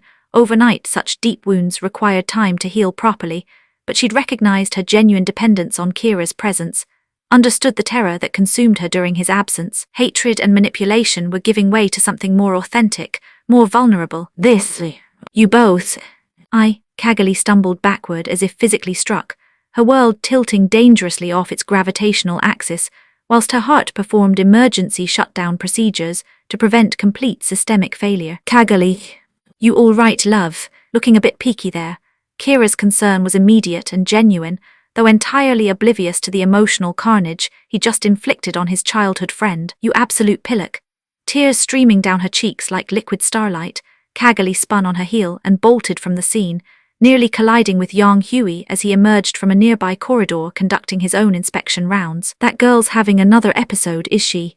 Young Huey's initial confusion evaporated the moment he spotted Kira and Flay's intertwined forms, his tactical mind immediately calculating cause and effect with mathematical precision. Right then, young Huey, Kagali just went mental. Is she ill or something? Kira's worry was written across his features in bold letters, though his arm remained securely around Flay's shoulders. She's fine, mate. Intermittent madness, occupational hazard of being a princess. She'll sort herself out in a bit. Don't worry about it. Young Huey's dismissive tone was calculated to prevent Kira from dwelling on another woman, whilst his girlfriend stood right there regardless of whether that concern was romantic or platonic.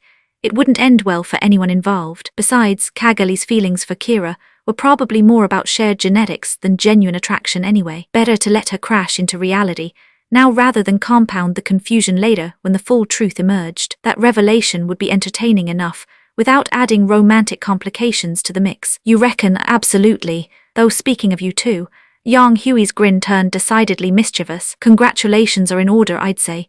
Ah, cheers, thanks mate, Kira stammered, his embarrassment deepening. HMPH. Flay deliberately turned away from Yang Hui, her chin raised in defiant dismissal. Whilst she'd matured considerably, and accepted that her father's death wasn't Yang Hui's fault, she still harbored considerable resentment toward the man who'd orchestrated so many changes in her life. Flay, Kira found himself caught between girlfriend and good friend, a position about as comfortable as being trapped between particle beam arrays during a firefight. Right, I'll leave you lovebirds to it then. You've earned some proper rest, whilst I've got meetings that'll probably bore me to tears.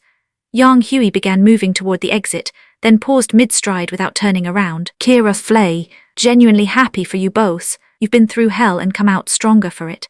Strategic assessments. Yang Hui departed the Archangel and made his way directly to Orb's defense headquarters, where detailed after-action reports awaited his review. The territorial engagement along their maritime borders and the Papua New Guinea operation both required immediate tactical assessment and strategic planning for the next phase of operations. Damage assessment. Yang Hui inquired without preamble as he settled into the briefing room's command chair, surrounded by holographic displays showing fleet dispositions and casualty figures. Morishima and Yamazaki suffered moderate hull damage, whilst Benson, Kirishima and Ranmaru took light hits to secondary systems.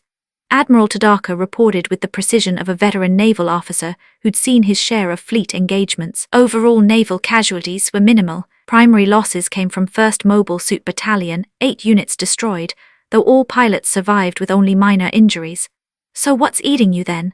Yang Hui's amused expression reflected genuine confusion at Tadaka's subdued tone. Those casualty figures represent complete annihilation of a Zaft screening force, Admiral. Bit harsh to call that disappointing, wouldn't you say? No sir, not disappointing at all, Tadaka clarified quickly. The engagement did reveal some tactical deficiencies in our operational doctrine that warrant immediate attention. Let's hear it. Both Yang Hui and Colonel Wang leaned forward attentively. Field commanders provided the most accurate assessment of combat effectiveness, their observations invaluable for future operational planning. Primary concerns involve mobile suit and fleet coordination protocols, plus environmental adaptation issues. The M1 Astray isn't optimized for maritime combat operations. We're aware of that limitation, Yang Hui acknowledged with a thoughtful nod. The M1 had only just entered full production with its modular weapon pack system, designed for environmental adaptability, theoretically capable of mounting specialized equipment for different combat scenarios. However, Orb's resource constraints and financial limitations made producing variant equipment packages a luxury they couldn't currently afford. The weapon packs themselves weren't expensive, and Yang Hui could provide design specifications immediately. But the majority of Orb's industrial capacity and funding had been redirected to support the Pillar of Heaven. Their orbital fortress required priority resource allocation. Even if they managed to produce maritime combat packages, Orb lacked sufficient time for pilot familiarization training. Elite pilots might adapt quickly to new configurations, but standard military personnel required extensive preparation to maintain combat effectiveness with unfamiliar equipment. M1 adaptation issues will have to wait for better circumstances. However, inter-unit coordination can be addressed immediately. Yang Hui turned toward Huang with expectant authority. Already issued appropriate orders, Admiral, Huang confirmed briskly. 4th and 5th fleets have 3 days for rest and refit, after which you'll conduct joint training exercises with mobile suit squadrons. Submit detailed recommendations and tactical assessments upon completion. Understood, sir. What's the situation in Papua New Guinea? Yang Hui's attention shifted to the territorial expansion operation that represented Orb's most aggressive strategic gambit to date. Proceeding ahead of schedule, Huang reported whilst activating the tactical hologram displaying their forces advance across the target region. Alaska's operation drew most of Carpenteria's garrison strength, leaving minimal defensive forces in Oceania Union territories. Remaining units lack mobile suit support, primarily rotorcraft and armored vehicles that can't meaningfully oppose our advance. The display showed Orb's multi-pronged assault in brilliant detail. Torres Strait blockaded, Cape York and Cooktown under threat, whilst Carpenteria Base's skeleton garrison remained paralyzed by the strategic vice closing around them. Meanwhile, amphibious forces had established solid beachheads around Papua Bay and were pushing steadily inland. How's Moresby port? Significant infrastructure damage? None whatsoever. None.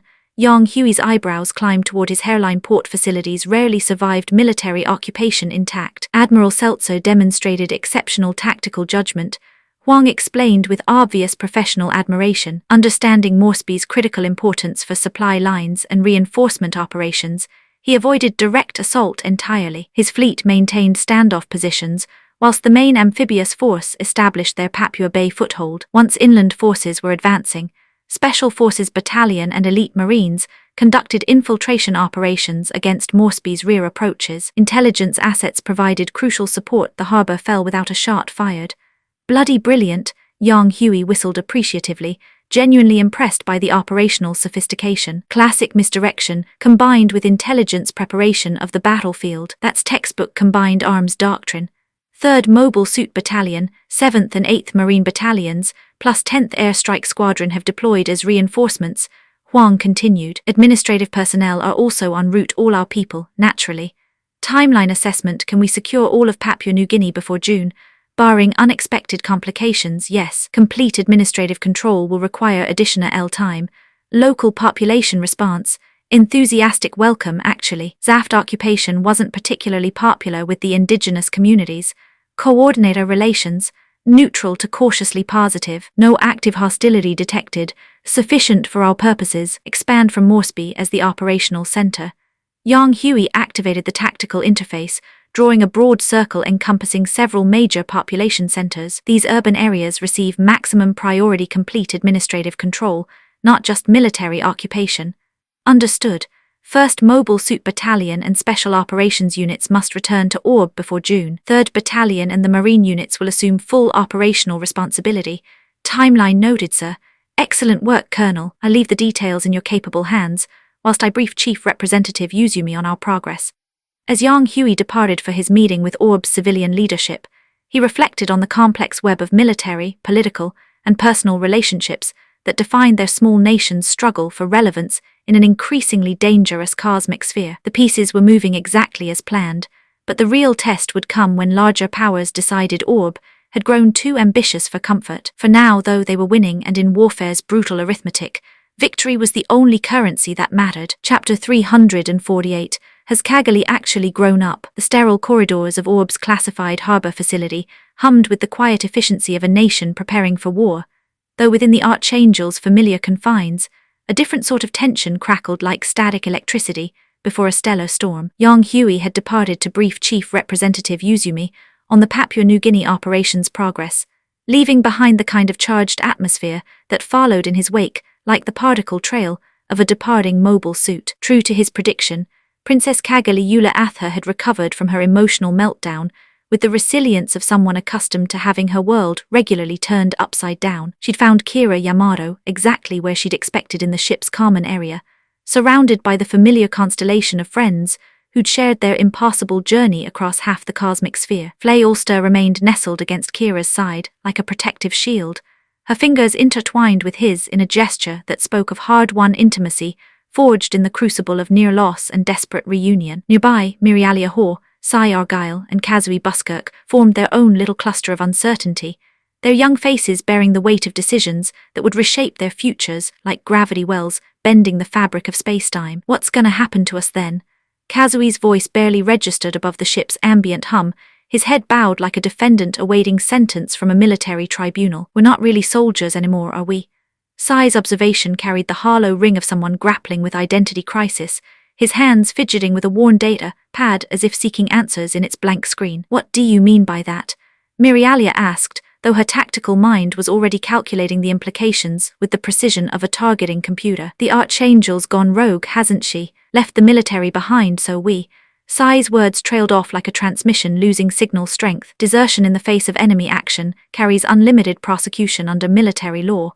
Sai stated with brutal honesty, his legal knowledge cutting through Kazui's desperate hope like a beam saber through tissue paper. There's no statute of limitations on cowardice. Actually, I've still got this, Kazui mumbled, producing a carefully mended document from his jacket pocket like a talisman against fate's cruel arithmetic. My discharge papers from before, been carrying them ever since. Sai's expression shifted from irritation to something approaching pity, though he chose not to voice his thoughts about clinging to bureaucratic comfort blankets when cosmic forces were reshaping their reality. Instead, he turned his attention to Kira, the awkwardness between them still present but tempered by shared loss and the wisdom that comes from staring death in the face. "How was life among Zaft then, Kira? Treat you well, did they?" Sai's question carried genuine curiosity beneath the surface tension, their friendship slowly rebuilding itself like damaged hull plating, receiving emergency repairs. "Yeah, actually, Lacus looked after me brilliantly," Kira replied with characteristic modesty, a faint blush coloring his cheeks like the glow of a reactor at idle power. Lacus, the name hit the group like a proximity alarm, their collective memories snapping back to the pink-haired songbird, who'd briefly graced the archangel with her ethereal presence. "You mean that same Lacus from before, the plant princess?" Flay's grip on Kira's hand tightened like a docking clamp, engaging under stress, her emerald eyes searching his face for any hint of romantic complication that might threaten their hard-won happiness. "That's her, though I'm still proper confused about the whole arrangement," Kira explained quickly, sensing Flay's tension like a pilot detecting engine irregularities. "Woke up in her family estate after everything went tits up. Some bloke called Reverend Malchio apparently fished me out of the wreckage and delivered me there like a package."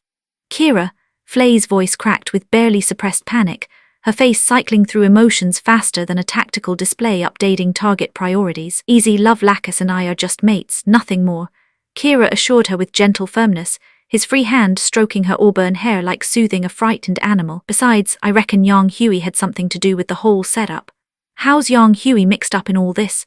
Mirialia demanded, her reporter's instincts detecting the complex web of relationships that seemed to connect their mysterious benefactor to every significant event in their recent lives. "Can't say for certain, but Lacus mentioned that freedom was Yang Hui's gift to me," Kira admitted, though he carefully omitted other observations about the intimate familiarity between Yang Hui and Plant, beloved songbird during her brief stay aboard their vessel. "Some intelligence was best kept classified. Bloody hell, that makes no sense."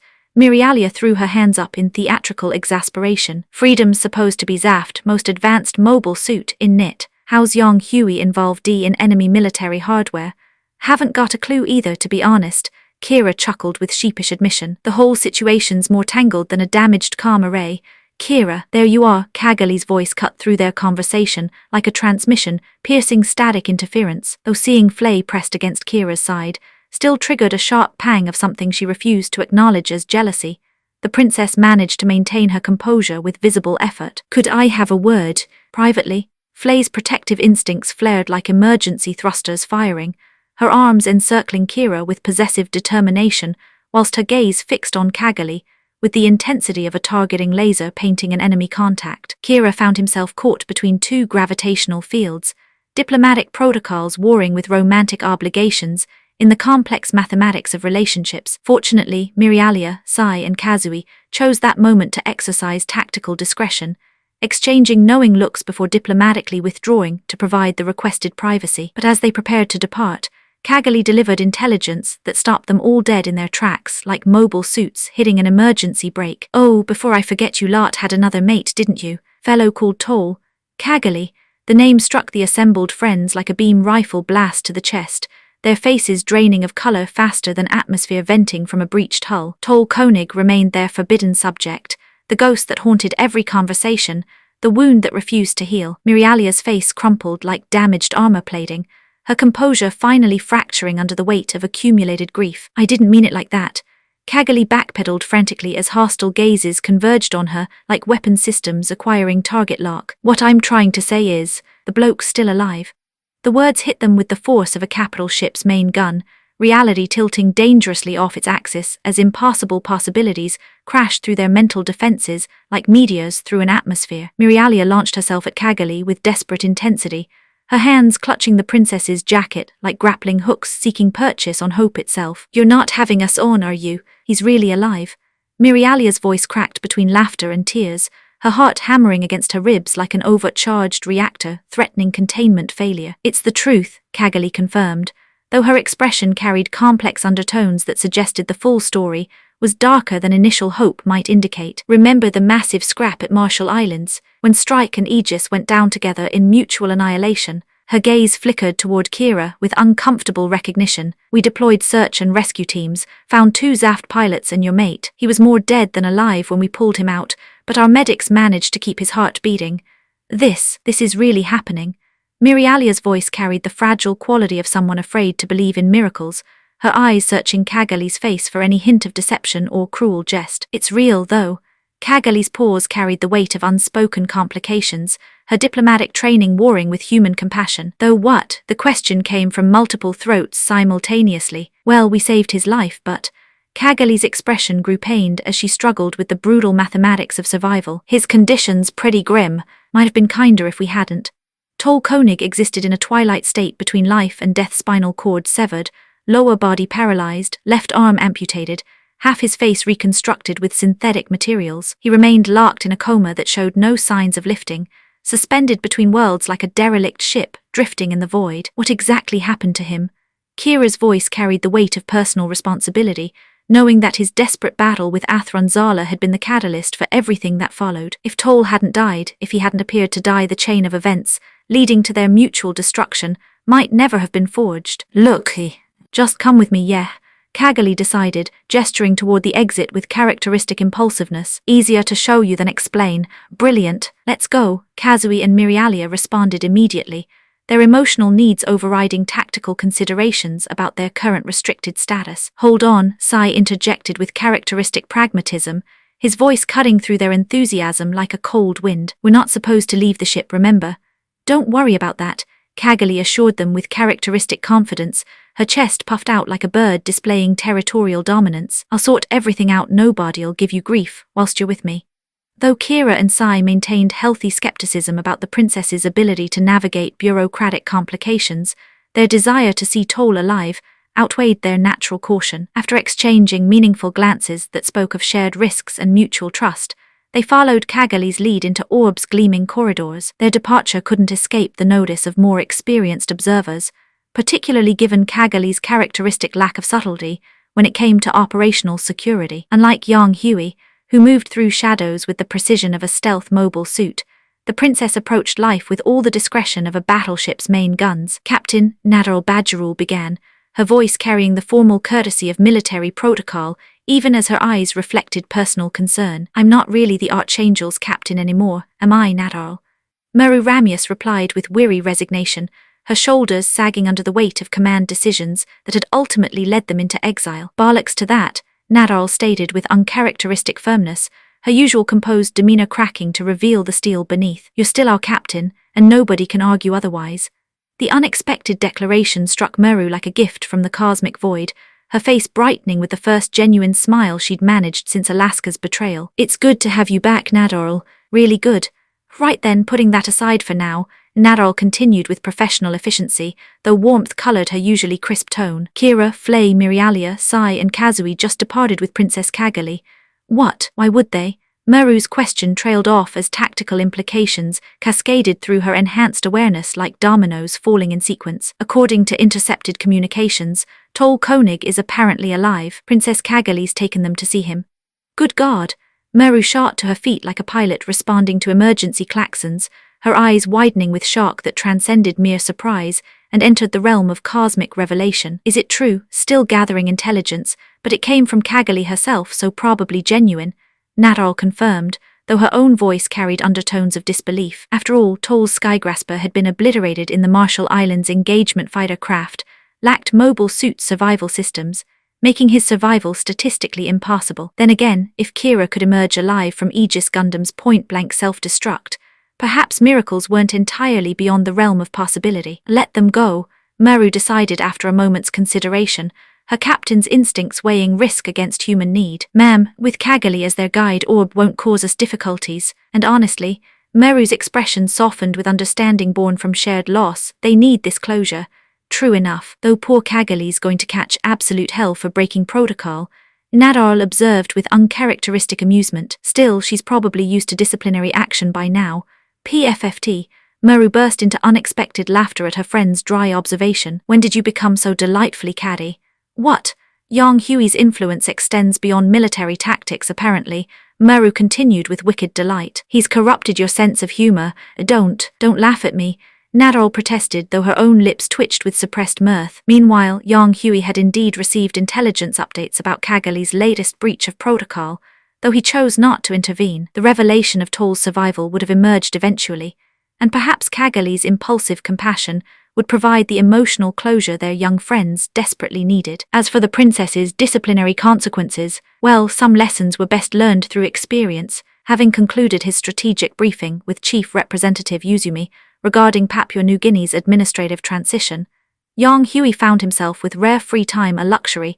He decided to invest in damage control. His tactical mind had already calculated the emotional variables surrounding Toll's condition, and certain conversations required his personal attention before misunderstandings crystallized into larger problems. That girl shows promise, he mused whilst reviewing intelligence reports, but she's still applying her skills in all the wrong directions.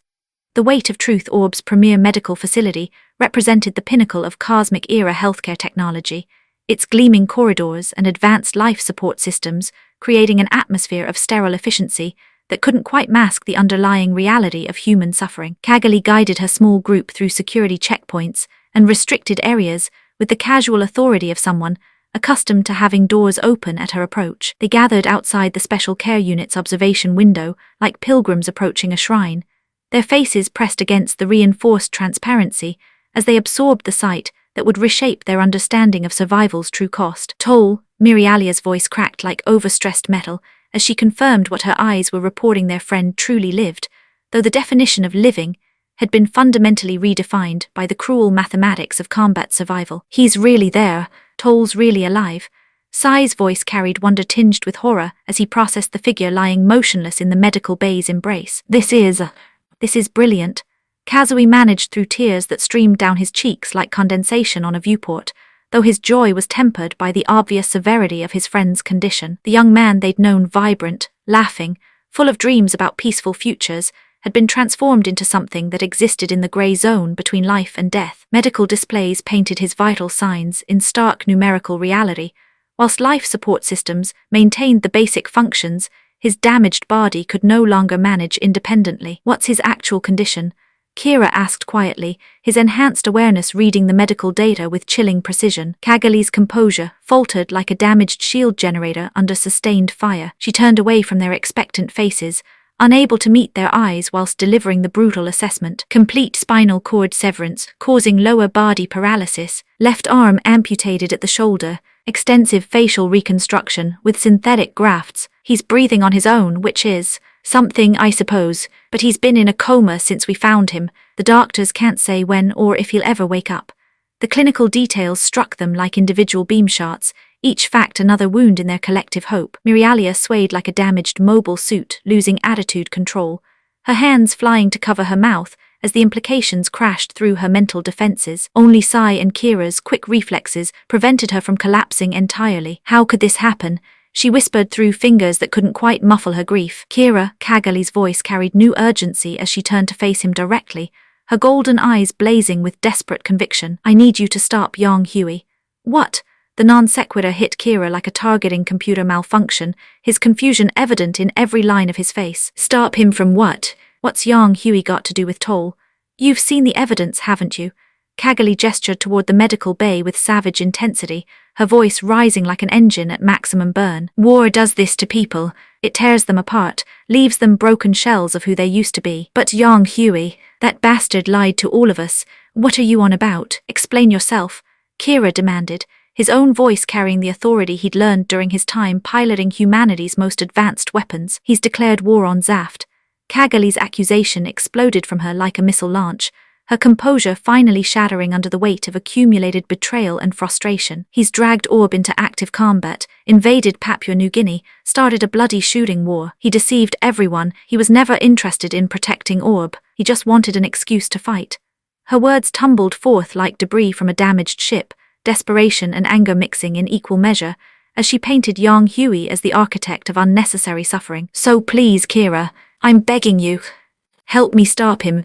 Save Orb from his madness. If this continues, Orb will. Will what exactly? Yang Hui's voice cut through her emotional appeal like a precision beam cutting through armor plating, cold and utterly without mercy. Kagali spun toward the sound like a sensor array acquiring an unexpected contact, her face cycling through shock, fear, and something approaching terror as she found herself under his impassive gaze. He stood in the corridor's entrance like judgment incarnate, his hands clasped behind his back in a posture of absolute authority, whilst his dark eyes reflected no warmth, no understanding, no forgiveness for the accusations she'd just leveled against him. The temperature in the corridor seemed to drop several degrees, as Yang Hui's presence filled the space like a gravity well distorting local reality.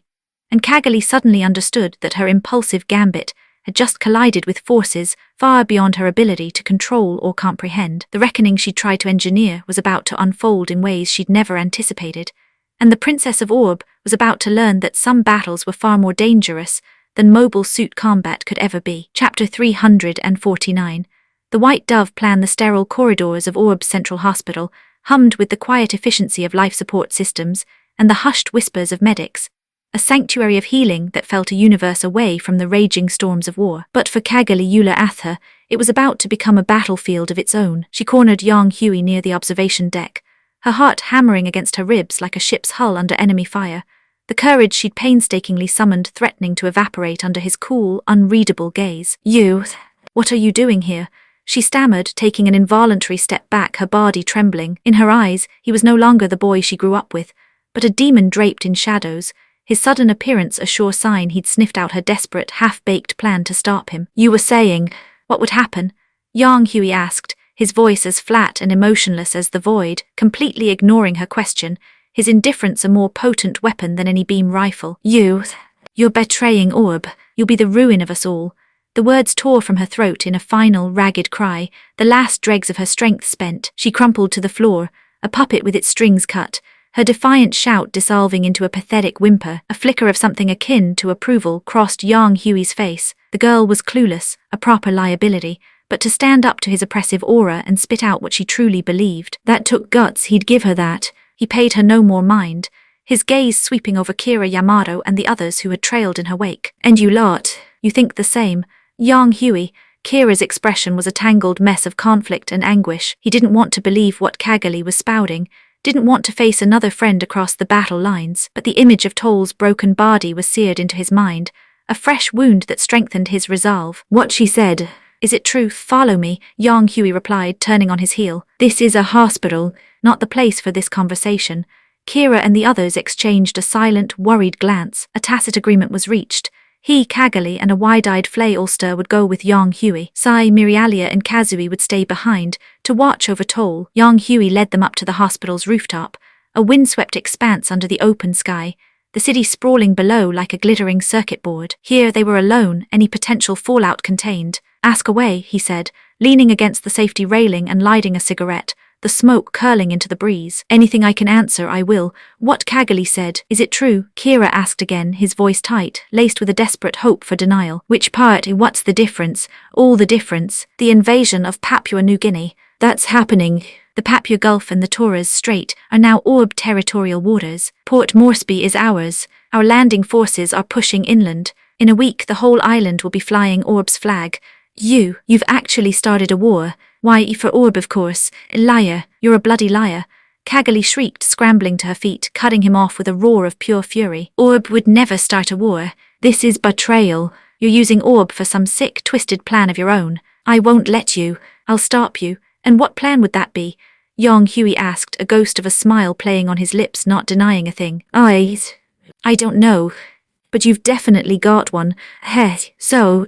This is all just in your head then. You, HMPH. I don't care. I will stop you. Your plan won't succeed. Yang Hui shook his head, a dismissive, pitying chuckle escaping his lips as he looked at the sputtering, furious princess. "Let's put aside whether your little fantasy is right or not. First tell me this, how exactly do you plan to stop me?" Get Kira on your side, and then there must be others who can see through your scheme. Together we can. I'm the commander-in-chief. The Empress is my chief of staff. The military is in our hands. Morgenroth was mine long before the army was. We have people in every department, even your father, my father, all the heads of the noble families. I've sidelined the lot of them. The only reason they still wield any power is because I allow it. The second I don't, they're retired. So tell me, Kagali, how are you going to stop me? You've actually... Kagali's face was a mask of horror. Kira and Flay were just as stunned. They couldn't have imagined it, not in their wildest nightmares. Yang Hui had complete control of the entire country. Even Yuzumi and the other leaders were just his puppets. Well, how are you going to stop me? Oh, and here's a bonus for you.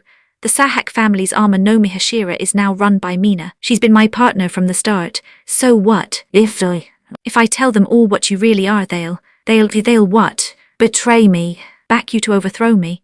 Yang Hui stubbed out his cigarette, his smile turning cruel as he stalked towards her, backing her against the wall, his face inches from hers. Go on, give it a try. I'd love to see the look on your face when it all goes tits up. You, the shadow of him engulfed her, his expression a devil's mockery, sneering down at her at everything she was. She broke, tears streaming down her face. Where's us, crying already? Heh, you haven't changed a bit, Kagali, still the same little crybaby. He shook his head and stepped back, the disappointment in his eyes more cutting than any insult. Yang Hui, you bastard. I will never let Orb. Your self-righteous idea of Orb, you mean? Kagali froze and Kira blinked, a flicker of something in his mind telling him something wasn't right here. I'll ask you this, Kagali. Do you know what the soldiers of Orb need? What the people of Orb want? Peace, of course. Heh, you're not wrong. Peace, then you. But not the kind you're thinking of. Not the kind that's just shouting slogans, and then causing a bloody nuisance without a thought in your head. What did you say? I have not. Have you ever served in the military? Have you ever eaten and slept alongside the rank-and-file soldiers? Do you know the helplessness of having to compromise, time and again, under pressure from the Earth Alliance and Plant? Do you know how utterly gutted Orb soldiers felt when Zaft and the Alliance waltzed through our territory like they owned the place, while our government could do nothing but issue pathetic protests? Of course you don't, Kagali, because you are a princess of the Atha clan. I'm not. I've never thought of myself. That's just what you think, Kagali, but in reality, you're still the high and mighty lady of the manor, always telling others what to do, demanding they think the same way you do. Yes, you want to help people, you're willing to work for them, but do you truly understand what it is they need? So the orb you drone on about all day, Kagali, is just your orb, not ours, not the people's, and you, Yang Hui, what about you? Kira had been listening silently, a third party to this brutal dissection. He could see the logic in Yang Hui's words, but he still couldn't accept the methods. If Yang Hui's explanation wasn't good enough, he would become his enemy. Kira, what do you think Orb needs to maintain its neutrality, to not be swayed by outside forces? Yang Hui countered, turning his intense gaze on him. Belief and strength as one, Kira replied, recalling Lacus's words. One without the other was useless. Orb has never lacked for belief. Yang Hui said, his eyes flicking to the crumpled form of Kagali. So what it needs is strength. The strength to stand against the world. The strength to stand against the world. That's right. Only when Orb stands at the pinnacle of the world, stronger than the Earth Alliance, stronger than Zaft, stronger than both of them put together, will it have the right to uphold its neutral ideals, to not be a pawn in anyone's game. Yang Hui. In that moment to Kira, Kagali and Flay, he seemed possessed by a terrifying, magnificent madness. But Orb is too small. Its geography, its territory, its resources all lacking. We have the technology, but not the means to turn it into reality. Phase 1, myself, Wang Liu-mei and the Empress, constantly moving between the major powers, deepening our relationships, making them wary of each other, forcing them to back off. Phase 2, using the connections built in Phase 1 to trade for resources and funds, turning Orb's advanced tech into tangible power, while building a vast intelligence network under the cover of those trades. Phase 3, which is now, expansion, preparing for the coming rebirth, trimming the fat to lay the foundation for a new Orb. Phase 4, when the war reaches its peak, our elite forces will intervene, ending war with war, violence with violence, and as the victor, demand huge concessions from both sides. A new Orb will be born. This is the White Dove plan. Kagali, Kira and Flay were stunned into silence. Kagali, who had grown up at the very heart of Orb, had never heard of such a vast, complex plan. She'd never seen a single sign. But why? Why didn't I know anything? She asked, her voice a hollow whisper. This plan started when I, the Empress and Liu Mei were just 6 years old. 6? We had to travel to other countries, deal with businessmen, soldiers, politicians. We were looked down on, threatened, rejected. That was 10 years ago. Think about it, Kagali. Think about how we've spent the last 10 years, and what you've done with yours. Still don't understand why we didn't tell you. The unfairness of it all washed over her, a fresh wave of tears welling in her eyes. It was their fault, wasn't it? They'd shut her out, left her behind. She could have been like them, she could have helped. Why were they blaming her? Kagali, let it go. Kira said gently, placing a hand on her shoulder. He understood now why they'd never told her about the dangerous, complex White Dove plan. She wouldn't have been able to help. She would have been a hindrance. So Kagali, young Huey's voice was soft, but it carried the weight of a final judgment. The next time you're screaming at us, calling us traitors, have a think first about what you've actually done for Orb, and whether you've earned the right to slander us. Chapter 350. The Atlantic Federation's ultimatum. The weight of truth. The sterile hospital rooftop stretched before them like a metallic observation deck on some distant orbital station, the afternoon sun casting long shadows across Orb's sprawling metropolis below. Kagali Eula Atha slumped against the concrete barrier, her knees drawn tight to her chest as tears carved glistening tracks down her flushed cheeks. The revelation hit her like a plasma torpedo to the gut. She knew nothing, absolutely nothing, and worse still, she'd been nothing but a bloody hindrance, hurling accusations at Yang Huey and his crew like some petulant child throwing toys from her pram. Yang Huey, Kira Yamamoto's voice carried the weight of 1,000 unspoken thoughts, his expression a tempest of conflicting emotions as he processed the brutal truth. If Yang Huey was telling it straight and deep down, Kira knew he could finally grasp the master plan, the sheer scope of sacrifice Yang Huey had made for Orb. But blimey, the methods, the goals, they were proper radical, weren't they? And what would happen when Orb possessed enough clout to challenge the entire bloody galaxy? Would they become the next Earth Alliance, the next Zaft, another tyrannical power drunk on their own success? Yang Huey turned from them, his silhouette sharp against the cityscape, hands clasped behind his back like an admiral surveying his fleet. As for why I launched that offensive on Papua New Guinea, aside from expanding Orb's territory and industrial capacity, it's also meant as a sanctuary, a bolt hole for our people when the storm hits. Sanctuary? Kagali's head snapped up, tear-stained face etched with confusion, her voice barely above a whisper. What do you mean? Tell me something, Yang Huey said, his gaze sweeping across the gleaming towers and bustling streets below, taking in the imposing defense headquarters, the thriving commercial districts, the peaceful lives of millions who had no idea what lurked in the shadows. Do you reckon Orb's powerful now? Course it is. Kagali's reply came swift and fierce, her pride flaring like a reactor core igniting. In her mind, Orb was a titan among nations. They had their own mobile suit squadrons, legendary aces like Yang Huey, Lyle, Setsuna and Tyria leading the charge, a massive fleet bristling with advanced tech, their own mass driver, and they'd just handed Zaft a proper thrashing. How could they be anything but mighty? Wrong. Yang Huey's bitter chuckle cut through her certainty like a vibroblade through silk. Dead wrong, Kagali. Orb were still minnows in an ocean of sharks. For a decade, he'd thrown everything he had at strengthening this nation, every trick, every gambit, every bloody-minded scheme he could conjure. He'd managed to drag Orb up a few weight classes, finally earning that moniker of Sleeping Lion they'd been bandying about for years. But the lion was still bloody sleeping, wasn't it? And at the end of the day, a lion was just an animal, not a god among mortals. That's bollocks. Both Kagali and Kira recoiled as if he'd slapped them, their faces masks of shock and disbelief. If Zaft main force hadn't been throwing themselves at Alaska in that massive car cup, do you think I'd have dared poke at their occupied territories? Yang Huey's voice carried the cold precision of a tactical briefing, each word chosen like ordnance for maximum impact. Even after Zaft lost half their expeditionary force at Alaska, don't forget half that army belonged to Carpinteria, the other half to their space forces. Down here on Earth, they've still got Gibraltar Base, Victoria Port, Kaohsiung Port. Up in the black there's their main fleet, Bo's Fortress, Jachindu, and their home turf at the plant. He paused, letting that sink in before continuing his grim assessment. Now let's chat about the Earth forces. Sure, they lost the Jasha base at Alaska, but as you well know, the only real casualties were expendable pawns like the Archangel and Eurasian cannon fodder. The Atlantic Federation proper barely got a bloody nose. They lost one facility and called it a day. Beyond that, they've got the East Asian Republic and the Eurasian Federation in their back pocket, plus massive space fleets and the Ptolemy lunar base. Yang Huey's laugh was sharp as a beam saber's edge. To them, Orb's still that sleeping lion, and even if we wake up, they'll just stick us in a cage for the punters to gawk at.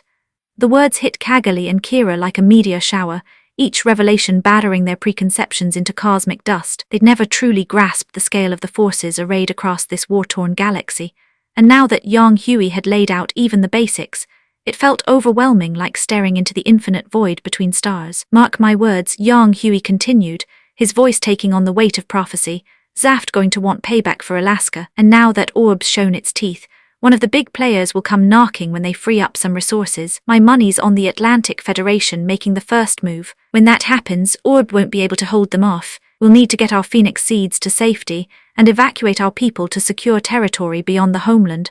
But if Orb falls, then Papua New Guinea won't matter either. Ah, but Papua New Guinea isn't Orb territory, is it? Yang Hui's smile carried the cunning of a seasoned chess master moving pieces into position. We simply responded to requests from the local government, providing humanitarian aid and liberating them from Zaft brutal occupation. Blimey, that's... Kira's eyes widened as the implications hit him. Every soldier, every ship, every piece of kit we've deployed to Papua New Guinea becomes part of their official military the moment Orb falls. Until we rebuild, they won't belong to us at all. Right, I get it now. Kira felt a familiar mix of admiration and unease. This was the Yang Hui he remembered, always thinking 3 or 5 moves ahead, weaving contingencies into contingencies like some master strategist playing cosmic chess. More importantly, Yang Hui had kept his promise, even knowing that Orb would inevitably face this crucible. He'd never considered using nuclear weapons to preserve their independence. Kira, I won't ask you to stay and fight for Orb.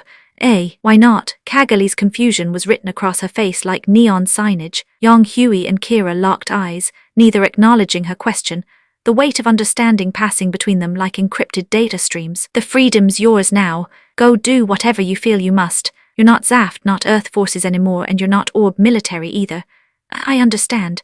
Kira nodded slowly, then met Yang Hui's gaze with steel resolve. But you're my mate, and I promised I'd protect you. So...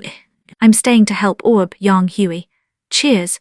That simple word carried genuine gratitude. Kira was choosing to stay of his own free will, without any psychological manipulation or subtle guidance. This time, Yang Hui had truly let him make his own choice. But I'm making you a promise too, Yang Hui. Kira's voice took on an edge sharp enough to cut through starship hull plating. If you ever stray from this path, if Orb stops being what it is now, I'll become your enemy without hesitation. Yang Hui was fighting for Orb's absolute neutrality, to place them at the galaxy's pinnacle as observers and mediators. Kira would help with that vision, but if Yang Hui ever abandoned neutrality for conquest, if ambition corrupted his noble goals, then Kira would take up arms against his oldest friend without a moment's doubt. If Orb was to become the galaxy's watchdog, then Kira would be Orb's conscience. Fair dinkum. The Federation's gambit. Yang Hui departed alone, leaving the trio on the hospital rooftop to contemplate Orb's peaceful skyline. His rest time was precious. A mountain of urgent tasks awaited his attention. I really... No bugger all, don't I?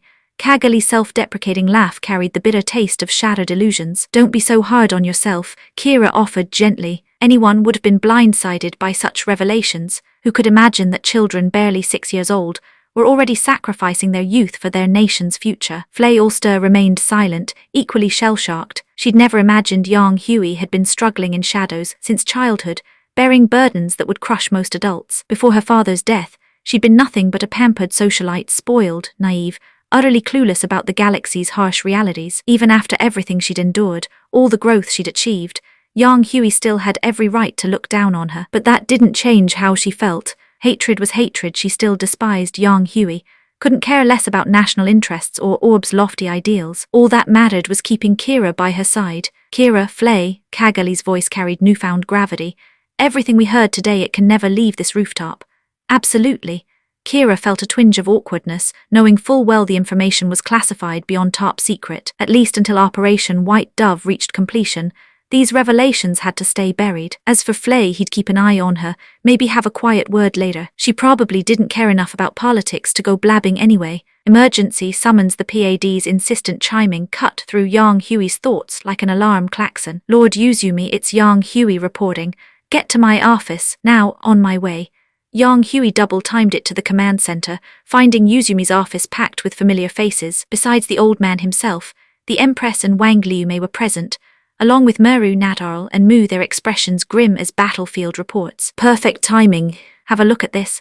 Uzumi gestured to the wall-mounted display as Yang Hui settled between his fiancés. The Atlantic Federation's press conference was just beginning, their spokesman's face a mask of manufactured grief and righteous indignation. Our brave defenders fought to the last man, to the final breath. We must carve the fall of Josh a base into history, alongside our immeasurable grief, never to be forgotten. But we shall not yield. This peaceful earth beneath our feet, this tranquil sky above our heads, what right do the coordinators have to strip them away? Our sacrifices have been immense, but we must overcome our sorrow and face this challenge with courage. For Earth's security and peace, to safeguard our future, We must now unite as one and fight these arrogant coordinators to the bitter end. Yang Hui killed the feed before the rhetoric could get any thicker, his face twisted in disgust. Politicians, they were all the bloody same, weren't they? I get the necessity, but Christ, that's hard to stomach.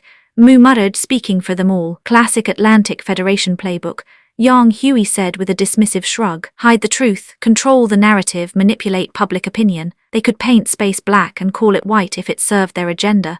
They're also increasing pressure on neutral nations, Yuzumi continued, his weathered features etched with concern. Any country refusing to join the Earth forces will be branded an enemy, and since Orb attacked Zaft-occupied territories during this operation, they naturally assume we're ready to join their cause. Yang Hui's bitter laugh cut through the briefing like a plasma blade. What's their price? Just one demand. Blimey, that's not their usual style.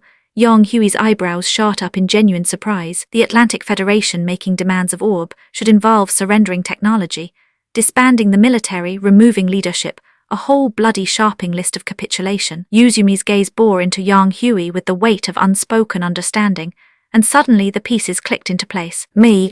They want me, don't they? What? Meru, Nadal and Mu erupted in shocked chorus. Precisely, Yuzumi nodded grimly. One condition, only hand you over to them. Refuse and they'll declare Orb an enemy state and commence hostilities. Yang Hui covered his face, shoulders shaking with laughter that started soft and built to a dangerous crescendo. When he looked up, his smile carried the cold promise of a predator sizing up prey. Then let the bastards come. Can't be playing favorites forever, can we? Zaft had 2 goes at us, wouldn't want the Federation feeling left out of the party. Yang Hui, Yuzumi's expression was a storm of conflicting emotions. Orb would never surrender one of their own to buy peace that went against everything they stood for, regardless of their military strength. Besides, it was bloody impossible anyway. Yang Hui had become Orb's uncrowned king, the architect of their renaissance. The die was cast, and the galaxy would soon learn what happened when sleeping lions finally opened their eyes.